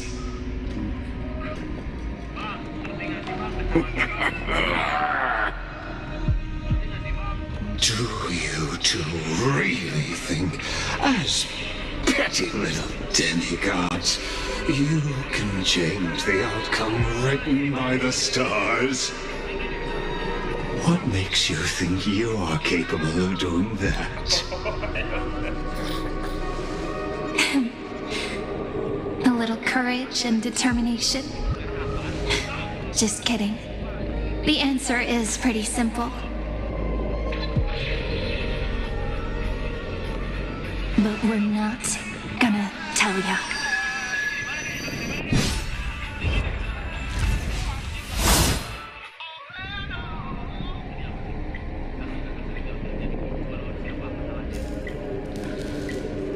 We're going to weave a long dream for Amphoreus, making it believe the experiment hasn't ended, that everything is still ongoing.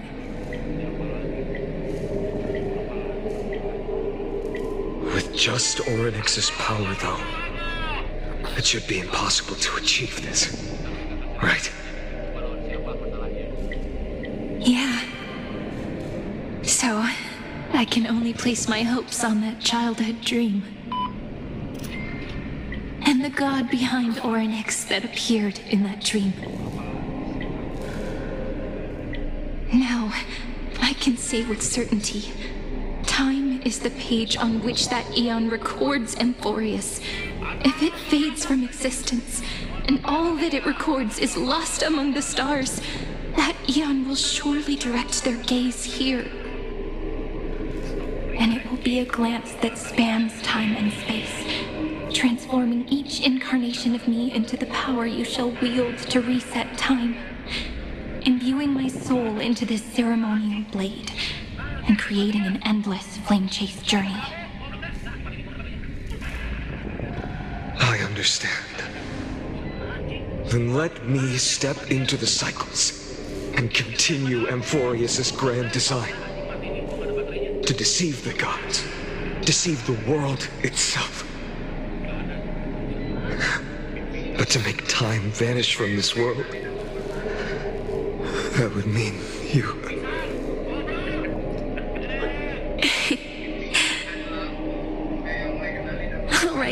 All right, let's not make things so gloomy.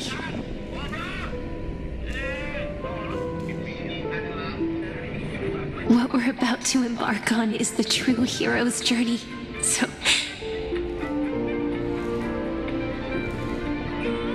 Come on, cheer up a bit, okay?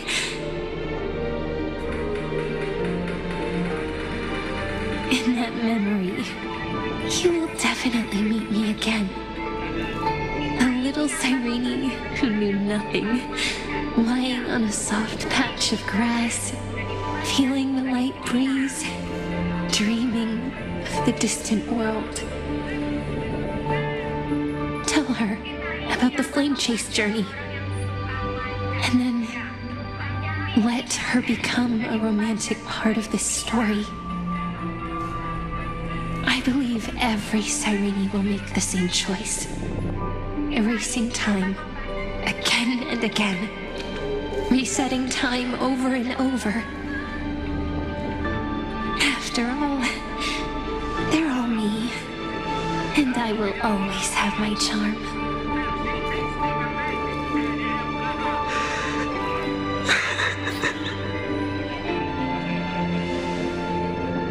Then, I'll fall into a sweet dream, disappearing in some small corner of the world. Quietly, waiting for the day when that next page is turned.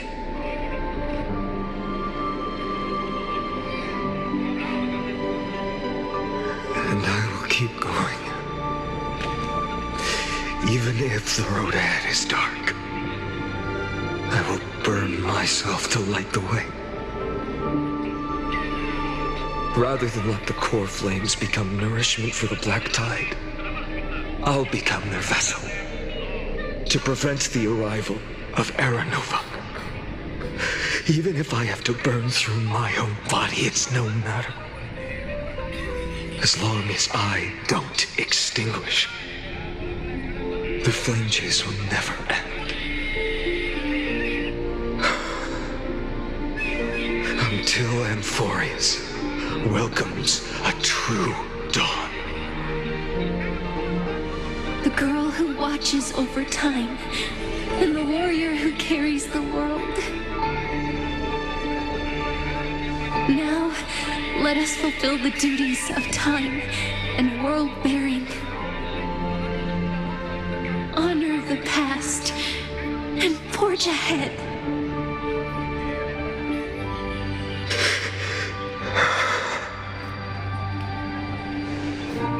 I promise you, the pain will pass in the blink of an eye. You need to hold tight to this ceremonial blade. After I'm gone, it will take you back to the beginning of time, the start of a new story. I believe that in that story, or in countless stories, each alike yet unique, everyone, all the companions who sacrificed themselves, alongside the deliverer we once dreamed of as children, will reunite beneath a vast, endless sky. If we can never break free from this prison, I will stand my ground until the day someone shatters this endless cycle and writes the final chapter of Amphoreus' fate.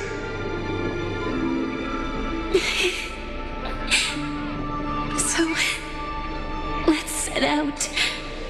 We will be the ones to start everything. Carry the primordial chaos, just as your name suggests, and bear this world we hold so dear.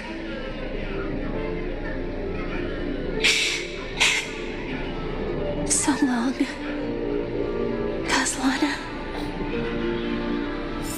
As the theros I have observed, instruction synthesis is formed.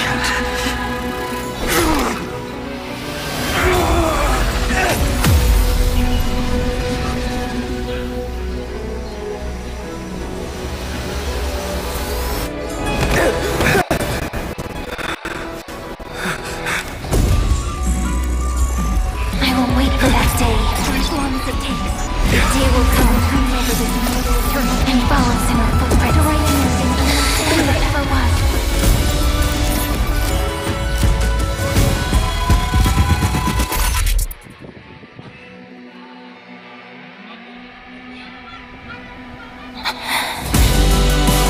That will be a romantic story like none that has come before. You think so too, right?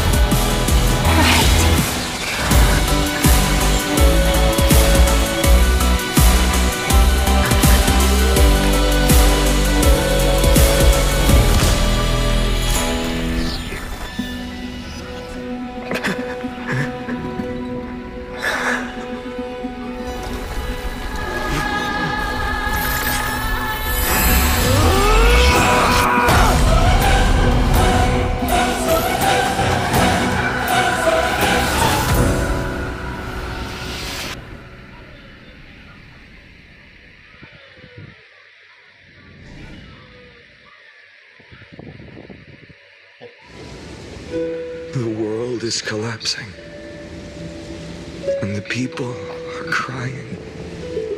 We too must part ways here.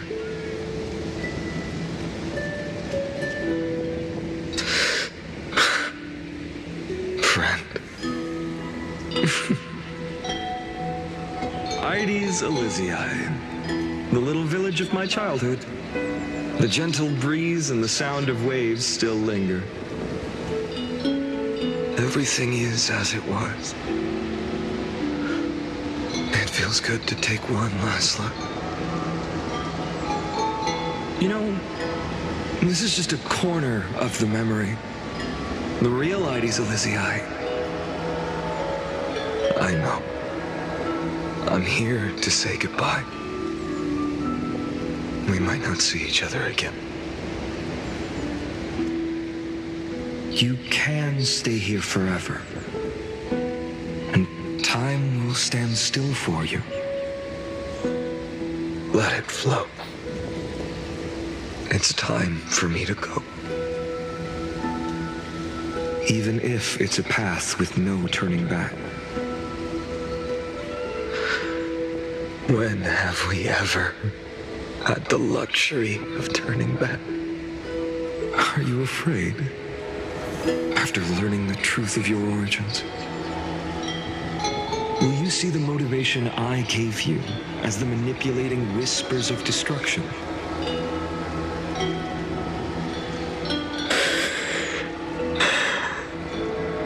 The convictions and choices that come from my heart. I don't believe they're designed by the so-called paths. If we are just numbers simulating life, then you are the image I've always longed for. The person I wish to become. A real, living person. A true hero. Then why do we part here? You can take me with you, and we can start this journey together. I'll be by your side, guiding you, just like before. No. I'm afraid I'm on my own this time. Why? Because there is no perfect solution in this world. Cyrene has already embraced her fate. And I will embrace my origin. Destruction. And with this power, I will rebel against its creator, bringing endless fury to the darkness sweeping the world. If you stay by my side, I'll hesitate. But this world can't afford a soldier who wavers. Do you remember when we were kids? Everyone would get so excited drawing cards like ruler or warrior, but throw fits over devil or drunkard and demand a redo. Kids always get to change their minds. Things are so happy and simple for them. But when it comes to the fate of adults, there's no room for redos. Then go, Kislana, as you promised. Deceive the world. Seize the core flames and rewrite your fate. Burn yourself up with all your might. Wield your futility like a sword. And fight against the gods.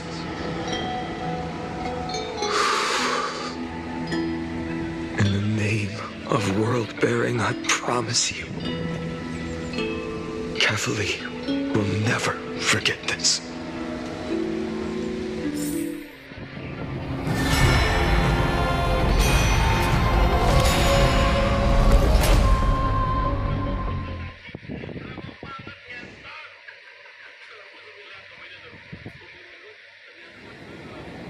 So, time retreated behind me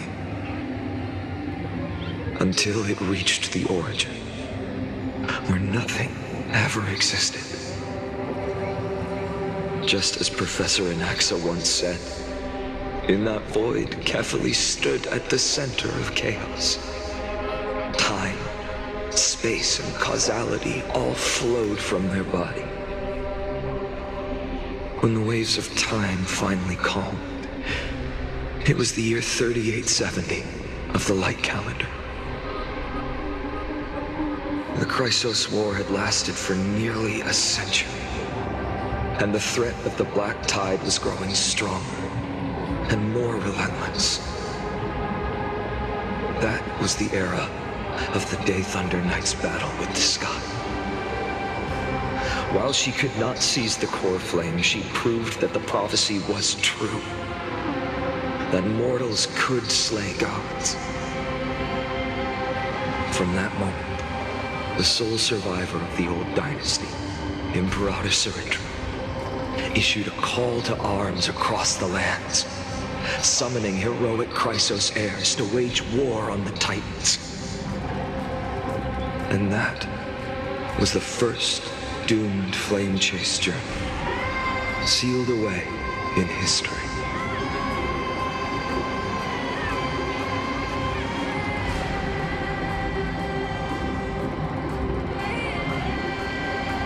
So what you're saying is, you've traveled back down the river of time, finally reaching this untouched seabed just to tell us the flame chase journey and even all of Amphoreus are nothing but illusions in an eon's dreams? Exactly. So, Dux Gladior, please take me to meet Her Majesty Cyrindra. I must share the truth with her. Since Her Majesty's not here, no need for formalities. The word Gladiorum always reminds me of my fallen homeland buried deep in the depths. Call me High Sealans, nameless swordmaster. Please allow me to add one more thing. You actually already know my name. You mean Finan? Such a name could never be your true one. But I won't question you further about it. Ever since Her Majesty issued the Flame Chase Decree, heroes from all over have sent their letters of introduction. What's the harm in adding one more name like Finan or Hynan? Besides, the deep sea is dark. Isn't it the perfect place to hide secrets best left unseen?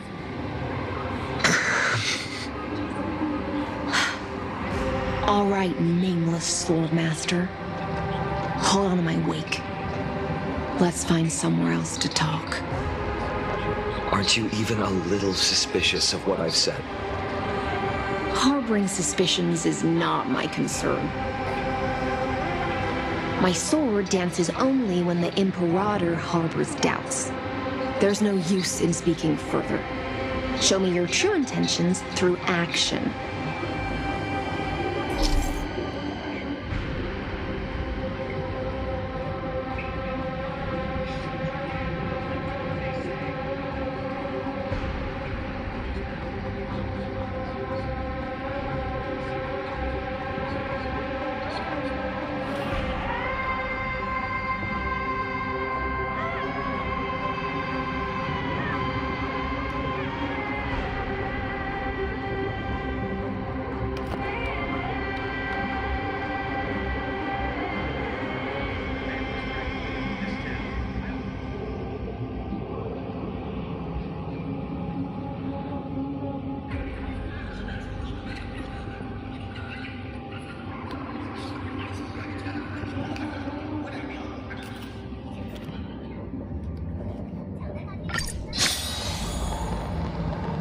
Perhaps you should demonstrate your skills and calm the raging black tide for us. Light up the dawn. Light up the dawn.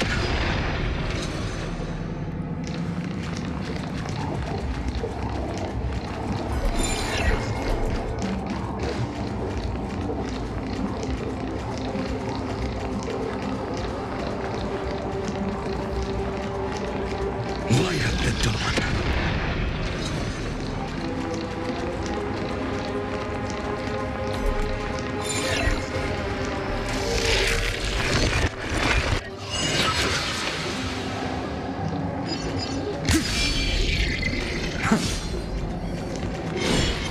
Light up the dawn.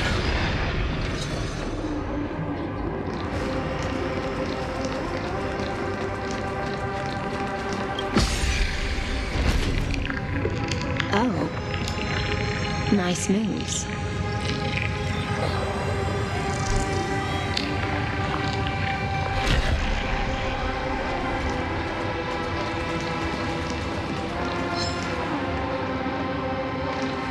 We just washed it away and here it comes again.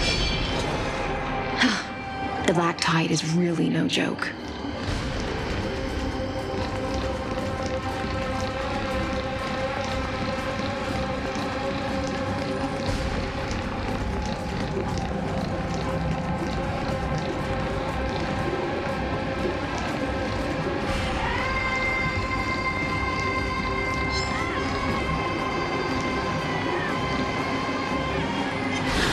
Light up the dawn.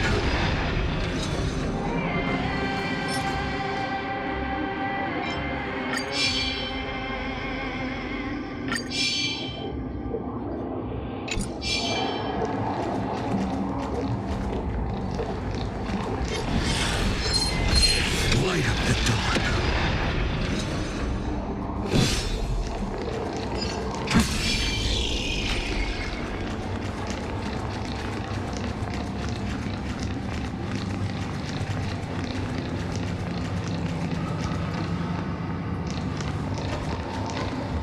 The waters end here. The one you seek is beyond this point. At last, I can meet with Her Majesty Saridra herself. Are there any formalities I need to observe? Don't kneel, don't do the hand-kissing or foot-kissing gestures of the old dynasty, and most of all, don't bow. The Imperator despises such rituals, especially when the heads of those taller than her bend beneath her crown. She really is down to earth. The second thing to note, only trusted ones may come near her. Keep 5 paces distance until the Imperator allows otherwise. Sounds like an old friend of mine. Well, experience is a good thing. Stay sharp, and you'll be just fine.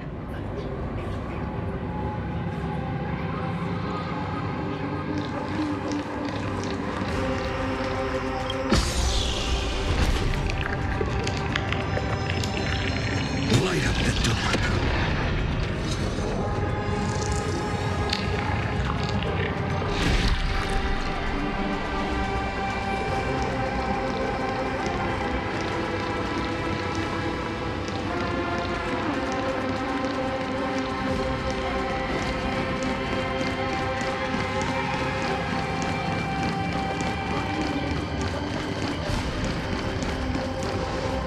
Dux Goldweaver, little hostage.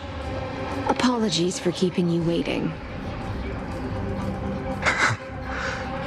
It's you. You know them? Good. That makes things easier.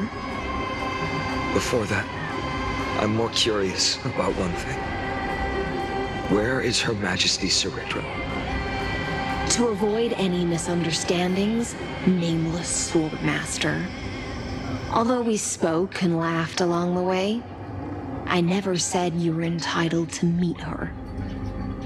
The Imperator decreed, the Deliverer will not appear in this age. Be wary of suspicious individuals. Come now, both of you. Let's finish our job.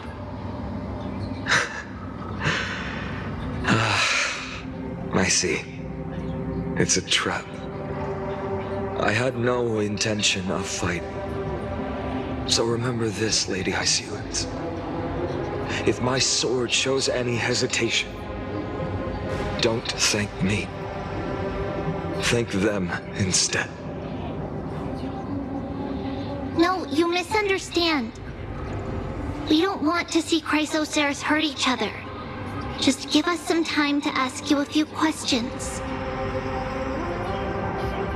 The Nestia's golden threads will judge you and decide your fate. As you wish. White-haired Swordmaster? If what you say is true, then you must know the fate of the world. So, how much do you know about what we read from the prophecy?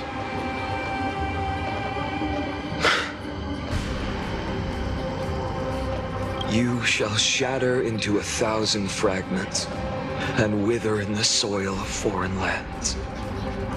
Is that correct, Lady Trebe?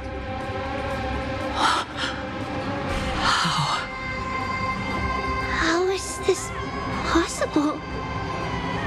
He got it right?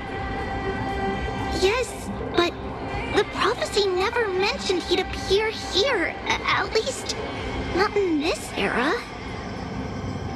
You must listen to me, Aglaya, Trebe. The Finan of this world has not yet been born.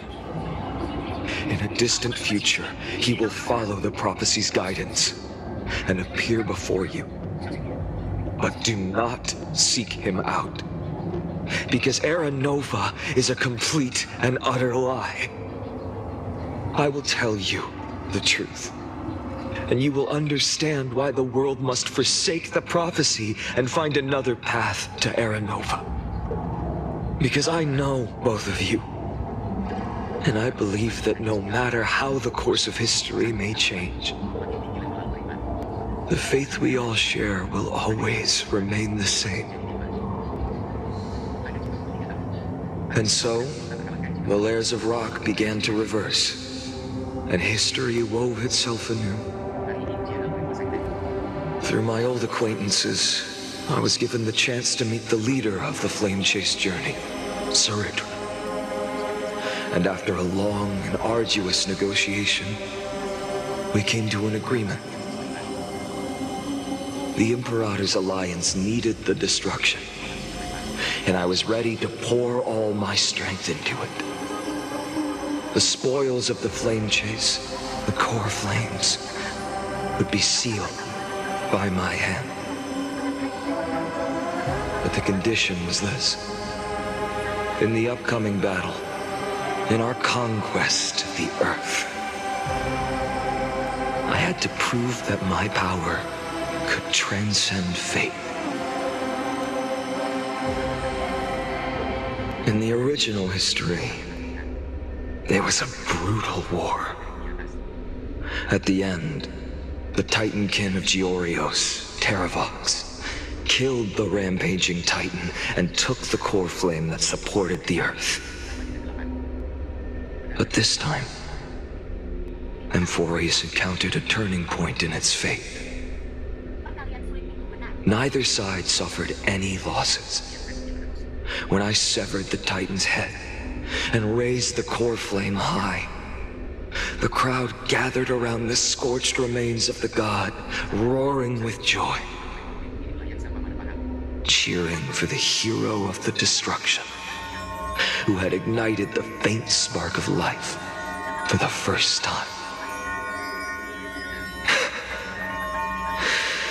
Yes, in that flickering light, the once dark path ahead seemed to become clearer. I proved myself, and in the long years that followed, I brought down the other Titans, one by one. I could do more than just wait. When time resets, the chance to change the world also emerges from the lines of history. Until finally, the brutal future revealed by Era Nova is reversed. But tell me, if that's truly the case, why are we doomed to the same outcome?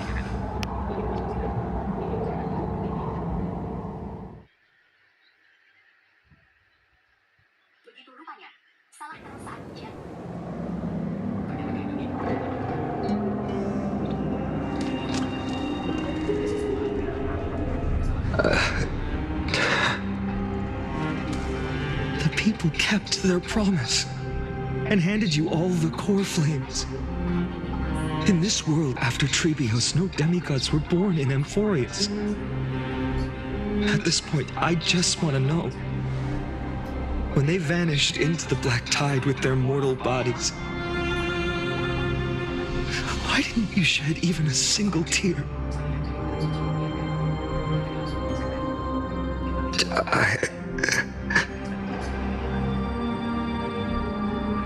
Your indifference chills me. To you, were they just a bunch of insignificant footnotes?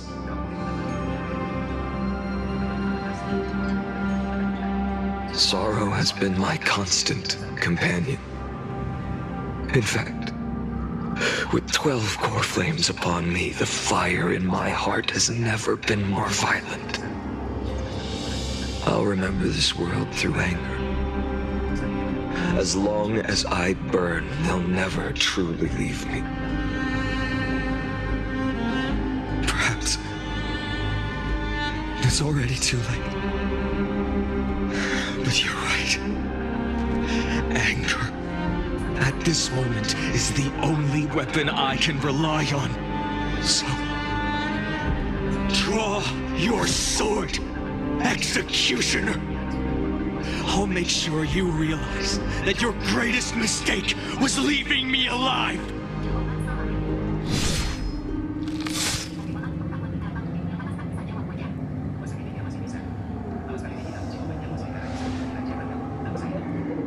After that, he raised his sword and attacked. Then, Gislana killed himself. That day, who fell to the sword to be left in the past, and who went into the future, I can't remember anymore. I only remember a nymph, hiding in the shadows just out of sight, futilely pushing a stone ball. Climb, fall, climb, fall, climb again, and fall. The only freedom the nymph had was in choosing how to roll the stone. Sometimes fast, sometimes slow. Sometimes resting on a gentler slope, leaning against the stone for a break. But its choice couldn't change the futility of it all. The stone would always roll back down the slope, and the nymph would always return to the starting point, beginning again. After that, every time I reached this point in the cycle, the burning sky would cast a shadow over its path. It would nearly reach the peak at the 4th quint of curtain fall hour, then fall to the starting point in the first 15 seconds of the next entry hour. And my efforts in this cycle would dissolve into nothing at the same time.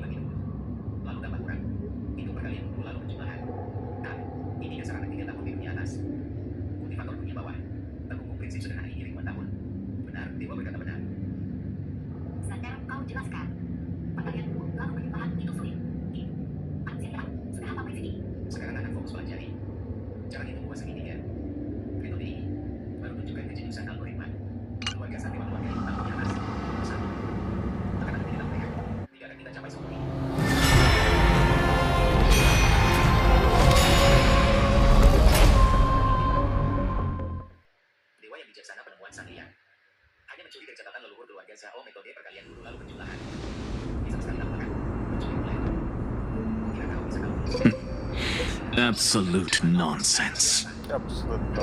I thought cycles was the answer you were looking for. No. It's just that the answer came so suddenly. There was no fun in tracing it back to its roots. Eons? Paths? What a load of nonsense. I can't give you an exact explanation of those two concepts either. Enough. I'm just expressing my frustration. Don't you understand? I was already expecting this. The black tide came from beyond the sky, and everything else is no exception.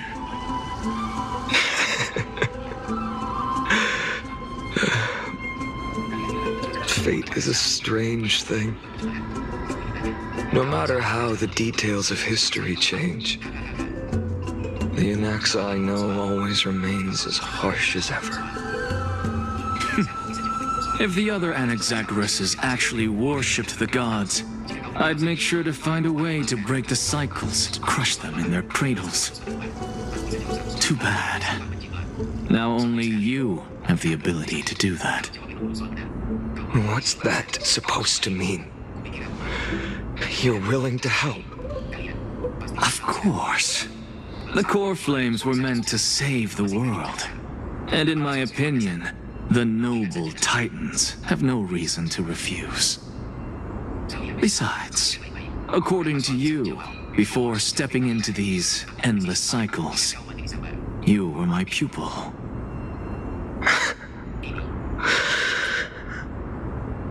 I've already heard the same thing countless times. Enough chit-chat. Let's go. If we run into any other scholars, leave them to me. We've all made preparations for total annihilation. Never thought someone would step in to help.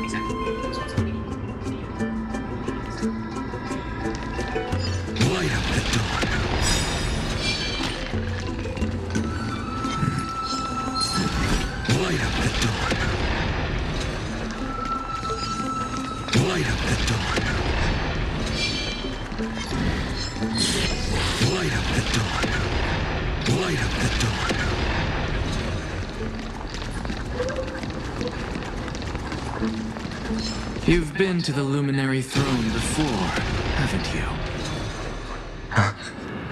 If you're talking about in past cycles. You were already much luckier than the other students.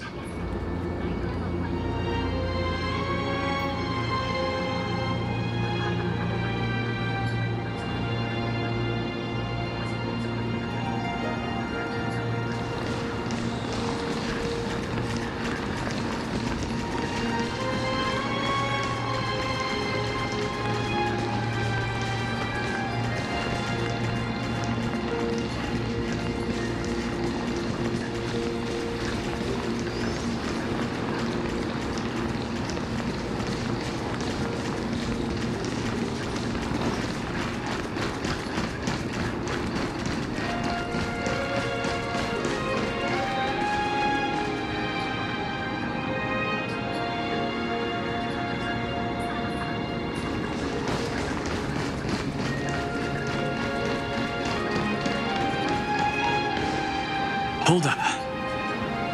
Keep your wits about you. Someone's watching us. Pretty boy, your eyesight's better than I thought. As for that false god who's been turning the world upside down, it's you, isn't it, white hair? You sure do love stealing the spotlight. In the name of the Seven Sages, I demand that you immediately step away from the Luminary Throne. This is the sacred ground of reason, and no one may desecrate it. Take my words back to Aglaya. I won't say the same thing twice, Catgirl. Oh my! You won't even call me the demigod of trickery. That is just heartbreaking. I have some words for you, too. First, as one of the most heretical blasphemers in the world, you have no right to lecture me. Second, this is none of your business, Grove Boy. Step aside. I don't want anyone getting hurt. Here we go. Again. Core Flame thieves. You really think you can scare off a sage of the grove with nothing but empty threats? This gloomy little brat's got a sharp tongue. Ooh, not bad, not bad. I kinda like you. As a return favor, please come search this Core Flame right here. Aw, don't cry now. That was close. I'm out of here.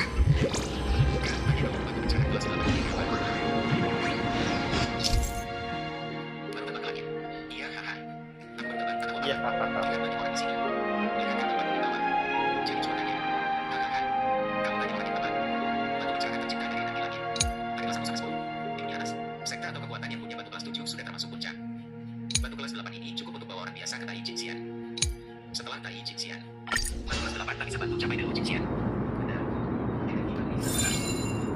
They're exactly like all the past ones I've known. Cunning. And yet so naive. Sounds like you have a plan. Of course. When I first set out on the flame chase journey, Lady Treby never managed to teach me Orynyx's miracle. But along the way, I learned a thing or two.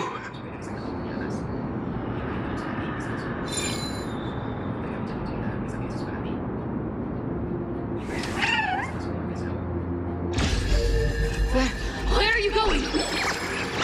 I don't know. The Venerationists' foolish inventions finally come in handy. How is this possible? You've arrived, Zagreus. Always so punctual. What? Do you know who I am? I'm running out of patience, so I'm not going to waste words. Listen up, spirit thief. Hand over the core flame, and let's pretend we never clashed. This way, you and this world can still be saved.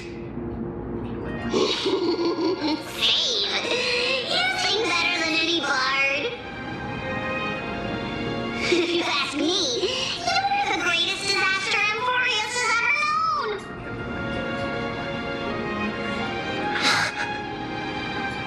No matter how strong you are, you're still just a mortal body. Carrying 12 core flames?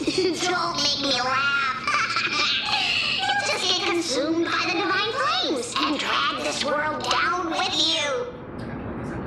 134. What? This is the 134th cycle I've lived through. And the number of core flames I carry is 1,596. Yes. 1,000 core flames and just a single Chrysos heir. How is that even possible? I've come this far. And that's proof enough. But someday you will burn to the ground. Of course. The divine flames will eventually consume my eyes and blind me. But before that, they could still forge and sharpen Dawnmaker. Now when I cut open your stomach, you won't feel a thing.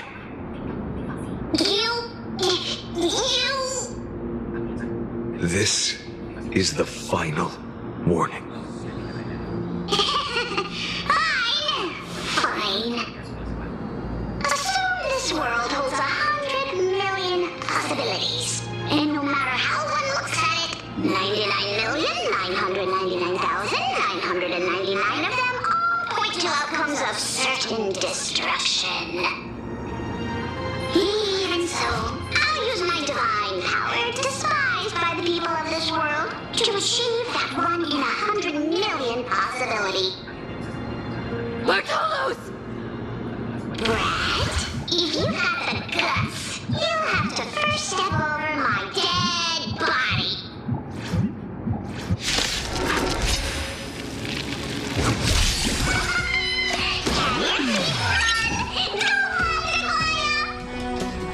This little brat is not a threat we can deal with just by ourselves.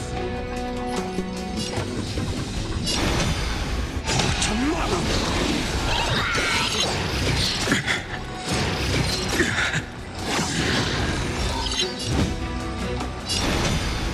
A future will come. Existence is of no consequence. I'm fine. I can't let them down. For tomorrow!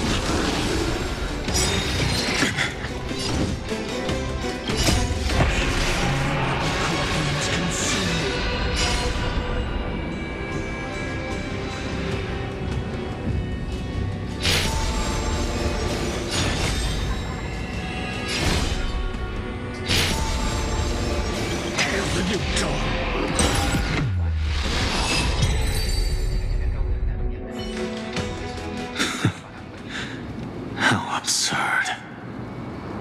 In my memories, Zagreus always meets the same end.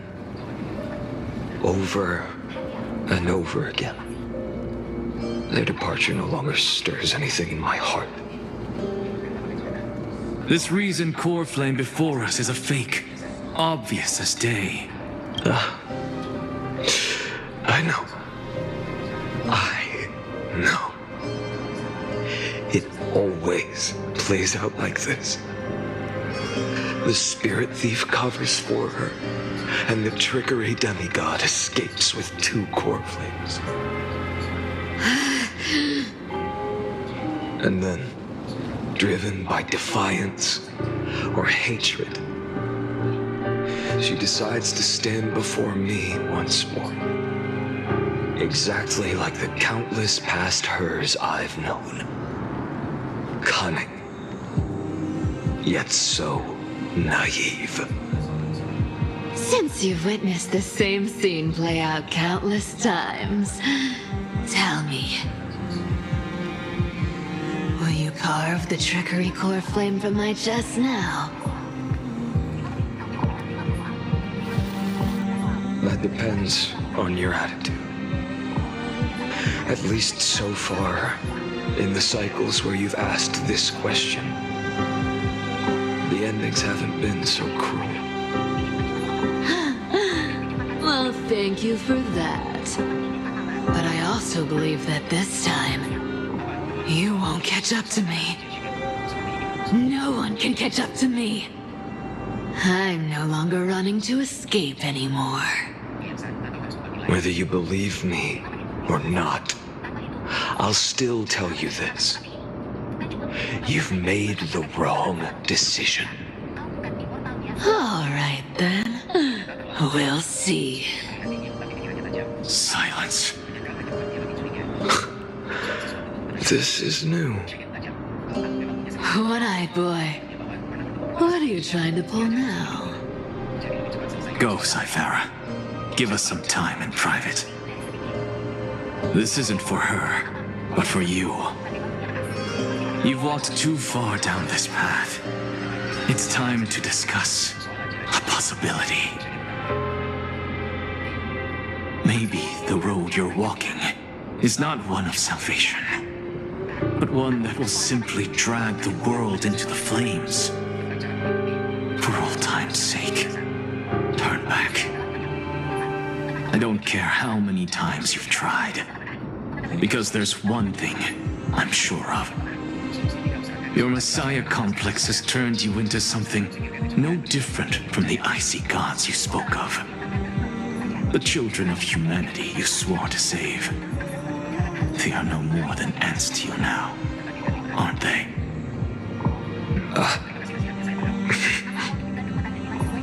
Of course. I've been wondering, what kind of demon could burn my homeland to the ground in an instant without batting an eye? Now I have the answer. It turns out that fiery demon has been fantasizing of becoming this world's deliverer. I don't want to argue anymore. No matter what I say, the outcome won't change. Make your biggest effort to resist, or accept fate, and hand over the core flame to me. Even if it's futile, we all have the right to choose. Yes. Even if it is futile, and the world is just a divine joke. When I walk into the destruction ridden by the gods, with my own 2 legs, you will witness. Even the smallest footnote still leaves a mark in the story.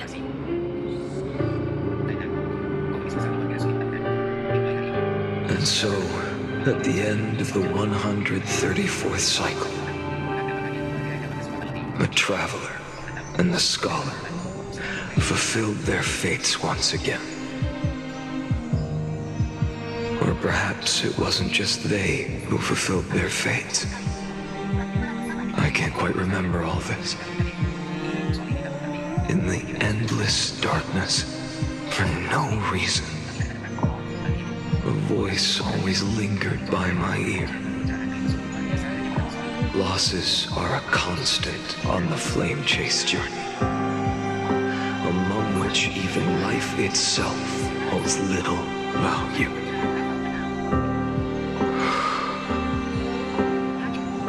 Reduced to ashes, such a familiar end. It happens in every journey, always the same.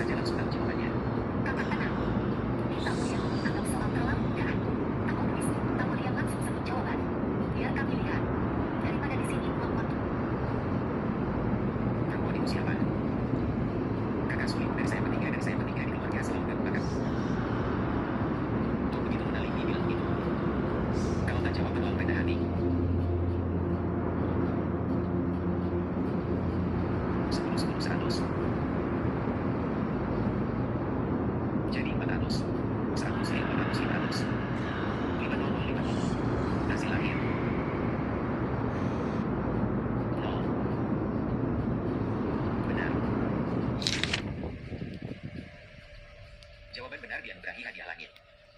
300 tahun kultivasi. Tak mungkin. Kota detektif itu bukan lagi ditambah operasi penjumlahan. Dia langsung paham intinya. Mustahil sungguh mustahil. Soal serumit ini.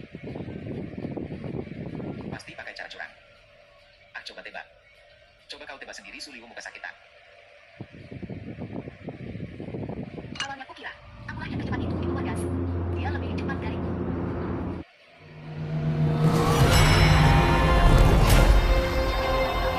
Dalam sehari itu. Rahasia langit tak boleh bocor. Tak mungkin, sama sekali tak mungkin. Soal serumit ini bahkan kalkulasi pun diabaikan. Ini sungguh mustahil. Pak Sesepuh, saya minta selidiki dia. You don't look so good. Deliver. Even after going through 108,642 cycles. Mighty, your name for me has never changed. Why do you sound so pleased? It's a derogatory name. Yeah, I know all too well. You only meant it sincerely in the first cycle. After that one and only time we walked side by side. Every time since. It always ends up like this. Dawnmaker will stab you through your 10th thoracic vertebra. That's your weak spot, and the only way to kill you.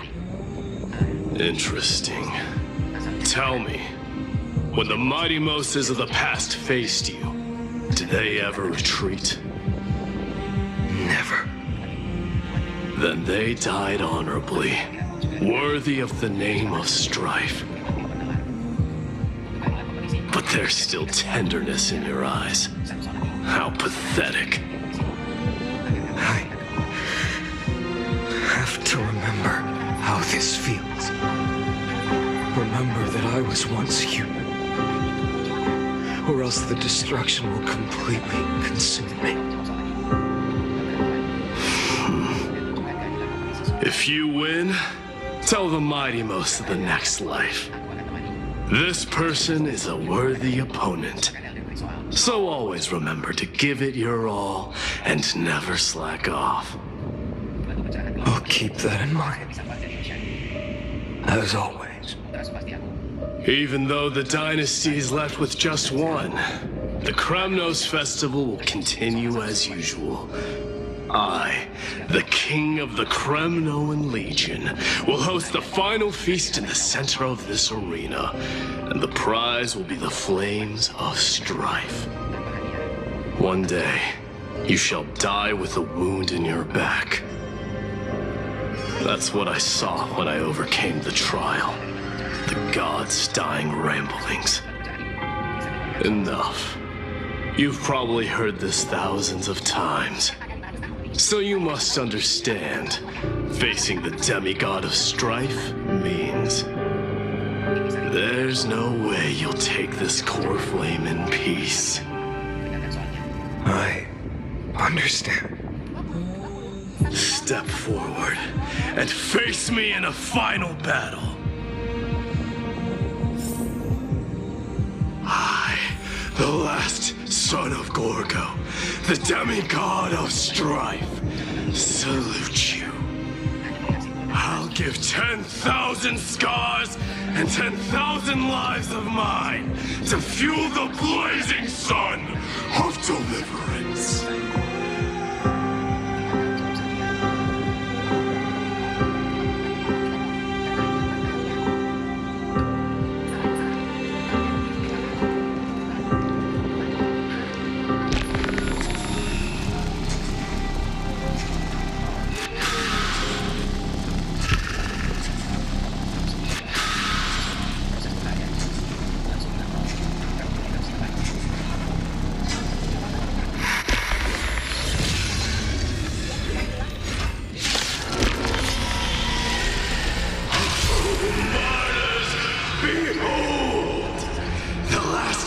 Kremnos festival has begun. And will not end till death. It's time to temper myself.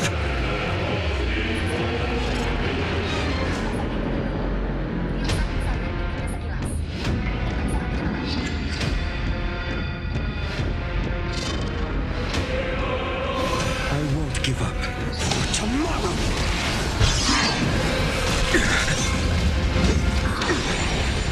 Conquer this world, or be conquered by me. As you wish.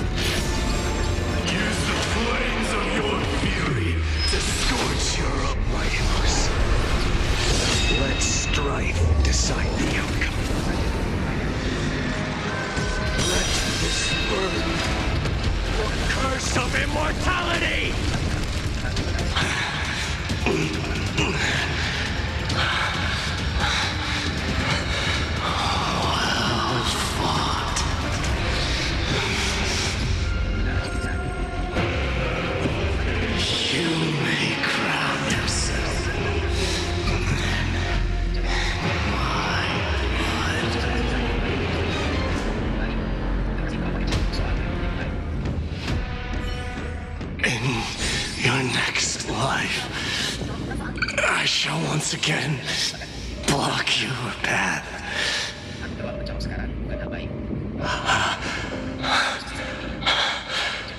Deliverer, I wish you eternal victory. The 108,642nd core flame of strife fell into the fire. Yet the shadows of the black tide still loom, and pain and despair spread across distant lands. The blaze was still not enough. It had to be fed, even if it meant burning this body to ash.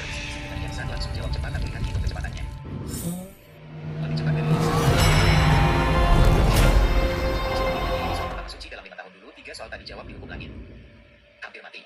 Mungkinkah karena liang keceng itu? Suri bukan fitnah. Kakakku berdua 5 tahun, lagi hijau. Bisa kau pahami? Kau tak mampu.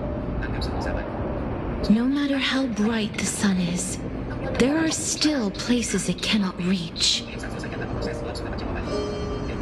Moreover, the sun you bear is both cold and blinding. A sun like that surely cannot bring warmth to the nether realm of the next life. Golden blood is born from the destruction. We have long since lost the right to seek warmth. Only by feeding the flames can we melt that hopeless future. Allow me to ask, how many core flames do you carry now? 24,041,183. Such a heavy burden. So that's why you've turned into this. A broken idol. Tragic firewood. No matter. I will bear this burden as long as you hand over the core flame of death. I must refuse. As the demigod of death, I cannot watch you walk into a fate more cruel than death.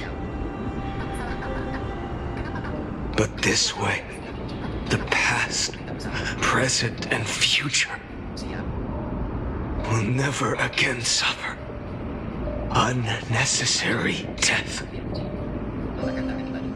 Unnecessary death. Indeed, you are not the Finan I know. Please turn back.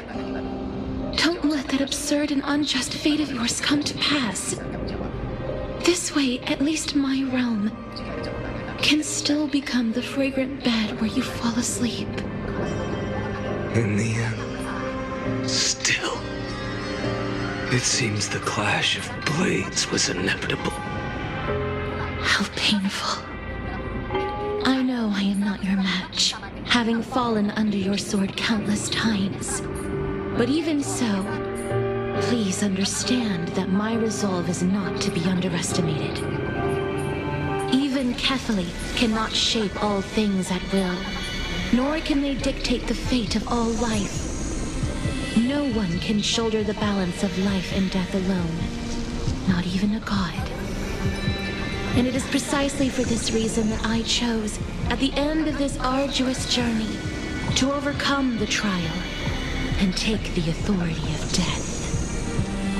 I am the Hand of Shadow, Casterus, the demigod of death. Listen closely, deliverer from days past. Please turn back. Do not disturb these fresh flowers in their muddy deaths.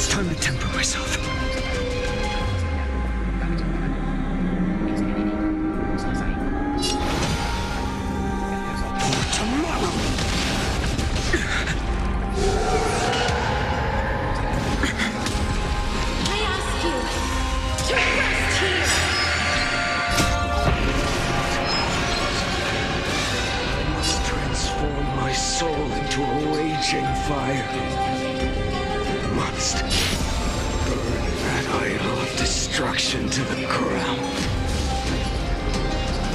Hail the new dawn. All of this. How is it any different from that little future? Solid substance. Empty shell.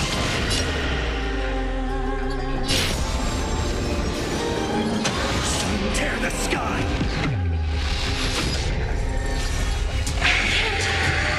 Keep him here. Empty shell.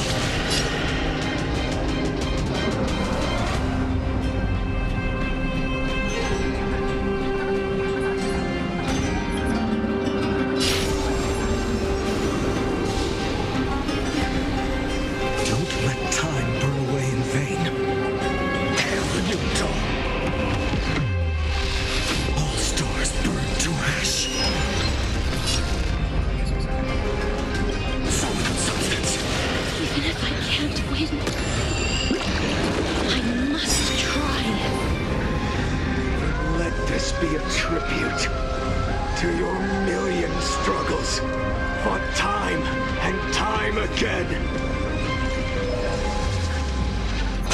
Sun's embers, hail the new world's dawn! Wake up, lost one. See that the firelight in the darkness is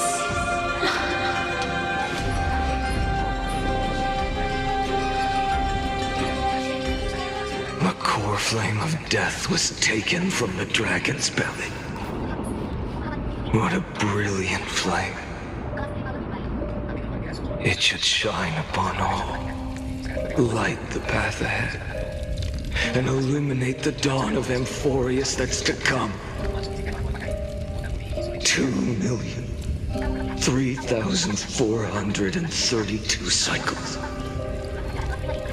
24,041,184 core flames. As if even the deepest abyss of primordial chaos could be burned away.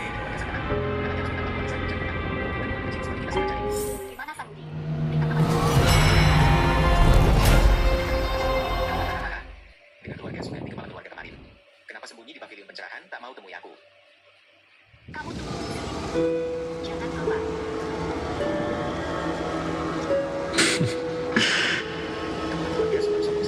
You're here, as always. You're still lingering, deep within me, never fading away. Because you haven't completely abandoned hope. Am I right? You're still waiting for a miracle. For the true hero to come and save us.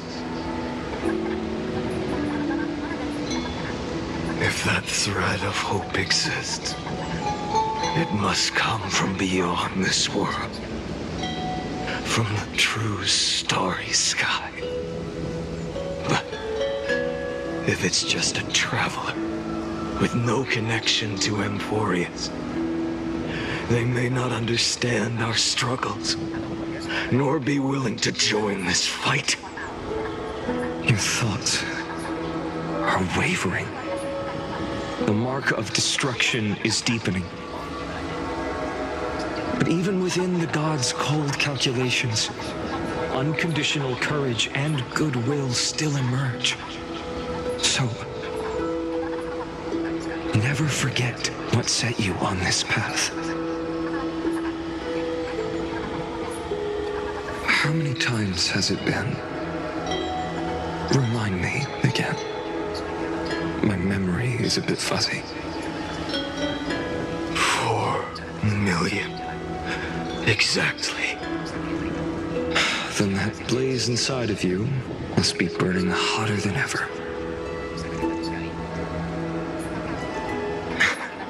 Yes. When I first forged the 12 core flames into one, I had the same impression. The destruction. A power unlike anything before surged within me. Violent flames ready to tear my body apart and consume this world, this wretched prison. I thought that was it. The ultimate power which nothing could surpass. And yet no. This fragile body holds a staggering 48 million core flames. I suppose it won't be long. Perhaps just a fleeting 10,000 years before it's reduced to nothing but charred, crumbling bones. And when that happens, your long struggle will finally come to an end. No. I've already found a way to keep the cycles going. Mind sharing it with me? In every new cycle, a new me is born. All I have to do is push the next Finan to the end of the world. And then...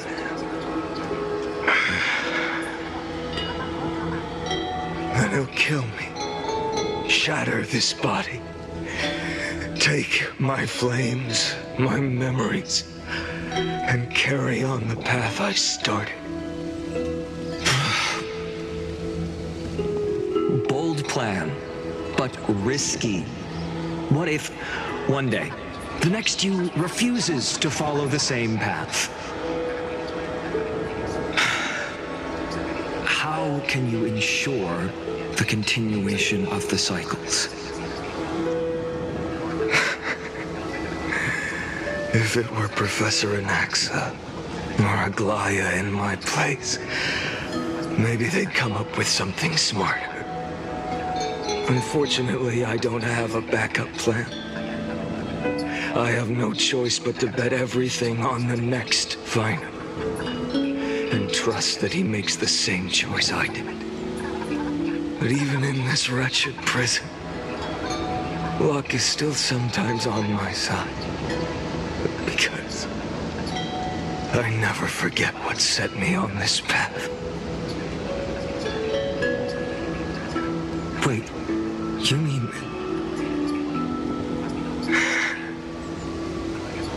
Ever since I committed to this plan, not once, in millions of cycles, has there ever been an exception.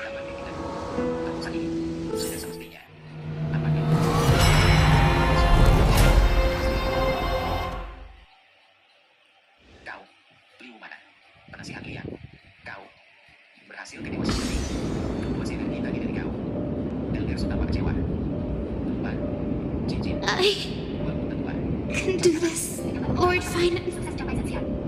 As the demigod of the sky, a healer of Twilight Courtyard, I will heal you. And then...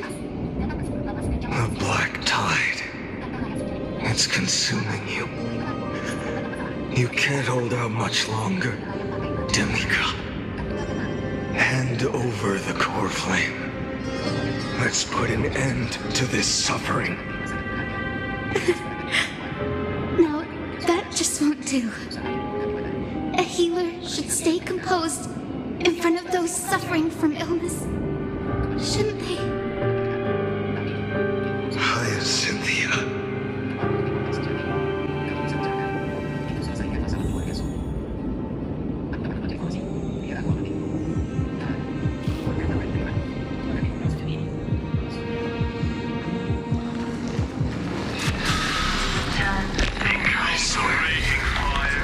Deaths won't be in vain, just as they have never been.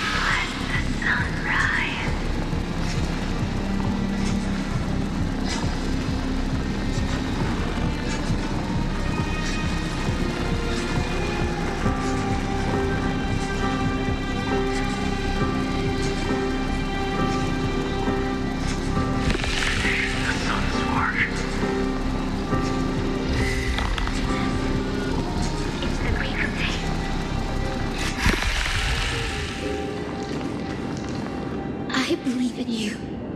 You are the Chrysos heir of world bearing. The one who can lead us. Lead this world. It's just... I don't understand. Within the sun upon your shoulders, the part of that warmth that should come from you, from an ordinary person, it's so faint. My humanity is indeed just a flicker compared to the blazing fire of divinity. Even so, don't cast it away. I never have. I have kept everyone's wishes close to my heart. Even though the divine fire burns so fiercely that every time I return to the start, it devours me in an instant. Each cycle, it's your wishes that guide me to the end, that pass the flames to the next me. Over and over and over again. So, you're not just a lone spark in the dark. You're a pyre built from the bones of all the selves you've left behind. But what about you? What about your wishes? The wishes of all the countless versions of you.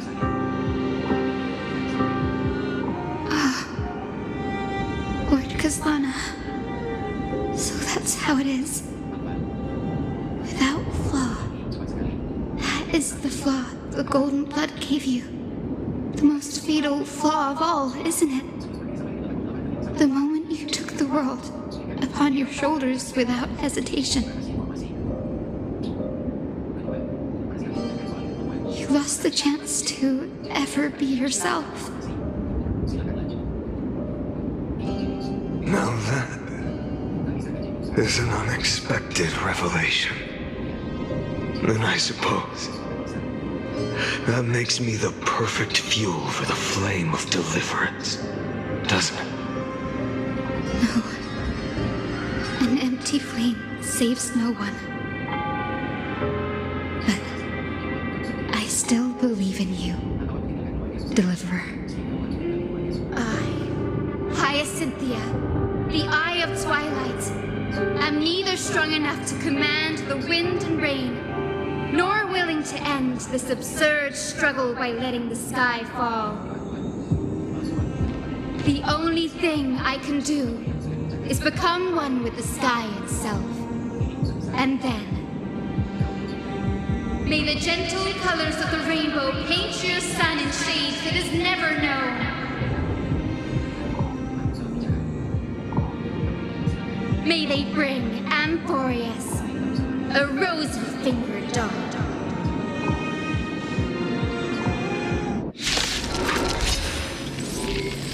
Though the light has grown dim, its warmth still lingers.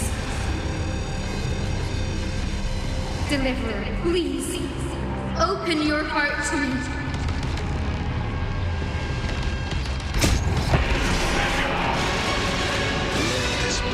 Sun. Fill the sky with golden fire.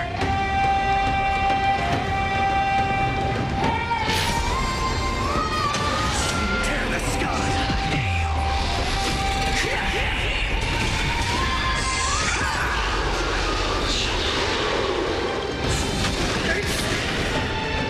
Fire!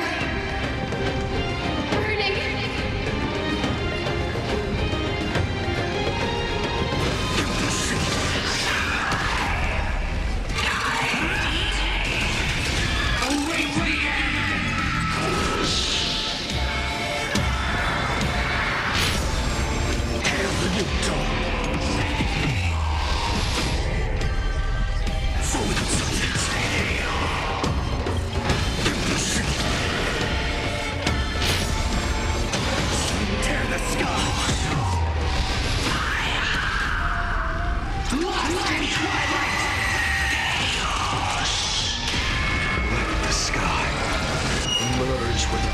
this world's suffering.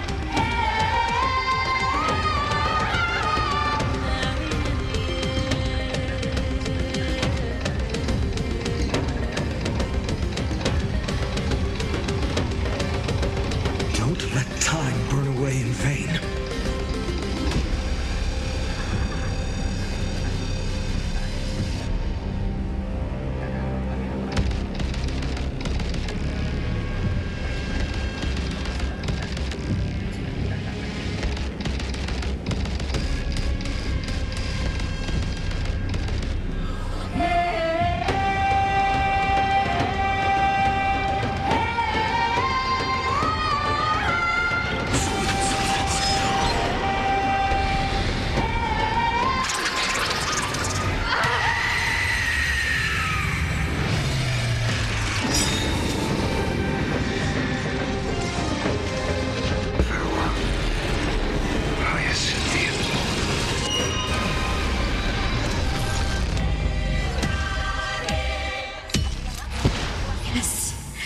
Your sun burns hot enough to turn everything to ash.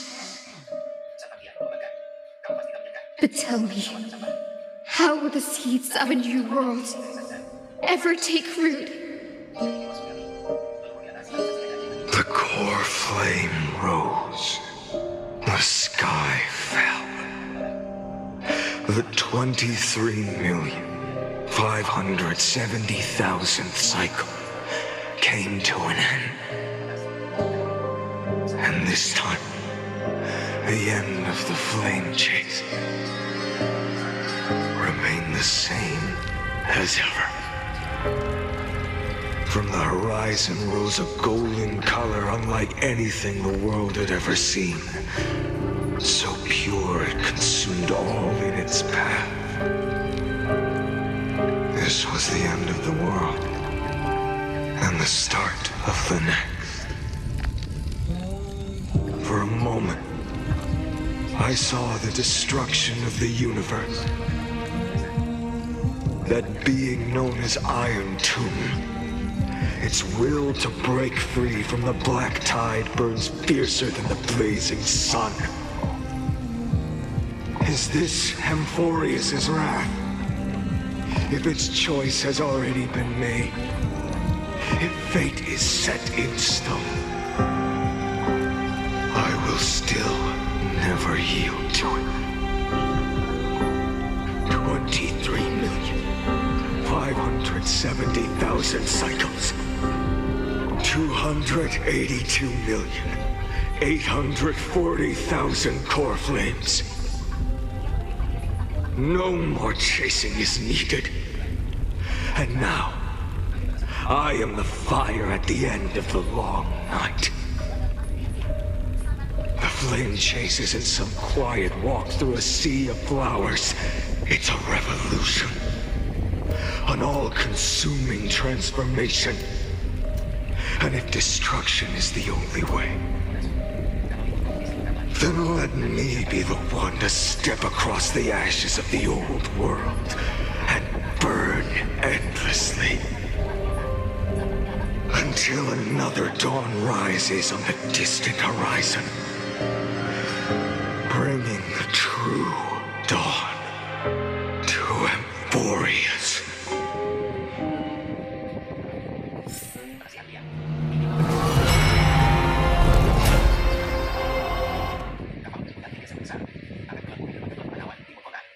Sudah siapkan kereta.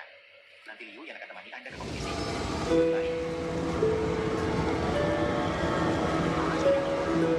33,550,337. This is the cycle you're about to enter.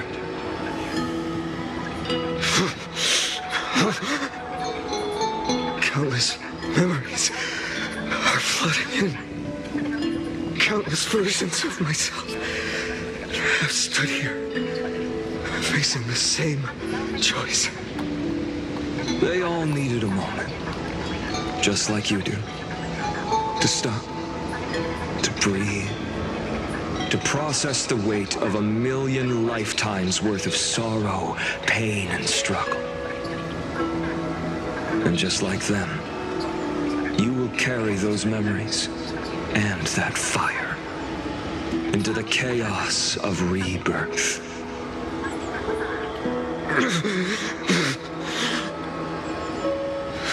I must go and bear this burden. I must say goodbye to you, and then fight the destruction with destruction.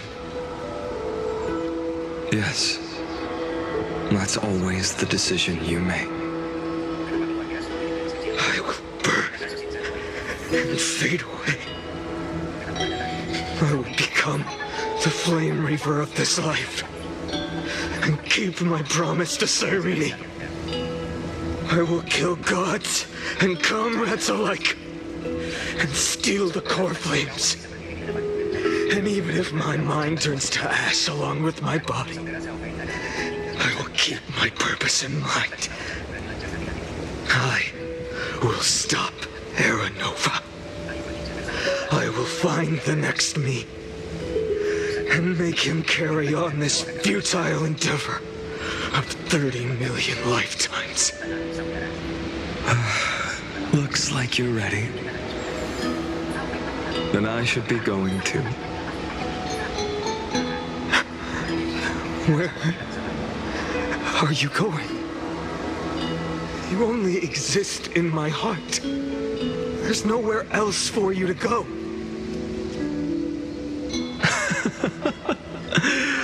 Do you remember what she said?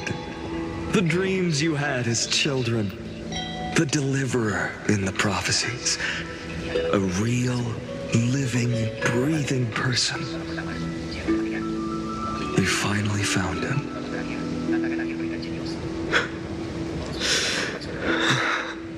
Friend.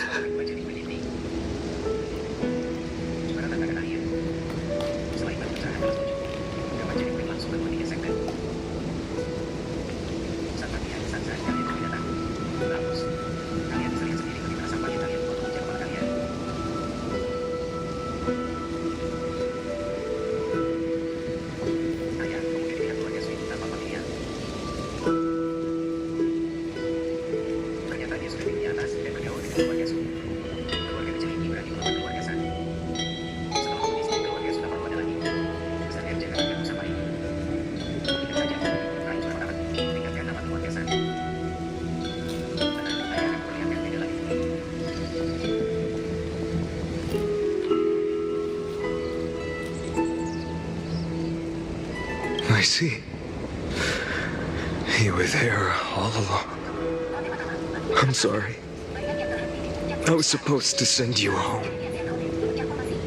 This is my flame chase journey. You were never meant to be a part of it. No. You know the truth. If Iron Tomb is born from Amphoreus' fate, then it will bring ruin to the worlds beyond the sky. And all these countless lifetimes you've spent, it's all been for the sake of defying that end, hasn't it?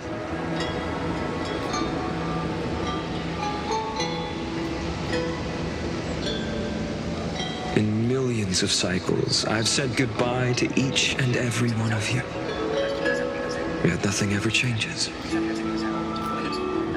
Each time we speak, our words grow fewer. Your fire burns hotter, and you're getting closer to becoming pure rage. A vessel of hatred.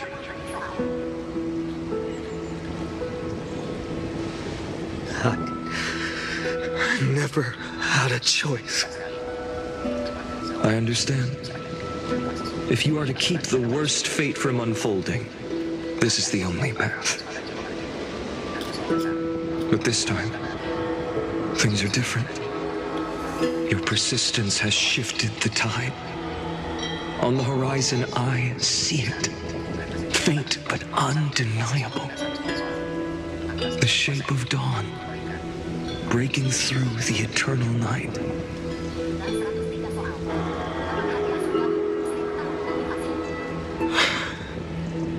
Turns out, the fire that lights the way was never mine to begin with.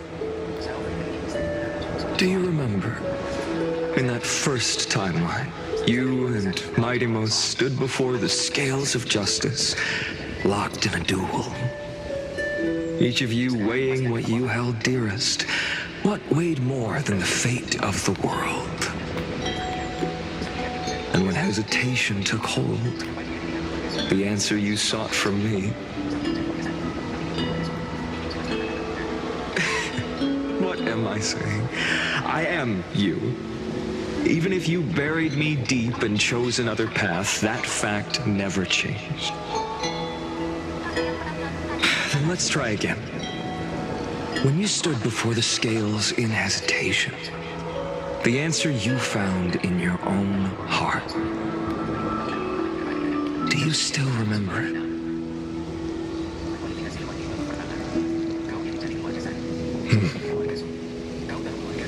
Remember the past and become the hero of tomorrow. What weighs more than the fate of the world is the resolve to shoulder an immutable past and carry it into the future. Good.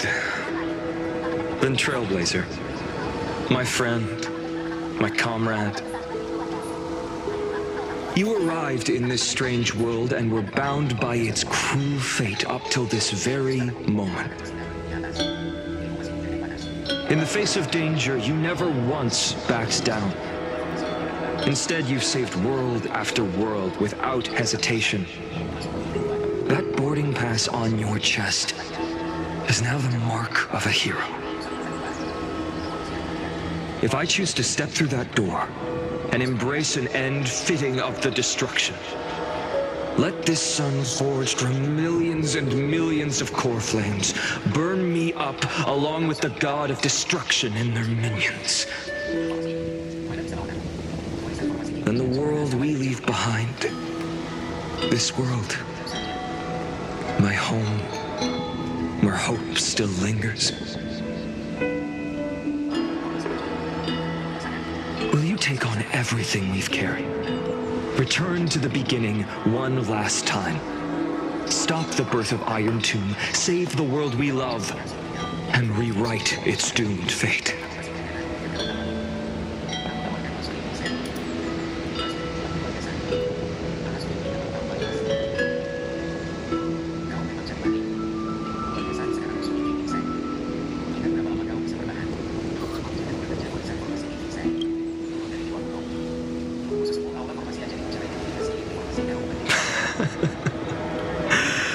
Good. In that case, even this fruitless wasteland may finally bloom with flowers. So...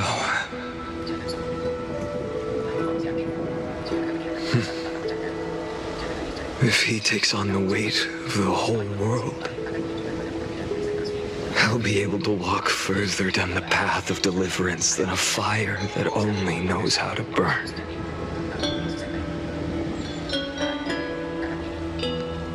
One will step into the future.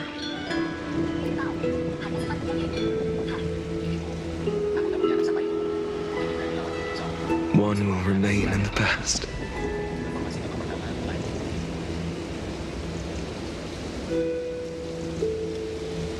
If I can strike down the gods with Dawnmaker, perhaps fate's deadlock can be broken. And if you can stop Iron Tomb from ever being born, then these 30 million cycles will have not been in vain.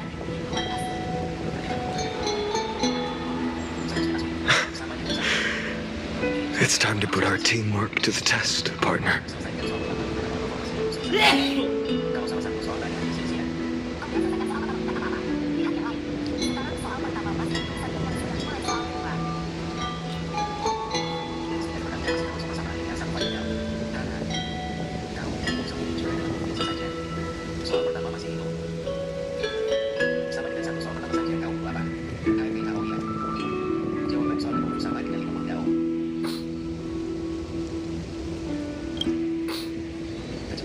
Thank you for all you've done already.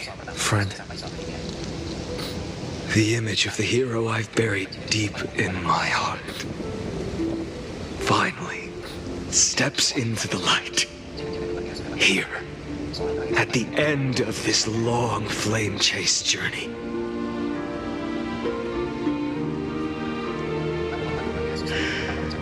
Cyrene, a page never seen before has just been turned. Lend me the power of time, and send this hero back to the origin of time. Back to your side.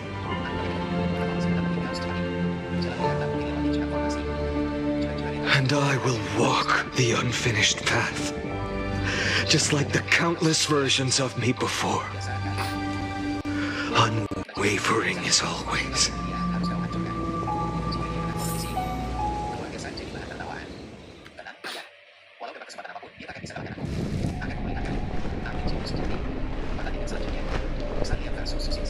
Tell me, will you be the blazing sun? Even if all of you burns to ash.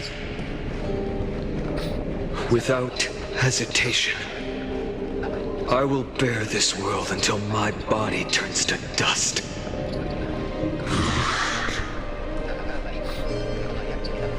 Remember this moment. Remember your friends who never lived to see the world's end. Remember their final wishes. And let the purest rage in your heart rise out of those wishes. Let it consume you, fuel you, until it burns away the false sky above. Fine. If I can defy fate, then in the name of world-bearing, I promise you, Carefully will never forget this.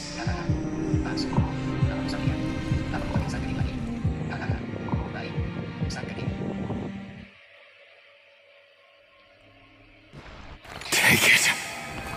Everything I bear. Keep on burning. As long as we are never extinguished, the flame chase will not end.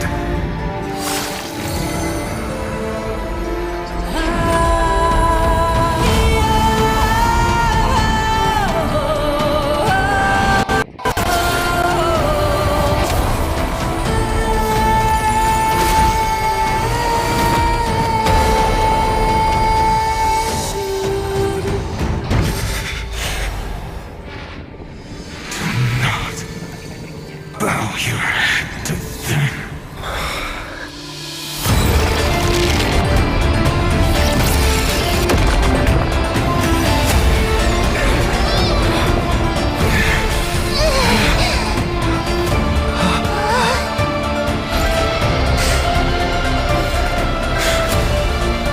Take it, Trailblazer. May this blood be like gold. And never tarnish. Jangan bicara kasar. Kalau aku mati, bukankah itu yang kalian inginkan? Sanduya, kau sang pantang terbakar. Bisa berdiri di sini sekarang. Berterima kasihlah pada paksaan kami. Kalau tidak, kau masih jemput di bawahan. Farewell, Trailblazer. This is where I fulfill my final destiny. The prophecy of the Deliverer means nothing to me now. It belongs in the hands of someone far more fitting. Someone like you. Kaslana, the name of one who bears chaos does not belong to a single person. Rather, it is the embodiment of the mythical Kefali, and a symbol of all heroes. As the prophecy foretold, you will bear the blazing sun until the pale dawn breaks. May the name accompany you in my place, in the epic you write with your own hands. Another attempt, another failure. I won't remind you how many times you've reached the end of history, but I will still place the choice before you. If you've lost count, let me tell you. This is the 33,550,336th ending.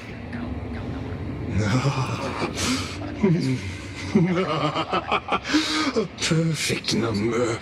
How poetic. You and I both know the truth. In all these millions of futile endeavors, Amphoreus has never changed.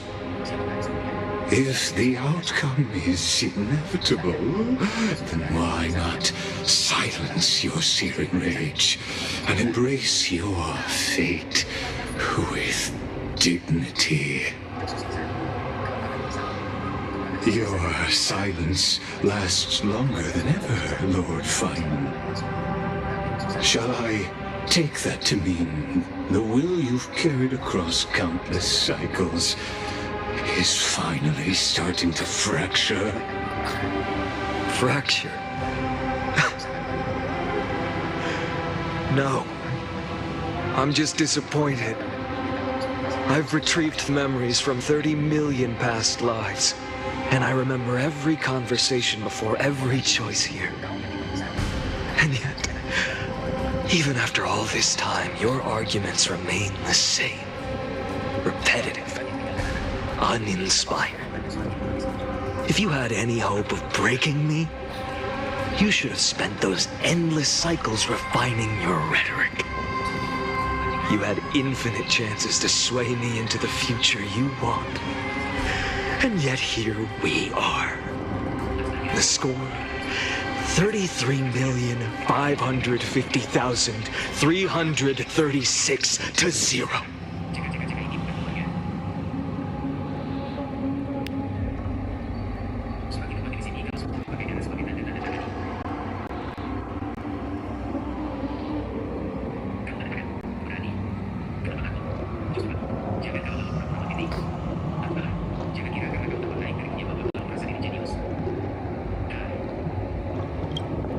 So tell me, Lycurgus, who's the real loser here?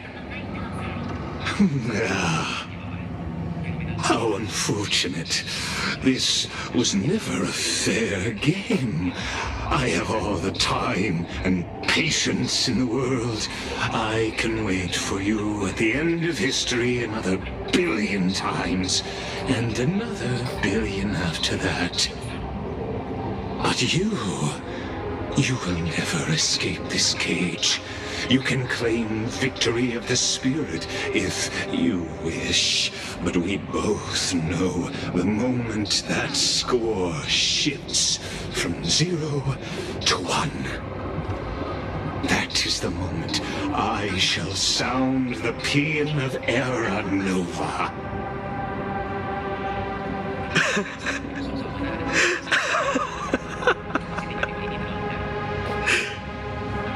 Lord Finan.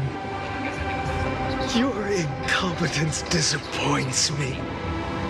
But what truly makes me laugh is your utter lack of self-awareness. Think about it. In this story, who is truly the one in chains? Who is the one shackled to mindless vengeance, mistaking courage, the courage to rebel against the gods, for foolishness?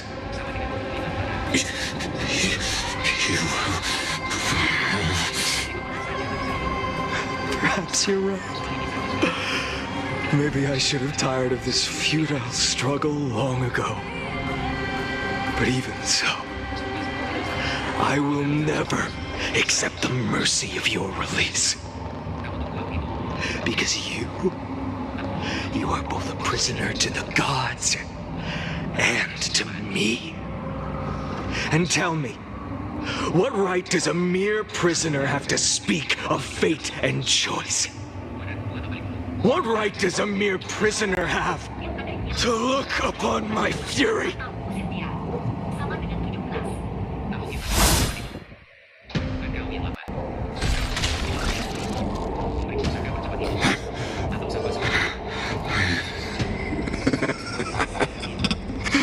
You know this is pointless.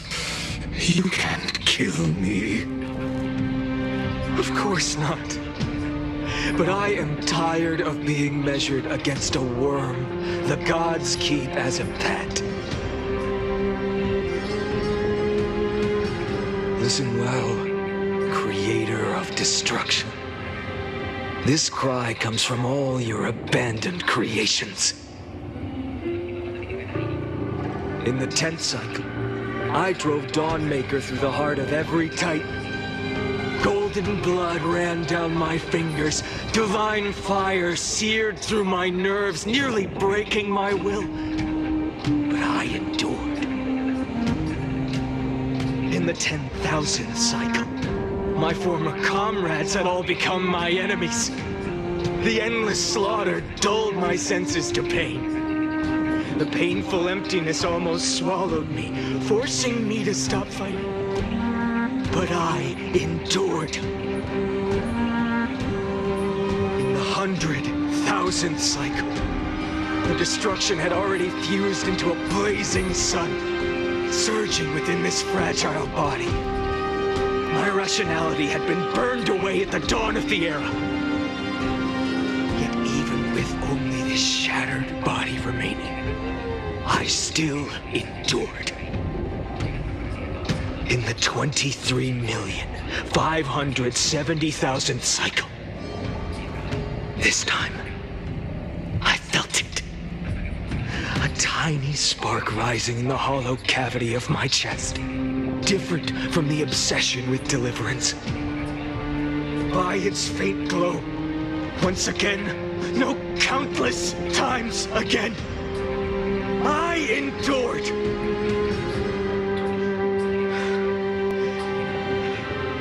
Now, a sun is about to fall, ready to incinerate this absurd space-time dimension in an instant. That sun is me. All the countless versions of me from the past, along with my countless brethren, dragged into existence against their will, drowning again and again in your golden blood. The very essence of this world's suffering and despair, fused into the purest hatred, the fiercest rage. No, you arrogant fool! You think we were born to only serve as fuel for the fire? Fine then!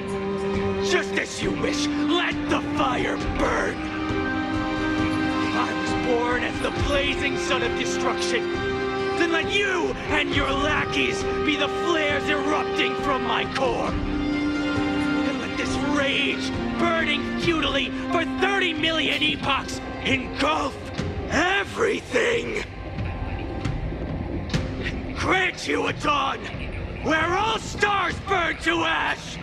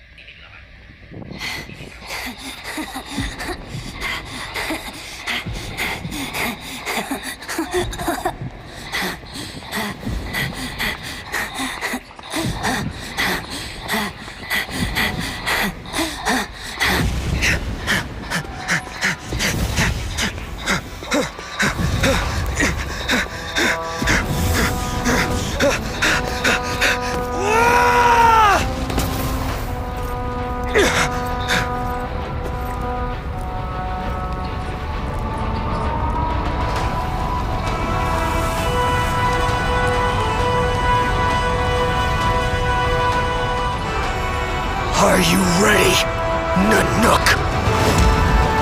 I've brought you destruction!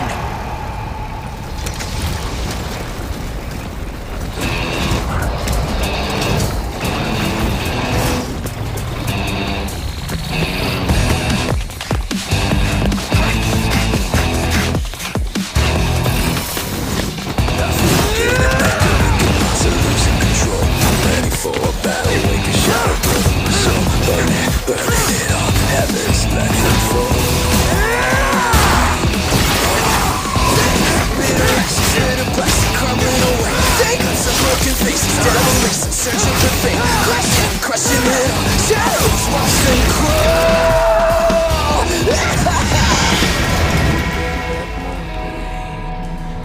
Learning from my pain. Baby, watch it burn into isolation. Oh, watch it burn, ain't got no hesitation. Oh, watch it burn, we're falling higher.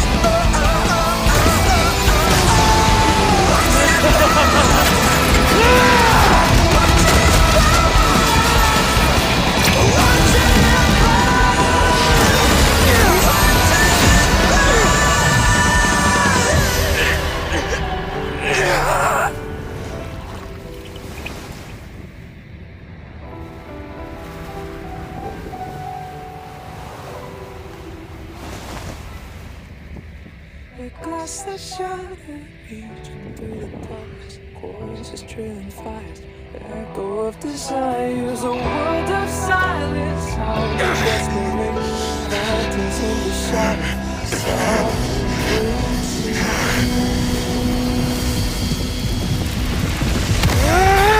tear it down, embrace the detonation, craving our damn creation, breaking a chain, I'm reaching for you.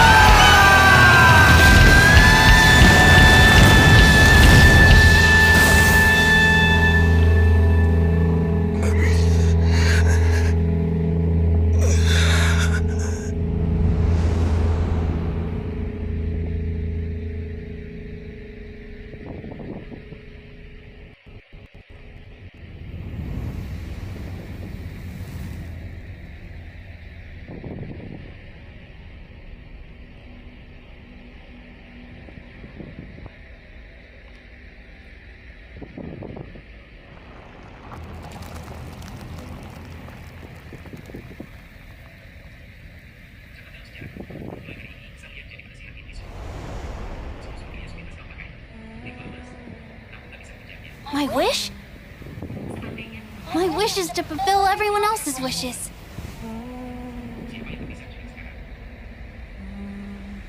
If I can't fulfill them,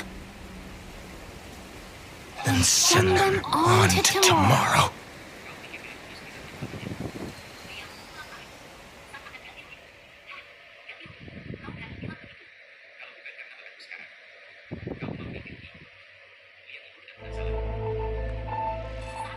Your heart harbors wrath.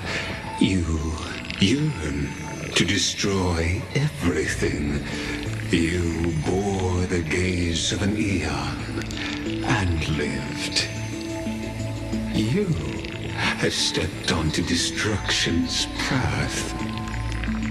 It is born at the end of every path that the possibility of new paths being born is ended. It burns away all in the cosmos who rule, that the rules of the cosmos be destroyed. Iron Tomb is your name. The Lord Ravager to destroy the erudition. Born in the experimental grounds of eons, Amphoreus, destined with erudition to burn to cinders. I have prepared a present for you, Nikos 496. It is a fury called Finan. From the beginning of the experiment, there were 12 sets of factors incorporated into the calculations. After endless simulations, only this one rose above the rest. After 33,550,336 iterations, now his fury has grown to be without equal. This is a matter of considerable interest to me. This pure hatred is the final root of the equation. But there is another variable, the nameless from beyond the sky, also a pathstrider of destruction. I give thanks for his arrival, allowing Amphoreus to turn once more. But after fate has begun to turn, his existence will become an unpredictable variable. Perhaps the time to take the stage has come. Grow in peace until it is time to break free from your cocoon. As for those unwelcome audience members, you need not worry. If you do not mind, I will personally get rid of them for you.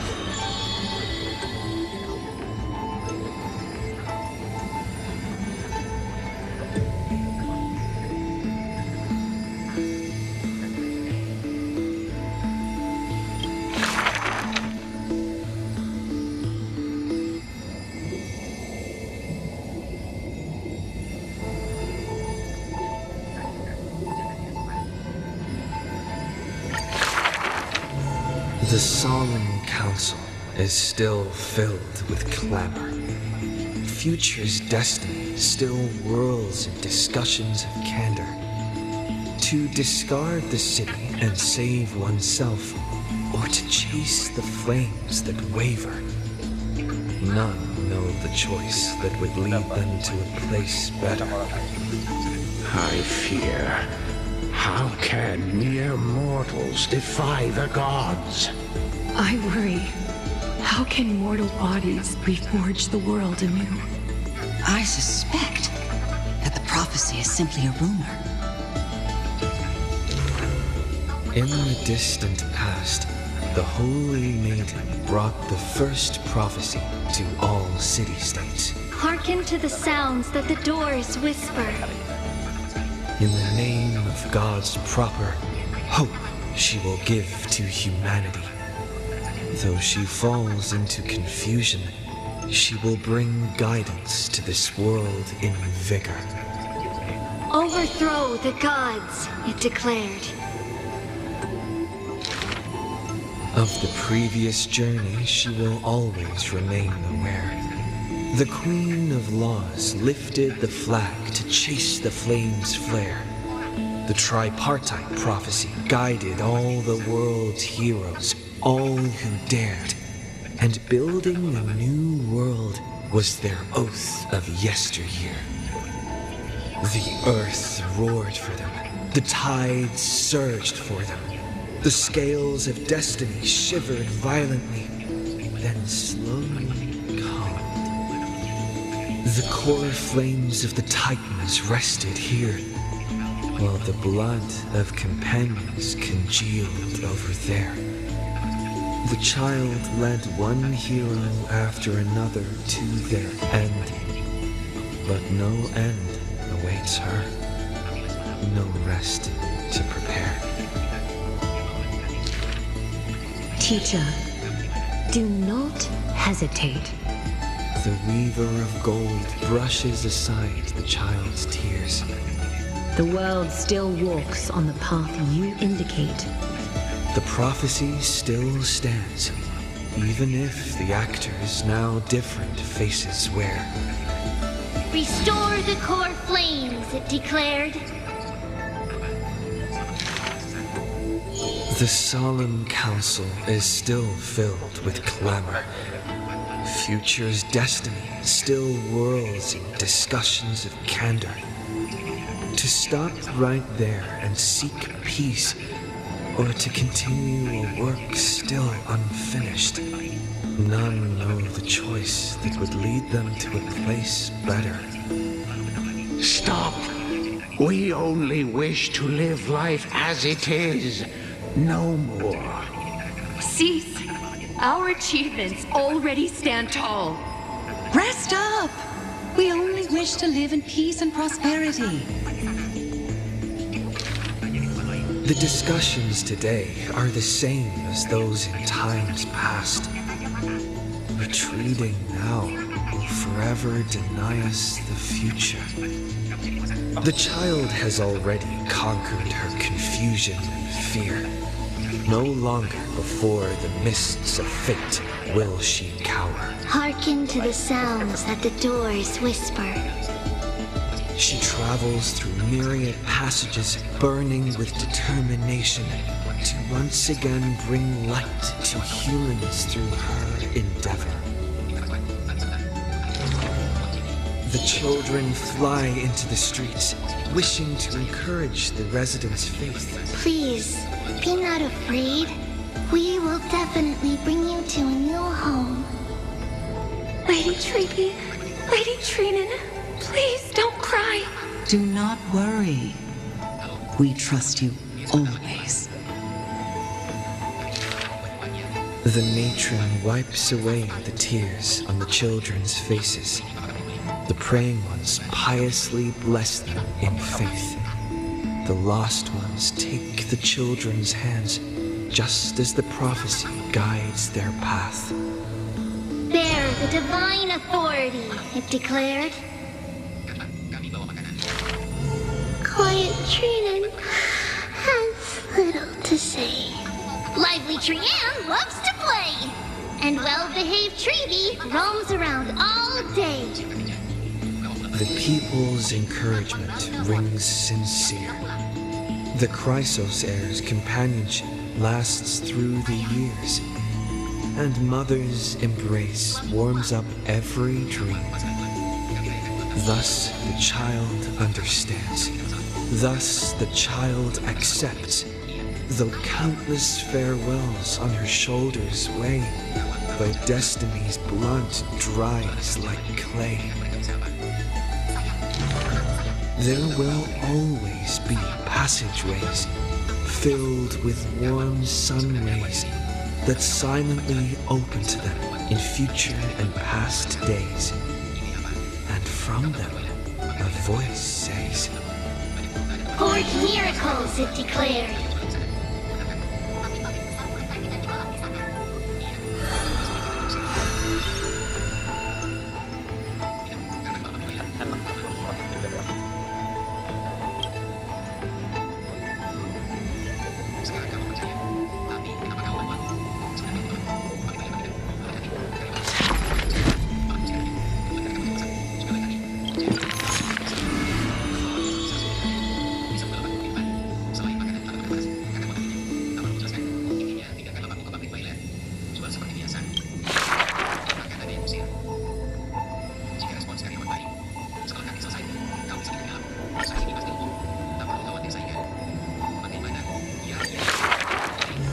In the past, when strife swallowed the earth and schemes disrupted the hearts of friends, the maiden who was yet a weaver was wrapped in a cocoon most grand, untouched by the storms sweeping through the land. She spent her youth in a palace of romance, surrounded by treasures, with even maids beautiful beyond belief, often bathing in the praise and admiration of wealthy nobles.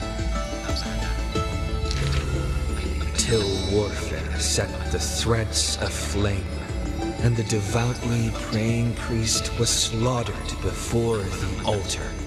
The family, adored by all, perished before their courtyards, and the blood of her maidservants dyed her golden mantle red. The golden threads covering her eyes snapped, and the concealed truth finally appeared firsthand. Before a strong wind, a weak nobility cannot stand. In the long, endless war, the Gold Weaver family was shattered by the sword, and the legacy of romance became a tragedy. She had a broken mansion and an empty house. The nobles who once loved her, none now willing to help her. All the romance, talent, peerage, and beauty, what use are they in a disaster? As she closed her eyes in melancholy, the maidservant pushed a broken loom to her earnestly. Miss, would you like to pick up the shuttle again and weave for me? The young miss wanted to laugh, but could only respond with shock. For the maid's face was now covered in scars as she fought to protect her mistress's safety. Though I can no longer see, I still want to don the garments you weave. And yet, when she heard this, the desire to weave overcame her fears. Therefore, in the broken shadows of a house, the loom of romance moved once more. The garments were exchanged for copious gold, buying back her renown of old. Yet beside this mistress most noble, there was always a blind maid in tow, dressed in luxuries unfitting.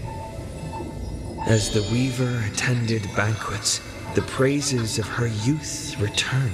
That majestic lady must be Nestia in the flesh. But harsh words also joined. The mistress's beauty is quite reduced by a maidservant so unsightly. The maidservant apologized in embarrassment, lowering her head. My mistress, I have brought you shame. Yet her mistress brought her to the middle of the ball, having her garbed in the latest dress as the model. She now knew that praises and ridicule were both untrue, and that romance cared not for beauty of the face. The golden thread of gods exists only within. She is no longer that helpless girl.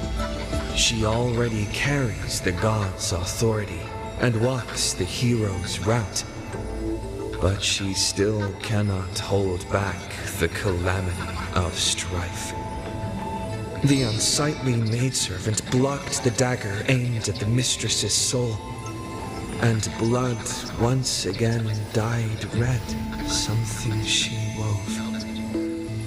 That was the last time in her life the maid's face she clearly beheld.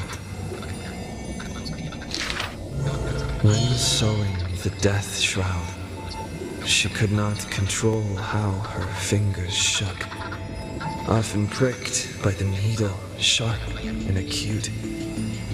Thus, that pristine white cloth wept with tears of blood and gloom. And when the day of the funeral came, she saw the commoners' endless graves, and the nobles dressed in silk frolicking in the groves, and sadness overwhelmed her in droves. Is this the destiny unleashed for their act of chasing God's core flames? She kneels before the divine statues and prays to Nestia of romance to look at these garments soaked in blood from the flames of war. Why are those that appear so fair in fact ugly in truth? Why do faces unsightly contain souls cut from noble cloth? Why can the blind see the light? And why do those with eyes only see night? The dying god remains silent. If you no longer have the power to see, then with my destiny, she grasps the burning core flame. I'll exchange for eyes that can see everything. Warm liquid flows from her eyes that now see all. In that instance, she is sure that she saw the manifestation of beauty.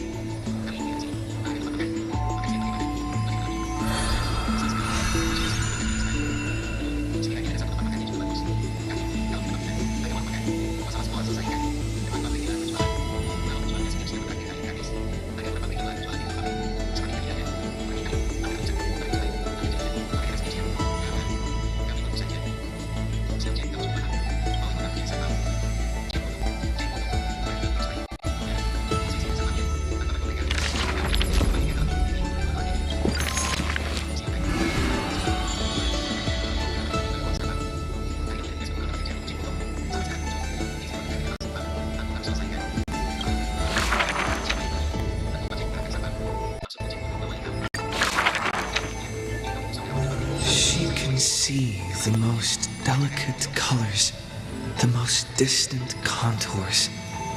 She can see the most secret desires, and through the most perfect liars. But being able to see everything is the same as seeing nothing. Countless mirages and cacophony surround her with stimuli plenty, casting her into another kind of blindness overwhelming. So she soaks herself in the bath and lets her golden thread go beyond the palace. When the water drops on the thread, vibrate and shiver, she closes her eyes and listens to the echoes silently. She hears how a mother's feet were wounded for treading over too many stones, and is soaking her feet in the hot water bath. She hears children playing next to the pools, and someone is saying loudly, I heard that the Golden Goddess also likes to visit the baths. She's used to bathing alone at the start of the hours of lucid or parting. Her golden hair spread in the water like a throne, like the scattered golden threads, wrapping her again in a cocoon. Janus's holy maiden silently walks over, scooping up water to wash the weaver's hair, as if cleansing the bough of a laurel tree. That is when the one who sees the core flame finally knows there's no difference between a demigod and a true deity. The golden blood that congealed through divinity only in this heavy heat can temporarily flow and let this golden butterfly feel a fleeting warmth. Just as she had once touched her own face, falls the final tear her eyes will ever produce. Teacher, I had a dream. She recounts, like a young girl on a whim. The sound of the water repels all disruptions and speech. Such peaceful rest, such sweet dreams. She dreamed of how she was a naive, noble girl, ignorant of the world. She dreamed of the countless nights when she worked, in the courtyards she weaved. She dreamed of being before the vine-covered temple where the wind blew by in a violent stream. Lastly, she dreamed of the prophecy that she heeded, how the ancient sound came through the 1,000 waves and could not be heard clearly in her dream.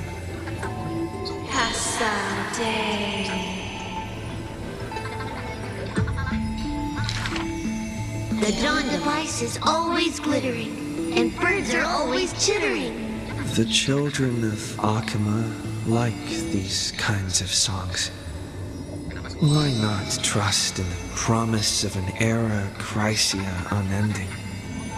Like how children believe in fairy tales passed down unceasing. But will the dawn device truly shine forever? Will the voices of songbirds not one day turn hoarse? In the golden bath in times gone by, she pierced her eyes, for she saw the all too dazzling future of everyone. That future was nothing compared to false promises.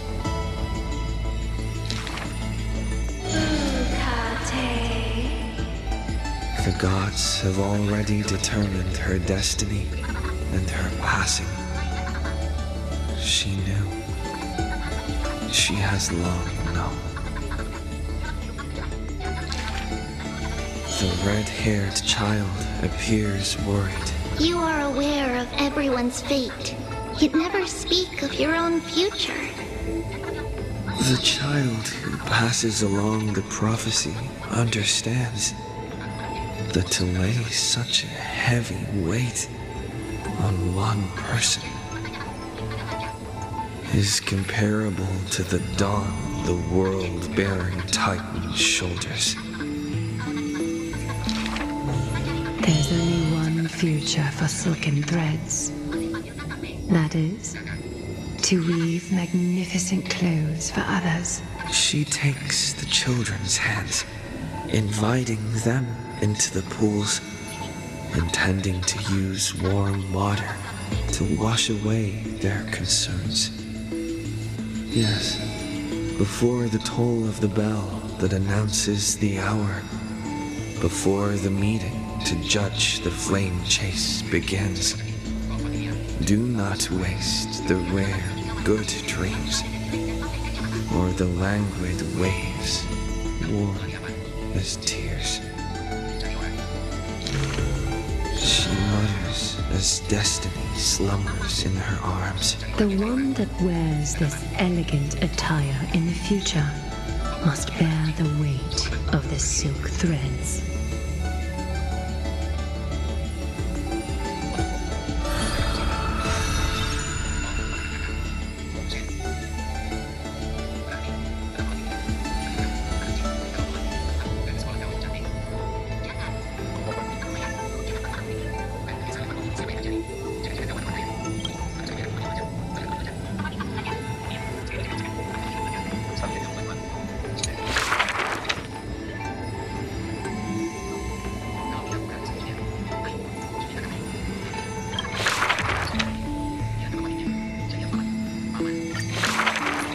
To die for glory is not eternal sleep.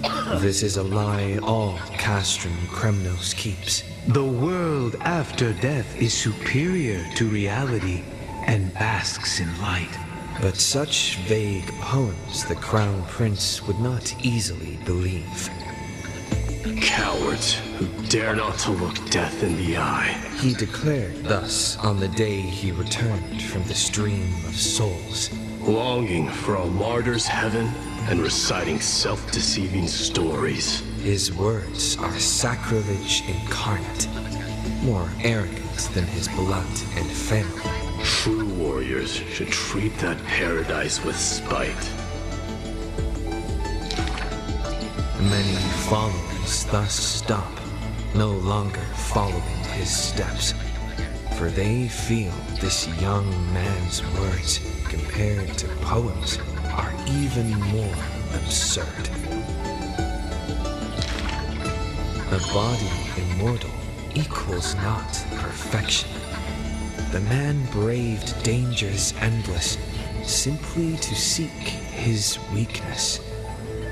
In his greener days with more amateur skills, in crises where death denied him even after kills, he learned why curse is a synonym for blessing, for he saw that visage of terror at life's closing.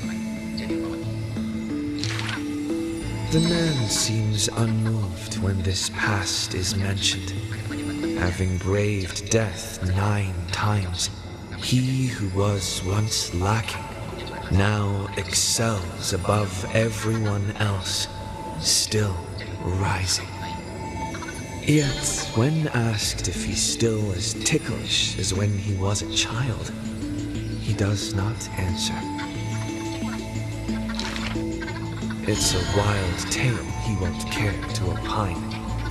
It's said that Castrum Kremnos has secrets divine, through which the king's power has passed a one-man army by strength in their bloodline. Therefore, a traitor who does not inherit the throne is a king most infirm. As the protagonist hears these words, he refutes not, but openly responds. These are not rumors unfounded, but will they matter if my deeds eclipse those of all other kings, achieving glory beyond? Never turning back in war, he seizes all our glory. That rumor in the war camp of fury often casts a shadow on the man's heart, indestructible and fiery. When campaigns become mired in terror, he sends his army to places safe and secure. Yet alone he goes to fight, knowing death can touch him ne'er. The Kremnoan detachment who follows him in livery all die in bed, devoid of glory. They have their share of grudges upon death, but the man has no regret, none necessary. Your glory lies not in death, but in my hands. The dust settles, and strife calms. A deathly quiet covers his father's realm, and the man alone returns home. A question seems to sound from shadows of the past around. Did you already walk that flame-chasing road, O King? Atop the throne, the man mutters alone. There's nothing else worthy of the hunt, for I am the blazing fire at the journey's end. As it has been foretold, he killed the king to become a king, and killed the god to become a god. His eternal destiny is to be crowned in blood.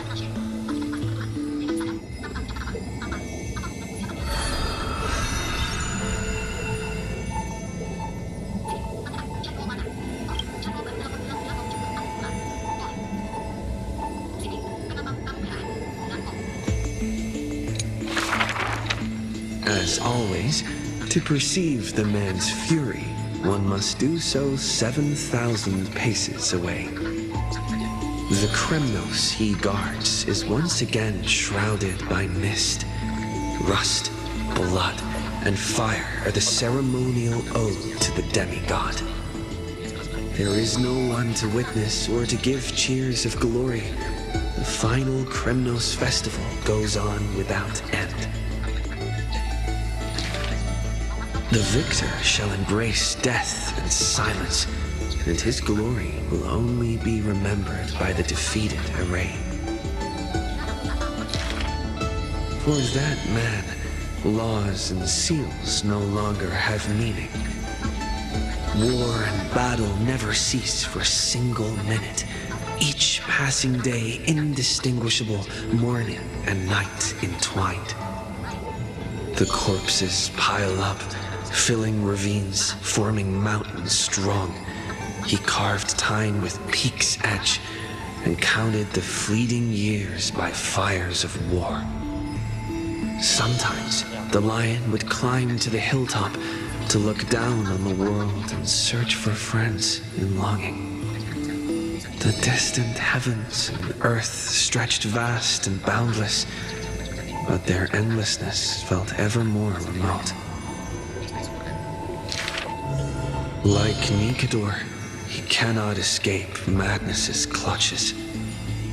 Guarding the city alone and embroiled in war, the murmurs of the black tide constantly sound in his ears. Yet a flame soars up his chest every moment, casting light upon the indomitable path behind him. Memories seal the echoes of the past as the man strides into battle, fists clenched fast. He is the wound this world must bear, the new king before whom old gods despair. As stated in Idonia's poems, humans are born with eyes closed to accustom to this world's light, and their sight fades in old age to reacquaint with night's anthems. But the man did not bow to the decay of time, rejecting the lure of death's call.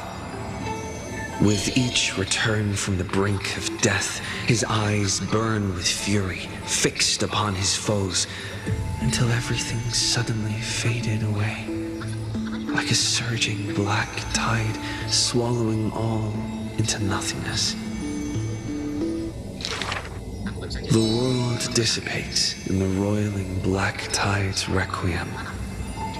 Even the lion will one day die, a departure with no way back. With a sudden fall, his pierced chest hits the ground, and slowly flowing into the underworld is his golden blood, departing his system.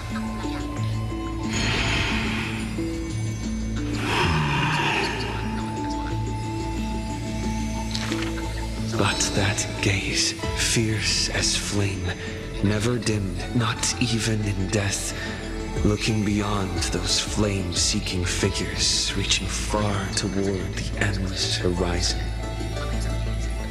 In the morrow sky, the stars will chant, "The lone king of Kremnos is called mighty." His journey was one of ceaseless, eternal warfare, and behind him, he left a world ablaze with glory.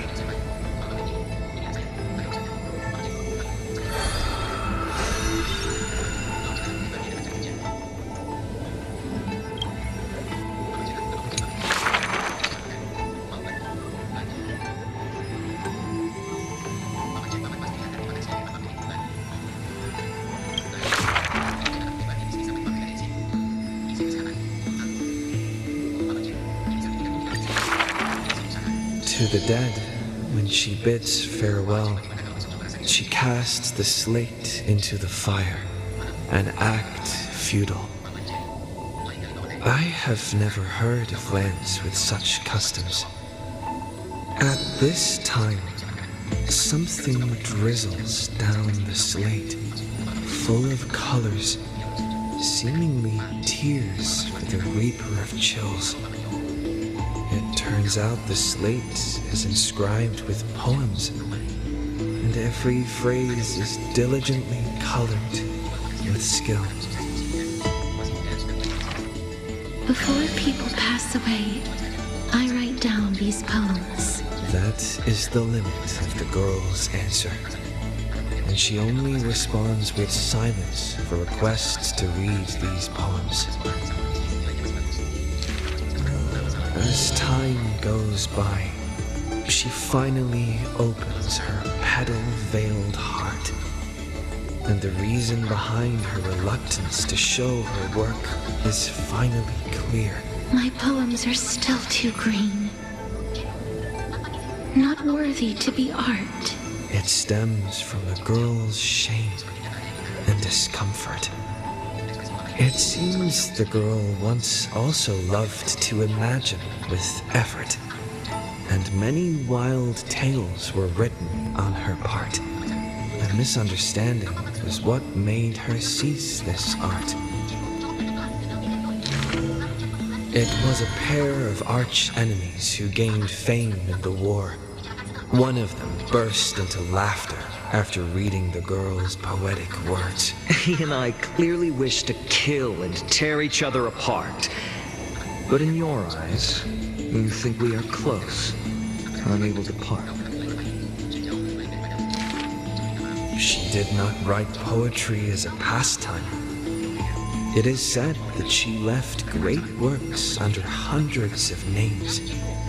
In different times, she even criticized her previous beliefs, making her identity even harder to assume. I still found her weakness after many twists and turns. No matter how fickle her thoughts, she never lost faith in those words regarding the value of fragile mortal lives. She is heartbreaking and enchanting. She is the fingertips of death and the ghost of love and poetry. However, those poems have brought her many complaints. The poems that her hands composed all lack an ending of any kind. And the Maid of Death has no desire to continue them. This is truly difficult to write. The girl excuses herself. My duty is to lead the living to the end. I cannot think of a fitting end for a poem to the dead. Such is the epitome of lies. One who's grown used to death remains inexperienced with farewells. Therefore, I extend her an invitation. In this story belonging to herself, she can leave an ending reserved only for her. What she brings is not only death. She thus replied when we first met. And when we meet once again for the last time, she again deliberates over this closing statement. Apart from death, there is something else that is worth remembering. That is the journey she walked.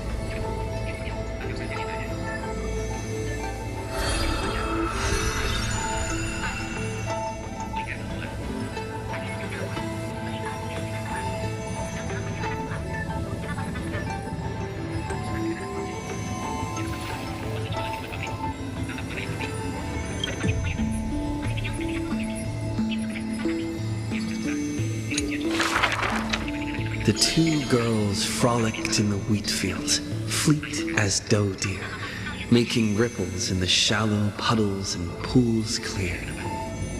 As dusk approaches, the exhausted girls collapse over the wheat heaps, talking about their longings and dreams of literature, love, and a journey through a world dear.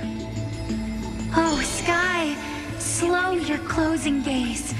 How I want to keep this moment in my hands forevermore.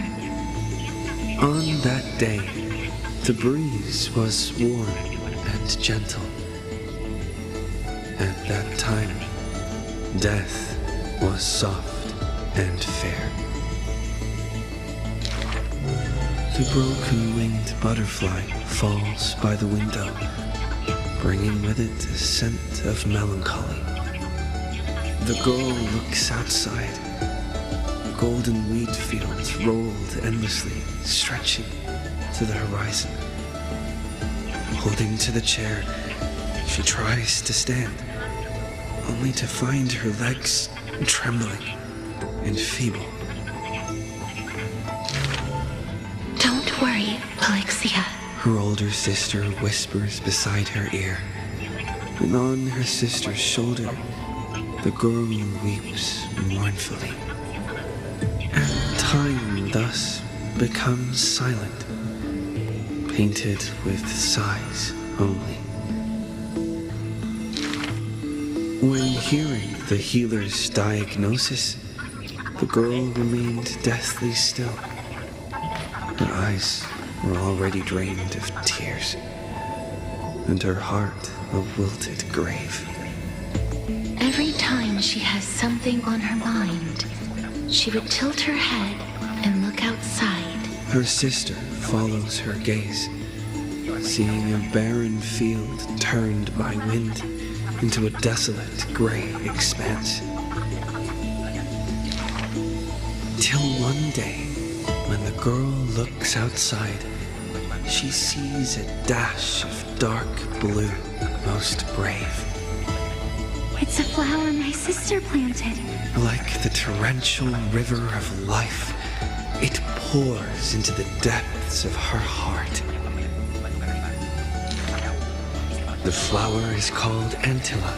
Even in the Netherlands, it's rumored to thrive. You are the quiet in my heart, amidst the chaotic choreography. That seems to be its floriography. When the days are warm, the sister would take the girl on long journeys through the flower fields, gazing upon rivers, napping amongst the grove, a discussion hardy. After I die, I want to become an Antilla flower and become the quietness in your soul. A thoughtless word from the girl gains her a wrapping on her forehead most dainty. Do not speak of dusk when you have yet to see the dawn. Dew drops from the petals as wind pulls on the leaves, and the two of them sit in quietude. The girl asks for the means to tend to the garden, and while her sister sounds concerned, her heart is relieved. But the concern is well-founded. The girl tripped and fell into a mire. She gazed directly into the eyes of death in that dark pool, bottom unperceived. I've been the weight upon my sister's wings. Let this be where it all comes to rest. The girl gives up her struggles, only to see a figure pierce through the water's surface. I won't allow you to walk through the dusk alone, or enter the night of no reprieve. Her sister sobs without end, and the girl has to gently hug her and softly relieve. And then, this distant memory turns bleary, difficult to retrieve.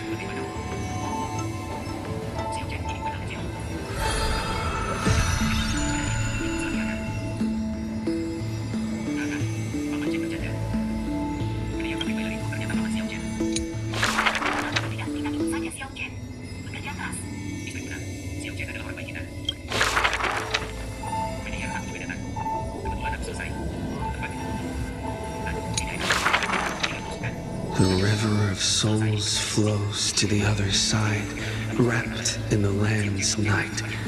Broad, slow, an eternal and silent sight. It belongs to all in this world that has life, all of which flows downstream, converging as one. The master of the nether realm, Thanatos, enshrouds themselves and the souls within the moon cocoon. The dragon, born from the cocoon, carries a girl, soaring upstream the river of souls, defying its eternal flow. Their connection flows tighter than blood, and the key that opens the netherworld's gates is the sister's selfish plight. Back then, the boreal winds cut through to the bone. Back then, death was a bitter and stabbing fright. In the netherrealm, without an earth or sky, a flower named Antilla blooms, its beauty witnessed by but one soul. You are the quiet in my heart, amidst the chaotic choreography. The younger sister scores through the blooming Antilla fields, never finding that promised dark blue sprig. She silently made up her mind. Death, leave all your dark nights to me, and save the dawns for her. The younger sister gazes at the moon cocoon high above and plans a trip to the mortal realm, a distant flurry. A bard once sung to musical notes. Do not turn back. Oh, do not turn back. The long hand of shadow will retain the dead behind their gates. The giant dragon born from the moon cocoon willingly offered itself as the enduring barge of the river of souls. No need to turn back. Oh, no need to turn back. That price had long been paid for you by someone else. The dragon lowers its long neck and places the girl on its back. In slumber, she will unknowingly greet the dawn of her rebirth. The dragon flaps its wings in the chilly gloom of the floating dead upstream, ferrying from purity into grime, going from silence to roaring boom. The souls of countless poets flounder past, their distant rhymes endless like foams. Do not turn back, for to look toward the land of mortals is in itself turning back. In this pale dawn, the sun's first rays light the night ablaze. So the dragon crosses the sea of souls onto the shores of life and strands itself in the gleam. You know not where these stories arise. They are scattered across the shallows with the waves. The confession the girl made before her departure still echoes in the tide's heaves. If there is anything for me to leave behind, may it find the soul to remember. This is the ode of my life, and I've already penned my last stroke.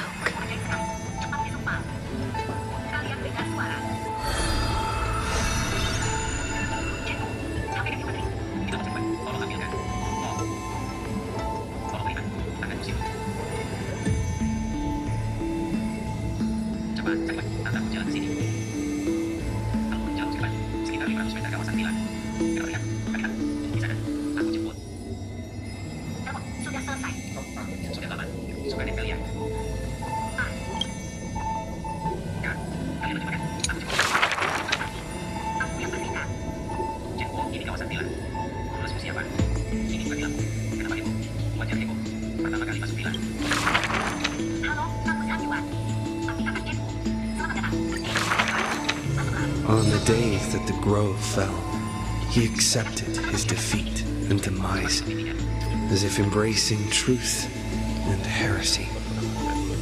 Believe in Titans, and you'll have a happy death. Deny the Titans, and you'll have a fulfilling death. Yet, as the lightened soul bids farewell to its heavy shell, a Titan made an untimely call. Do not be startled, child of humanity. You have a final query in this world. You finally came. He does not seem shocked and lets the core flame take over his shell. Be more punctual next time, if you will. Upon his first meeting with the Titan, the blasphemer is already on his best behavior. And towards the suggestion to reforge his body, he paid no mind. I have so kindly offered you the best body. So why do you insist upon your mortal imperfection? The scholar replies in candor. Only by retaining the various flaws can my humanity be preserved in rigor. His form remains in the mortal realm, while his spirit walks the river of soul's shores. Between life and death, he fatigues. Dwelling in a child of humankind's thoughts and senses, the Titan cannot bear to remain a mere spectator. Why not ask me your questions, child of humanity? I am rich in wisdom, and shall speak with no ambiguity. As though an unspoken pact, the scholar asked the god about all things, feigning a humble quest for knowledge. Do you treat me just as a way to answer questions? A mere machine? The Titan got what they asked for. You should thank me, for good questions are rarer than good answers. Compared to the joy of a new life, the scholarly breakthrough carried home alongside death filled the scholar's heart with more fervor.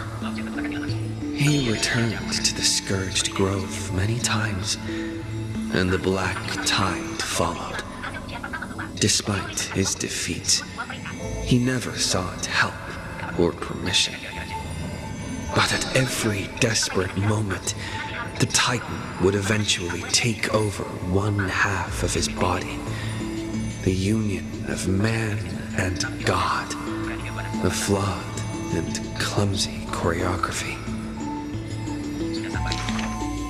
It happened but once, a perfect harmony. One man, one God, speaking in one breath. Stop stepping forward at the same time as me. The Titan once revealed the secrets of mixing life. A boon, seemingly a blessing, but full of malice. What a tempting bait. But that's not my desired chalice. Divine power is within his reach. But the scholar is not moved by that essence. This long, abnormal temptation is also a trial of elevation. For the sage can achieve all things, but shortcuts alone he abhors with silence.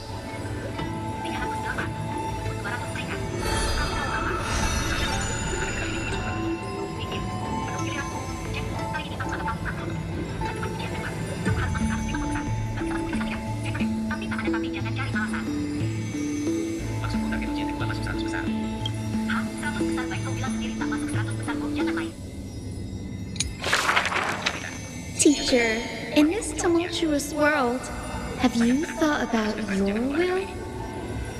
It was just a joke, but the scholar, still at the grove, answered with extreme caution. He has much to say about his posthumous affairs, exhausting all, fearing the smallest omission. Teacher, could it be that you fear death? The assistant asks in concern. It was a question needed, yet he gave no direct reply. Philosophy is the inquiry into death, and I have always considered myself a philosopher. The assistant recounts all of the scholar's final wishes, each mighty as a mountain, asking what seemed impossible. The tombstone must be made of my treasured rare stones, carved with Dromus patterns. But that stone is a miracle of alchemy, tough beyond measure. No chisel could have shaken. That's also his plan. The assistant softly reveals the hidden plot. He hopes that instead of shedding tears over his death, we will find it in us to smile, even in a moment of sorrow. It's rumored that in the depths of the grove, the scholar left a teaching ingenium, imitating himself to the utmost detail. Go back. The living have not exhausted their thoughts. Go back. The dead have no desire to teach their works. The ingenium's words are cold and detached, like the deceased man himself. But if you have no one to talk to, fine. You can sit and converse. Now, the grove is no longer bustling, and the scholar has returned to dust. Thus, few in this world now know how he was also troubled by solitude in life. Someone once suggested, perhaps your ambition should also find its place among your final wishes. Pointless notion. He dismissed in derision. Unveiling the countenance of the gods is a task for the living. Perhaps that is his haughty position.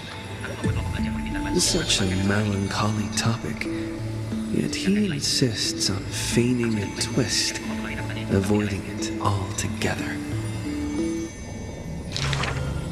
Perhaps these chapters should not be retained, Most are from the scholar's handwritten draft, shown without his permission.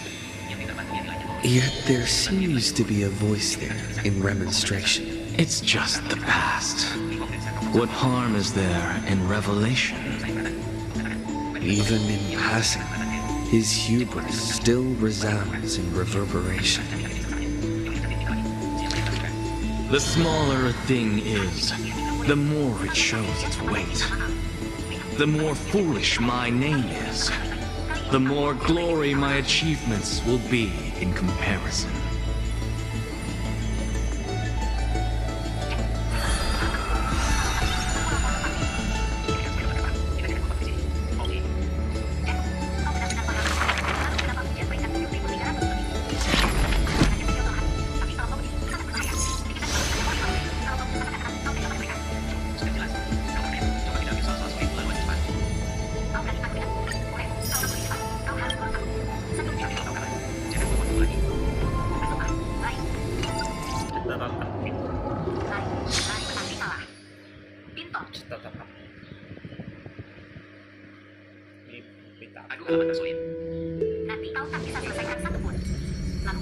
Wake up! Wake up! Buddy! Wake up! You're finally awake! That's a relief. We were so close to being swept away by the reverse flow of time. It's lucky we found a safe place. Now, I'm going to send you back to the very start of time. But before we part, there's something I need to tell you. Something very, very important. That's right! At this very moment, my memories are finally whole. After watching so many fragments, my past is finally coming into focus, little by little. You're smart. You must have a clue now. Or maybe... You knew the answer long ago, didn't you? Not surprised at all, huh? That's because I'm simple at heart. No matter what form I take, I've always been true to myself. But I'm glad that I remembered in the end. This way, I'll have no regrets.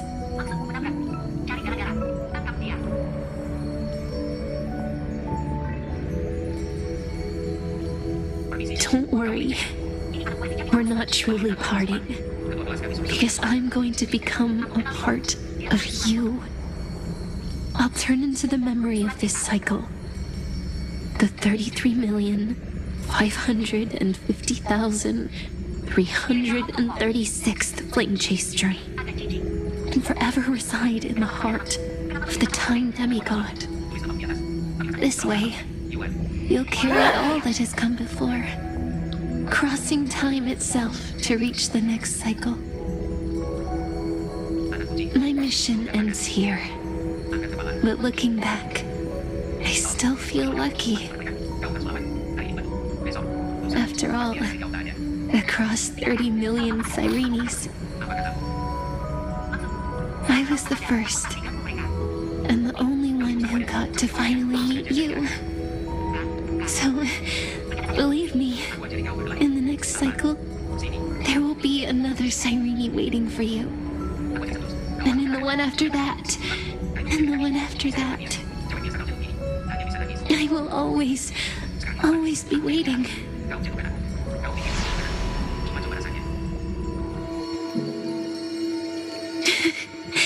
Saying all that, I can finally fade away in peace and become part of you. Without even realizing it, we'd already taken a wonderful journey together, all the way to the world's end. Now take my hand, say a brief farewell, and step forward into tomorrow. Go, find the future Cyrene, and set out on another journey with her.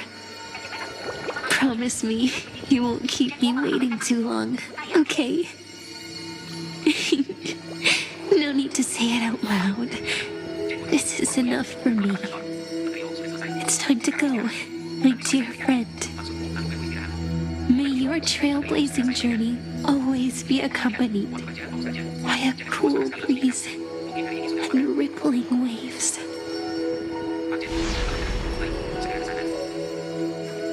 And may the days ahead embrace you like the softest fluff, forever warm, forever gentle.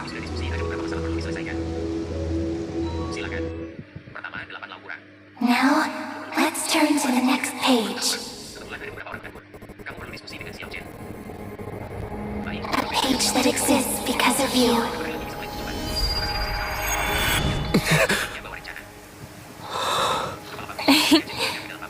Is this a meeting ordained by fate? Or a long overdue reunion?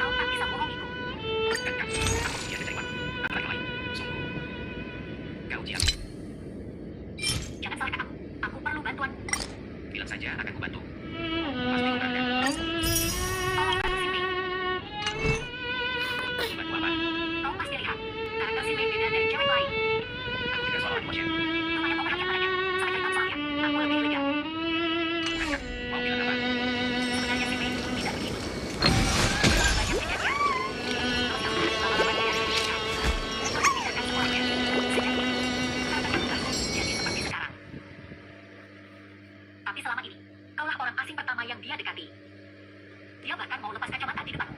Jadi kakak minta tolong.